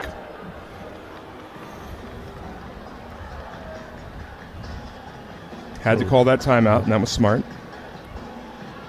If you missed it earlier, it has been announced that Ohio defensive coordinator John Hauser will be coming back and will be staying with the coaching staff. Of course, Brian Smith named the head coach earlier in the week by Director of Athletics Julie Cromer. And that is good news that John Hauser is coming back to keep the defensive coordinator duties, but I'm sure there are a lot of other questions that still need to be answered once this season comes to a conclusion at 9 minutes and 52 seconds of clock time. Yeah, well, we'll have time to figure it out. Players will have time to figure it out. Other assistant coaches, the rest of the group, this core group, and who remains and who will be new to us in the fall. So the try for 2 coming up. Again, it's 30-20 in favor of Ohio right now. Trey Stewart's to the right of the quarterback, Tyler Huff. They have 2 wides split to the far side. And they wanted to run a little counter motion to Bowie, and Ohio had that sniffed out. Bradley Weaver got to Bowie almost the same time the ball got there and drops him. Great job by Bradley Weaver, who's had a tremendous season, and he read that play brilliantly. The try for 2 fails. Just read the keys, go to the mesh point. They were showing you 2 things, essentially a jet, but also a counter or a reverse motion to try and freeze you, and it froze no one. Timeout on the field, 9:52 to go in the game. Ohio leads Jacksonville State 30-20. We'll step aside. This is the Ohio Sports Network from Learfield, presented by Holzer. Put your phone on D&D, that means do not disturb when you're driving. And when you're going from point A to B, I need you to stay safe, please, so always sing with me. So put your phone on D&D, that means do not disturb when you're driving. And when you're going from point A to B, I need you to stay safe, please, so always remember this beat. Don't drive distracted. A message brought to you by the National Highway Traffic Safety Administration, Project Yellow Light, and the Ad Council. Babes, what are you doing? What? I'm just mowing the lawn. No, it's blazing hot and dry out here. Don't you remember? Smokey Bear says. Avoid using power equipment when it's windy or dry. Where'd you learn this? Oh, it's on SmokeyBear.com with many other wildfire prevention tips. Right. Thanks, Honey Bear. Because remember, only you can prevent wildfires. Brought to you by the USDA Forest Service, your state forester, and the Ad Council.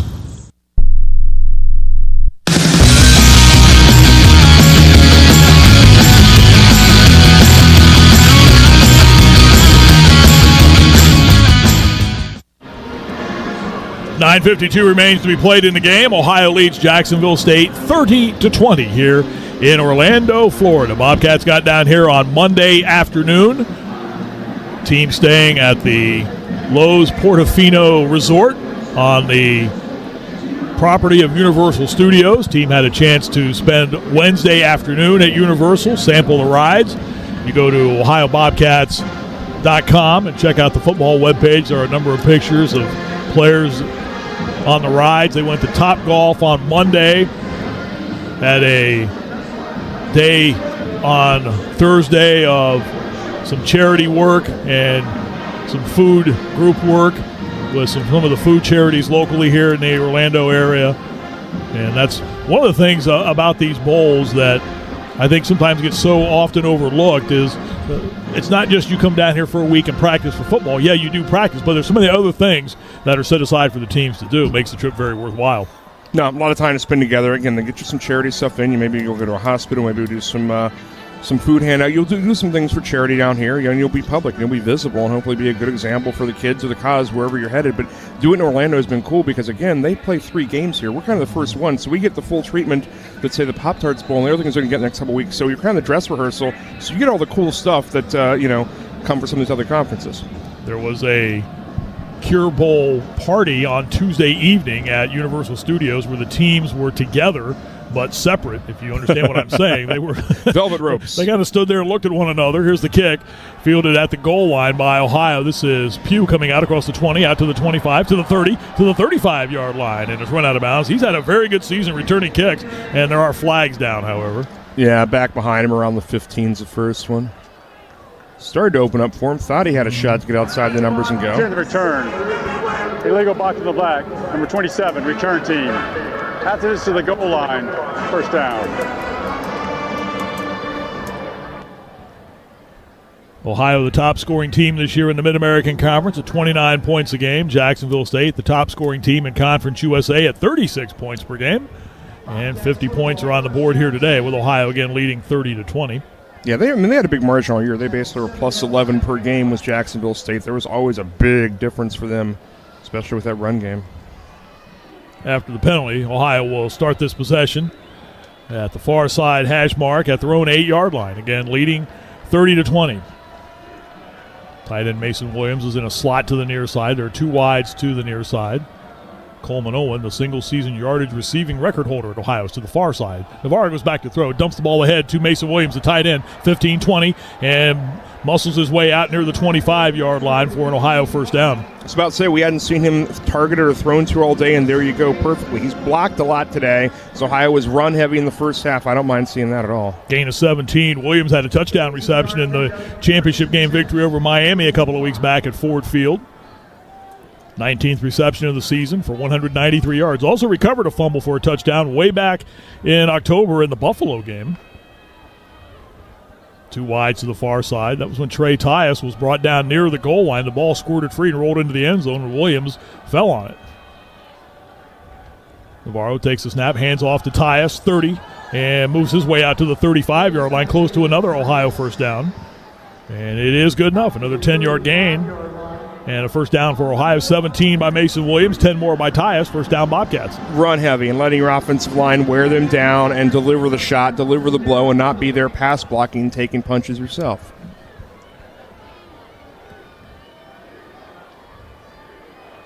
Jake Bruno into the game as a tight end, flanked to the far side.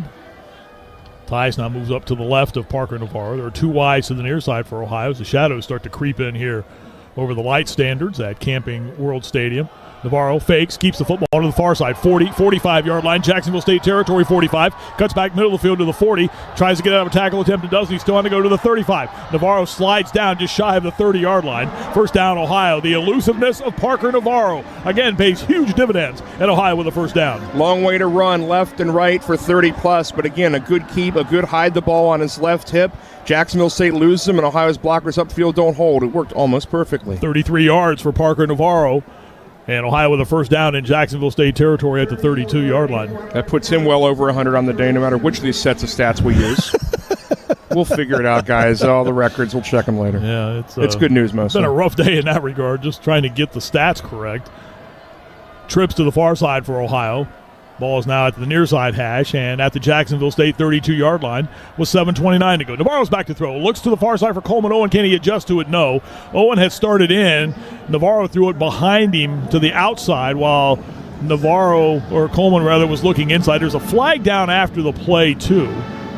Carson Heidecker and Fred Perry They've been working at it all day. I mean, both of them have clearly big personalities. That's a great way to describe it. Yeah.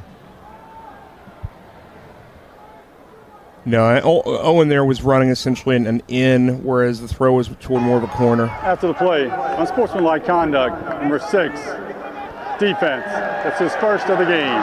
15-yard penalty, automatic, first down. So after the penalty flag was tossed into the air. They also had to go over and pull Antonio Carter out of the mix. He was trying to sell some Wolf tickets with Carson Heidecker. That will move the football inside the 20 after the penalty to the 16-yard line. That'll work. That'll work. So with 7:25 to go, Bobcats will have a first down and 10 at the 16-yard line. A touchdown and a one-pointer, a 7 basically makes this a 3-score game for Ohio. Ohio trying to even the MAC Bowl record at 1 up and 1 down. Correct. Western had a great first half and then went away. Losing to South Alabama, who played without Gio Lopez that night with Bishop Davenport at quarterback. Correct. Remember, we saw him back in Athens again way back in September.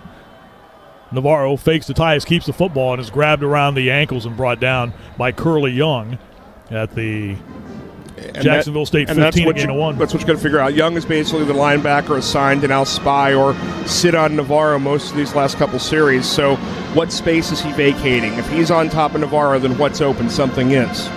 Last check, Navarro was credited with 83 yards rushing. Tyus, at last check, credited with 108 yards rushing. But again, I'm a little dubious of just how accurate those numbers are. Not that they haven't had good days. But and Ohio's over 200 regardless, I think. 9th time this season that will have happened. Coleman Owen speeds in motion. Navarro takes a snap and rolls and throws away. The pass is batted away and is intercepted. It is taken away. It was knocked into the air, and coming away with the football was Kywan McCray. Parker Navarro tackled him. He was trying to get the ball to Coleman Owen, who was open, but the pass was deflected, and it is taken away by Jacksonville State's Kywan McCray. The Gamecocks get the football back. Yeah, not only the shot block, but also the recovery. They're catching the way down. Navarro basically had to save the game and save it with a tackle after McCray comes down with the ball. Yeah, Big flip. Yeah, McCray's the player who knocked the ball into the air. And just like that, Jacksonville State, with 6.5 to go in the game, 6:38 to be exact, gets the football back. Yeah, a little deflection off the improv, trying to get Owen and just trying to get an open throw lane, and it was not there. And they have the ball at their own 30-yard line. They'll hand off to Stewart, and he has grabbed the ball, might have scored it free. It did, and this might be Ohio football. Stewart lost the football. The Bobcats are saying it's theirs. Ben McNaboe's at the bottom of that pile. And if officials come together. It's the second time today that's happened where Ohio's turnover has been essentially nullified moments later. Austin Brawley comes running out of the back saying it's our ball. Rolling on the field is a fumble recovered by the defense. Ohio gets the ball right back. The Bobcat defense again answers the bell. Reset the clock with plus field position again and just run out this 6.5 minutes, please. 6:27 left on the clock. And Ohio will have the football back. It looked like it was McNaboe who fell on the loose ball. Now the Jacksonville State coaches are claiming that the play, or that the runner was down. We have not seen the replay yet. No, and we don't know where the whistle honestly fell in that sequence, if it did. The ruling on the field of a fumble is under further review.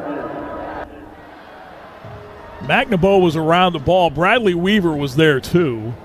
And all the usual names. Yeah, it was McNaboe who came away with the football.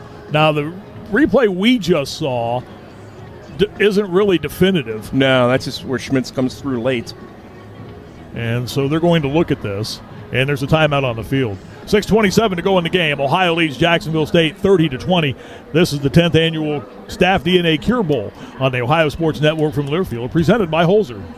Toyotathon is on, and it's the perfect time to wrap up the year with a new RAV4, America's best-selling SUV. Now through January 6th, get 4.99 APR financing on a new 24 or 25 RAV4 or RAV4 Hybrid. Excludes RAV4 Prime. Or lease a gas-powered 25 RAV4 LE for $299 a month for 39 months with $32.99 due at signing. With approved credit through TFS, tax, title, and license extra. Call 1-888-36-TOYOTA for details or go to Toyota.com. Toyota, let's go places. Game day, baby. Let's go. Wait, oh no, you've got to be kidding. I forgot the Labatt. No worries, pal. I got your Labatt. Let's get this tailgate started. You are the man. Anyone else need a Labatt? I can't believe you broke that table. Nothing like a blue light and some chicken wing dip. Where else would you rather be than right here, right now, drinking Labatt? Because it takes a team to support the team. Labatt takes everything to the power of we. Always enjoy responsibly. Beer, copyright 2023, Labatt USA, Buffalo, New York, all rights reserved. Labatt regulated U.S. trademark of Labatt Brewing Company, Ltd.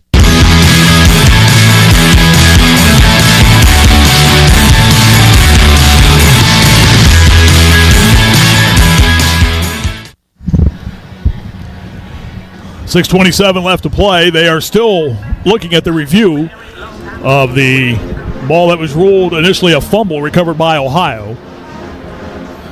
Matt Schweikert's been watching the TV back in North Carolina for us, and he says probably cool for Ohio. We'll see. One of the things that Jacksonville State has done so well this year is run the football. 9 times this year as a team. They have been over the 200-yard mark. 5 times over 300. Average 270, 268, something like that. And 267, led Conference USA. They had 438 yards rushing in their win over Middle Tennessee State. Edwin Lee has looked at the replay, and now we'll tell everybody else what he found. After further review, the runner's knee was down before the ball became loose. It'll be second down. So it will be Jacksonville State ball. So the runner was down, Trey Stewart. I mean, it's going to be a really remarkable stat line for this Ohio defense. You're not going to like the busts on pass. You gave up a few big plays. But right now, unofficially, they're negative rush yards for the day. The best rushing offense in their league and one of the best in the country. Huh. Jacksonville State coming into the game was a +9 turnover margin this year. That also. Yeah. They have struggled all in over that regard today. All over the map. Hand the ball back. Ohio has held a number of teams in that less than great category rushing earlier this year. Seen like these 50-yard halves, less than 100-yard games. Akron was held to minus rushing yards. Yeah, they've done that several times. And this is a great rushing team. This isn't just like generic Team 8 from your league. Second down to 9. The play did gain a yard to the 31, their own 31. Out of the shotgun, Huff is back to throw. Blitz on, fires, and the pass is juggled and dropped, trying to get the ball into the hands of Bowie. Again, that young man's had a big first half, but just could not hang on to that pass. He was on a crossing route at the Ohio 46. It's terrifying. It's a little guy. They run him on deep stuff and try to get him by himself. He's just a little receiver, 5'9", 160. He got a Martinsburg, West Virginia, went to Concord at D2, and all of a sudden here he's a piece. Third down and 9. The ball at the 31. Huff again is back to throw. Looks, flares near side. Stewart makes the catch. Trying to set up a little screen, and Blake Leak will have absolutely none of that. He comes racing over and plants Stewart immediately at the line of scrimmage, which was the 30-yard line. Just leaking those guys in the middle of the field, staying off of blocks. He and Schmitz the second half, that's been the key. Don't get blocked as they throw these these screens with one man, one blocker to the outside a lot. With 5:50 to go in the game, Jacksonville State will keep the offense on the field. 4th down and 8. Back to throw is Huff. Looking, still looking, has some time in the pocket now, fires far side, receivers wide open, making a catch at the 48-yard line. It's a first down for Jacksonville State, and then getting into Ohio territory as the pile pushes him ahead across the 45-yard line. I think that was Cam Vaughn who was open and made the catch. They're sorting through everybody over there, and it was Vaughn who made the catch. It's a first down Jacksonville State as they convert on 4th down and 8. The play carries into Ohio territory at the 43-yard line. First down Jacksonville State. Yeah, big umbrella, pretty soft kind of a prevent there you weren't in love with. 27 yards on the completion. Back to throw is Huff from the far side hash. Flushed out of the pocket, rolling, fires long downfield. Now Vaughn is open. Check it, that's Bowie who makes the catch and then gets bumped out of bounds inside the Ohio 20 at the 15-yard line. Another first down, a gain of 28. Same spot in the zone. Ohio a little flat-footed in the prevent. An Ohio defender injured behind the play at the 40. Defensive player. That's Braylon Henderson, who is down to a knee. But that's the same route, the same package, and against the same defense where Ohio leaves a big gap there in the bracket against the sideline. 5:04 left in the game. And Jacksonville State moving back downfield. They're in Ohio territory. The ball's at the Bobcat 15. Their ability to get chunk plays today on the throw has been impressive. Again, they've come out of nowhere. They're not really able to string them together, but all of a sudden you look up and here's a 30, here's a 56, here's a 75, and that's how they've gotten to 300 yards offense on the passing side. This game is rapidly approaching the 4-hour mark. It started at noon. and we thought these are 2 run-heavy teams. We'll be out of here in 2.5 hours or whatever low numbers is, what you jokingly guess. Right. And this is exactly the opposite. And this is not a game where you scored 100 points. This is not a game where you're throwing the ball 70 times. This is bizarre. There's been a lot going on in this game, both in play and out of play with penalties and other things happening, lengthy delays.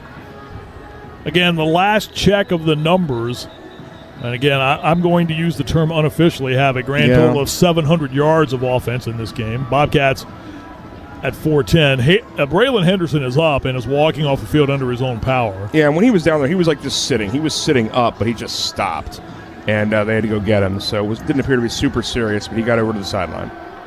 Jacksonville State will scrimmage at the far side hash, moving from right to left. First down and 10 at the Ohio 15. Huff takes a snap. Play fake, goes far side, pass is caught, and spinning across to the 11-yard line as that play is caught. The pass rather caught by Rechsteiner, and he is knocked down at the Ohio 11, a gain of 4. Rechsteiner, coming into the game, had 13 catches, has 3 so far today. That's a big, strong dude. He's had a couple of really exceptional blocks in space today on the perimeter. Play fake, Huff to throw, comes near side, incomplete. Throw was low, trying to get the ball to the near side into the hands of P.J. Wells, and Ohio had that bracket at that time. Mike Mack, the second in at that nickelback spot, made the coverage that time for Ohio. Good job by Mack. He's played a good bit today. He has. That's a player that John Hauser, who will stay as Ohio's defensive coordinator, has talked a great deal about how much he likes the way that young man has developed over the season. 3rd down and 6 for Jacksonville State. The ball's at the Ohio 11. High snap that Huff pulls down. He's back to throw. Flushed out of the pocket to the far side. Passes ahead. Bowie makes the catch and is knocked down shy of the first down marker. Tank Pearson submarined him inside the 10 at the... See where they mark him down at. 7 here. maybe? I'm going to give him to the 6. So it's going to be a yard shy of the first down. It's going to be a 4th and 1 at the Ohio 6. Yeah, Pearson and Schmitz did a good job keeping him from getting to the 5. Again, Ohio lost Shea Taylor in the first half. He was ejected from the game. They quickly come to the line of scrimmage. Bobcats are going to substitute. Braylon Henderson will trot off the field. Everybody bunched up right around the middle of the line of scrimmage. 4th down and 1 at the Ohio 6. Handoff goes to Stewart, and he has the first down. And the pile will push him towards the goal line, and he almost got in. He got to the 2, perhaps the 1. And that was mostly him. That wasn't much pile. That wasn't rugby anything. That was just strong legs. It's a 1st and goal at the Ohio 1. They're quickly back to the line of scrimmage.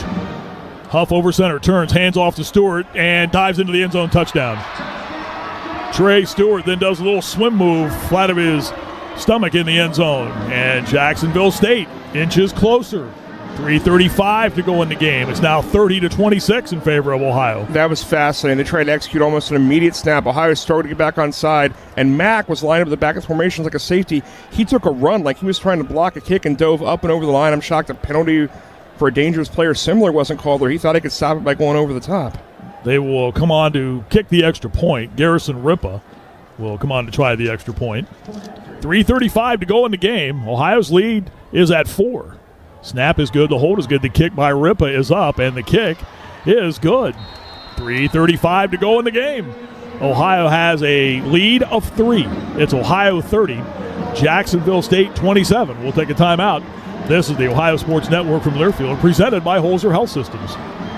Life is a collection of big things that really matter and little things that make a huge difference. At OUCU Financial Credit Union, we know that financial services aren't on your mind all the time, but who you choose to bank with makes a big difference every day.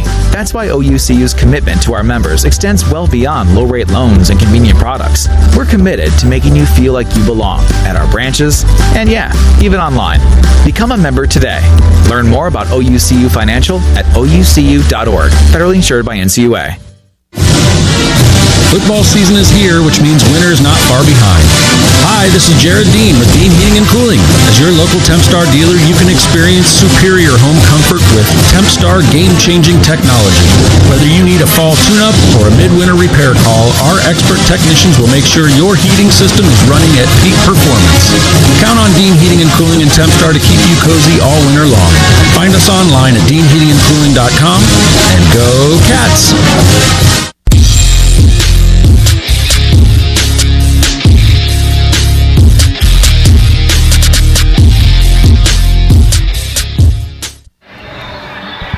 There has been so much going on in this game today with 3:35 left as Jacksonville State has edged to within 3 of Ohio.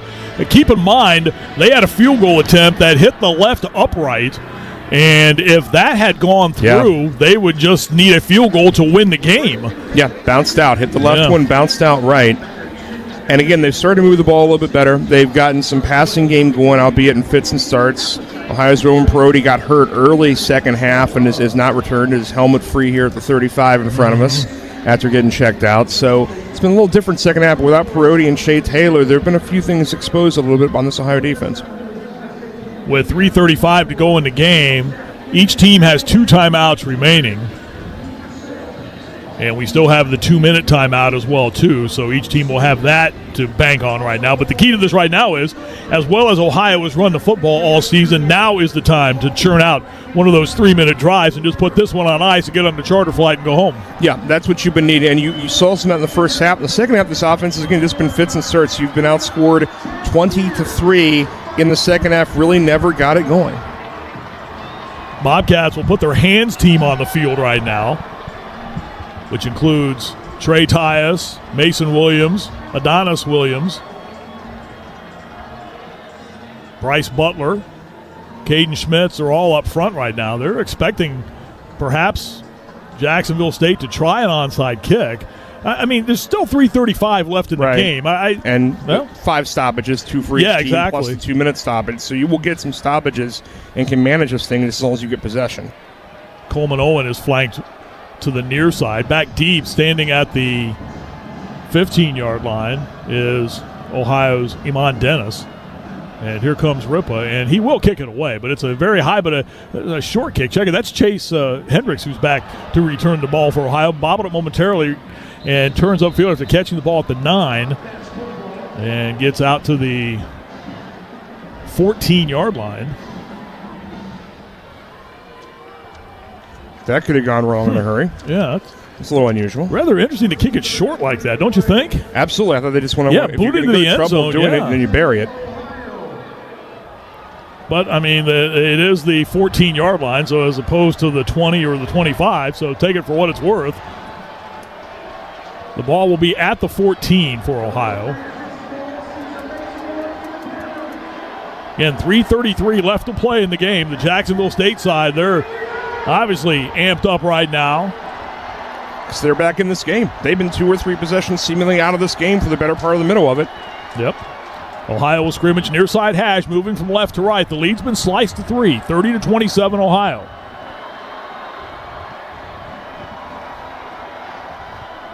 Bobcats trying to put this one on ice here with a lengthy drive. Again, each team has 2 timeouts remaining as well as the 2-minute timeout.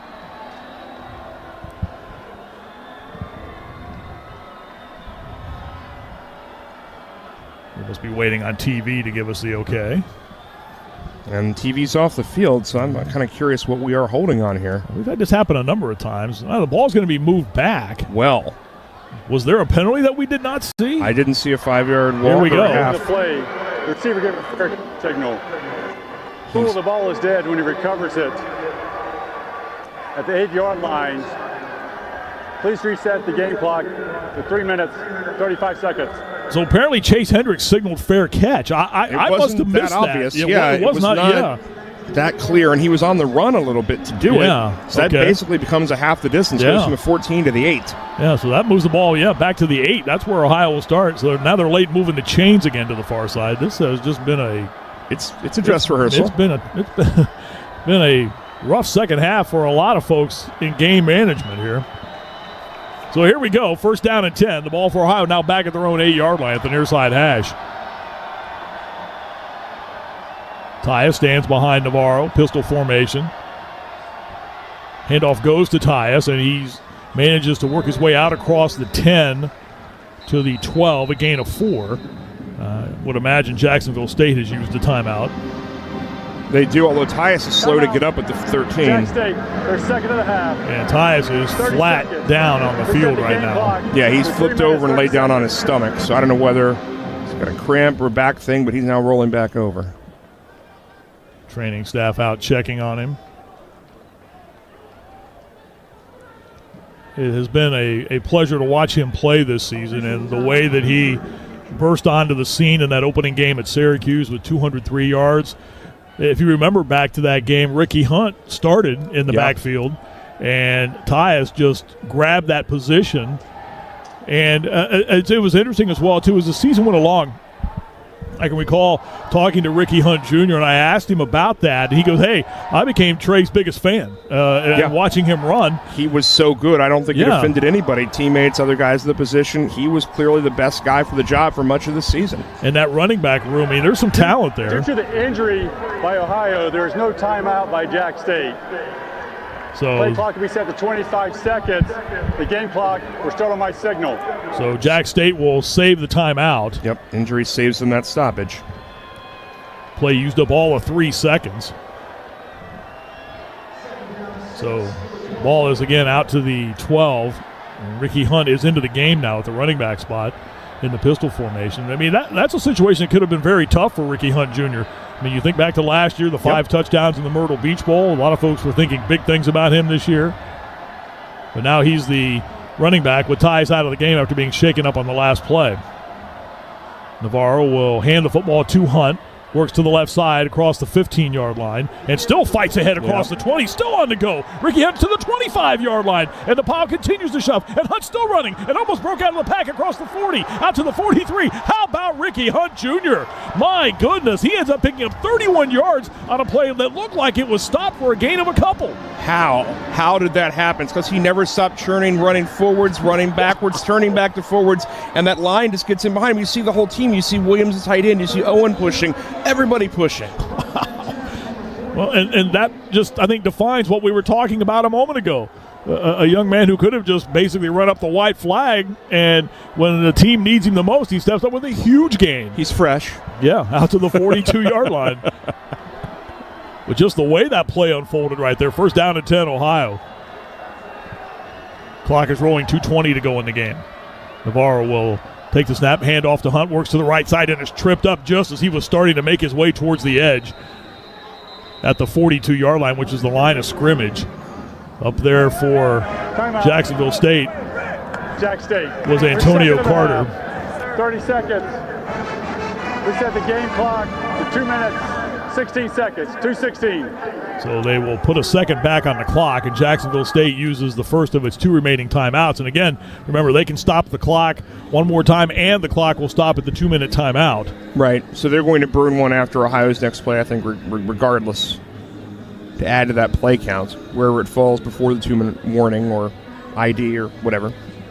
Just a huge run by Ricky Hunt Jr. to get Ohio out of the shadow of their own goal line. The ball was at the 12-yard line when he started upfield.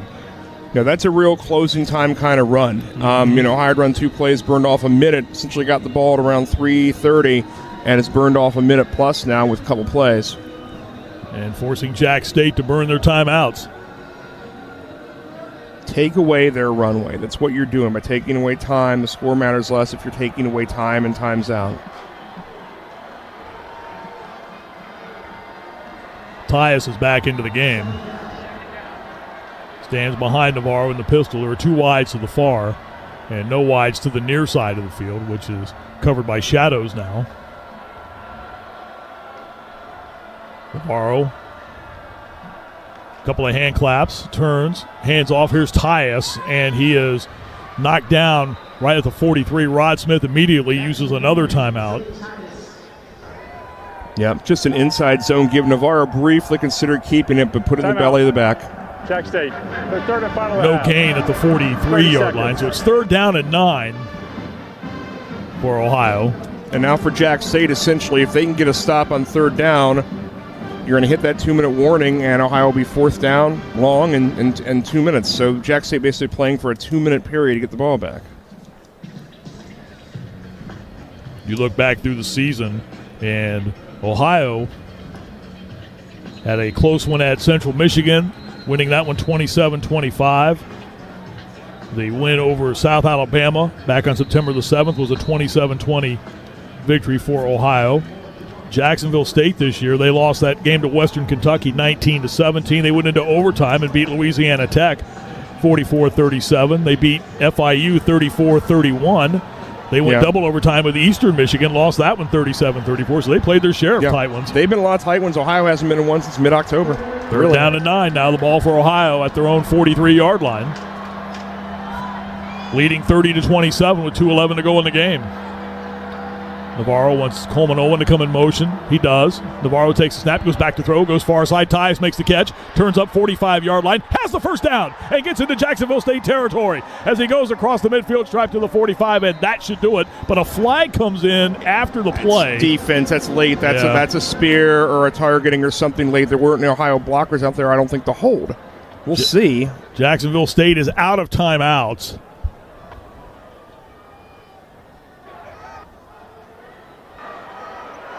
Personal foul. Targeting. Number 1. Defense. The play is under further review. So they'll have to look at this. Jameer Latimer. But that's exactly what it was. Yeah. And he's been a missile today, but he's been rough. And they've hit hard. They've hit high. This has been a hard-hitting game. And I will say this, too. You have to like the play call there as well, too, because we've seen that throughout some of the practices. Earlier in the first half, getting Trey Tyus out on the edge and getting him the football and letting him do the rest. I love throwing to the back. I wish Ohio's done more of it over the last 25 years, but I love that. And you threw it to him where he had enough room to stay in bounds, stay at the numbers, have no risk of ending the play out of bounds. It was perfect. It led him, but it didn't lead him all the way to the white. Well, I tell you, that's... And now you're going to have 15 targeted. Yeah, you're going to have 15 more onto that. Piled on, so that's going to get you... And that will probably take Latimer out of the game, too. That as well. That was, wow. This has been a hard-hitting, rough game for two teams that don't know each other at all, have no prior relationship or prior beef. This has been a pretty rough one. Rod Smith, the Jacksonville State coach for the next 2 minutes and 2 seconds, is standing on the field watching the big screen monitor to our left. They are situated. There's one off to the right as we look out to the grandstands here, one to the right, one to the left, and there's the big screen to the far side, high above the grandstand. And he is watching the replay very intently right now. I mentioned that he's the head coach for the next 2 minutes and 2 seconds. Auburn assistant coach Charles Kelly has been identified as the replacement, and he is here at the game today. It's oddly comfortable or uncomfortable depending on how it ends. Yeah, well, it would have to be, wouldn't it? Yeah, meet the guys. But yeah, that's. And I tell you this too. I think it's interesting. It would not surprise me if we see some of these names in Athens next year when with West WVU. Virginia, because Rich Rodriguez was the head coach. Some of the guys on this team we saw, and a couple of the guys who exited early. Yeah. I won't be surprised at all when they help fill out the cast of the Mountaineers coming in. Looking forward to that one. That's going to be the most crowded day in Athens in a while, my man. Hope everyone is ready. After further review, there is no targeting, number 1. Oh, my goodness. Oh, goodness. Okay. I'm sorry. We're all a little surprised by that. I'm sorry. Every person in the world texted me targeting before it was even announced, and that's how was that not targeting? Okay. All right. 2:02 to go. Be okay. Feel better. Finish this. Latimer will stay in the game. Hobbling off the field is Kaiwan McCray. He had that tipped interception earlier in this half. That was a shot block to yourself base. That's a basketball play. That was really impressive. That's a 2-minute timeout. We have reached the 2-minute timeout, and Ohio leads 30-27 over the Jacksonville State Gamecocks, and a game that has, well, quite frankly, had a little bit of everything here today. There was a major fight in the first half of this game. There have been big plays on either side, numerous turnovers as well.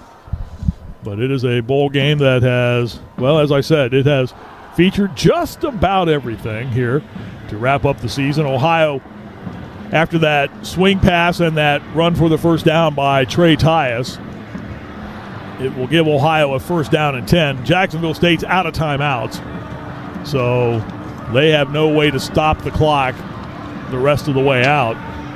And it looks like Ohio is going to hang on and win this one here today.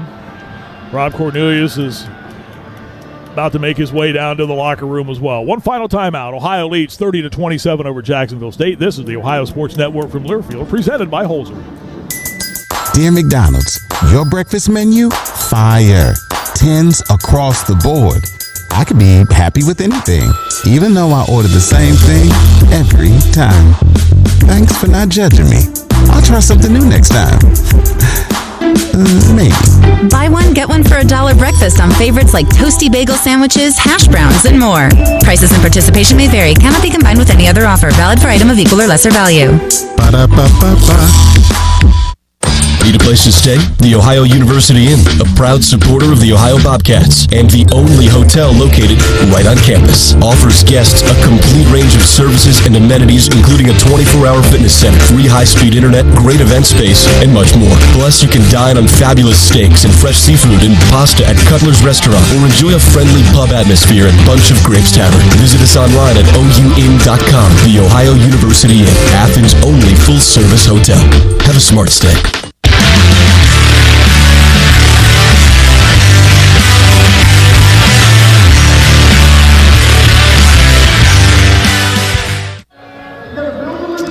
Exactly 2 minutes remains to be played here at the 10th Annual Cure Bowl, StaffDNA Cure Bowl here in Orlando, Florida. Ohio is that far away from finishing with a program record 11 wins during the season. Third straight season, Ohio will post double-digit victories. Aren't too many programs in college football that can say that. And Ohio will have that if they can hang on to the football.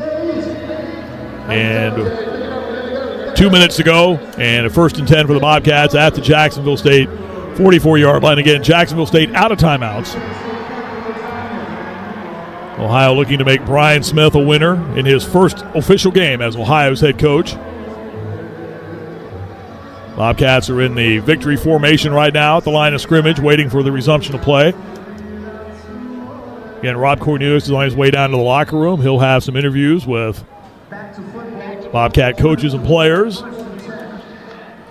Navarro takes the snap, goes down to a knee, turns, tosses the football to the officials. Clock will roll. 1:50 to go in the game. A season that started out with the team at 2-2, and I think it's fair to say there were a lot of questions about what this team would be capable of doing. The loss at Syracuse, then the back-to-back wins over South Alabama and Morgan State, and then going down to Lexington and falling to Kentucky. But after that loss on October the 19th in Oxford, this team found its gear, rolls to the MAC championship, the first for the program since 1968, pounded Miami in the conference championship game, the largest margin of victory in the MAC title game. First time a team has been held without a touchdown in the MAC title game. And the Bobcats come to Orlando, deal with a coaching change, and it never really affected the preparation. Although there were certainly a lot of questions about what was going to happen. Brian Smith named the head coach on Wednesday after a search that lasted a little over a week. And today the Bobcat big play players stepped up when needed. Parker Navarro with 3 rushing touchdowns in the first half. Trey Tyus, a huge day, carrying the football over 100 yards. Coleman Owen, over 100 yards and setting the Ohio single-season record for receiving yards. The ball popped free, but it was recovered by Ohio. Oh, goodness. Delay game, defense. 5-yard penalty. Clock will start on my signal. So the ball knocked free as it was about to be snapped. It also includes a 10-second runoff. They set the game clock to 25 seconds. The clock will start on my signal. So the Brian Smith era as Ohio's head football coach will start with a victory in the Cure Bowl. And Ohio will also win a bowl game for the 6th straight year. The 6th straight time Ohio has been to a bowl game, and Ohio emerges victorious. Brian Smith in his first game as Ohio's head coach, a winner. And Ohio knocks off Jacksonville State today in the StaffDNA Cure Bowl by the final of 30-27 and sets a single-season record for victories with 11. Bobcats knock off Jacksonville State today by the final of 30-27 here in Orlando. Stand up and cheer, everyone. Ohio closes out the season with a victory. Stay with us. Our postgame show coverage is coming up. This is the Ohio Sports Network from Learfield, presented by Holzer. Whatever temperatures this winter brings, your friendly and knowledgeable Bryant dealer is ready to help. Your dealer is committed to achieving a high level of training and skills and backed by outstanding products from one of the industry's most trusted names. Whatever your heating needs, your local Bryant dealer will do whatever it takes for your family's comfort. Schedule your appointment today with Elite Heating and Cooling at EliteServicesHVAC.com. Bryant, doing whatever it takes, and a proud sponsor of your Ohio Bobcats. People's Bank is a proud sponsor of Ohio University Athletics. And just like OU, People's Bank is headquartered in Southeast Ohio.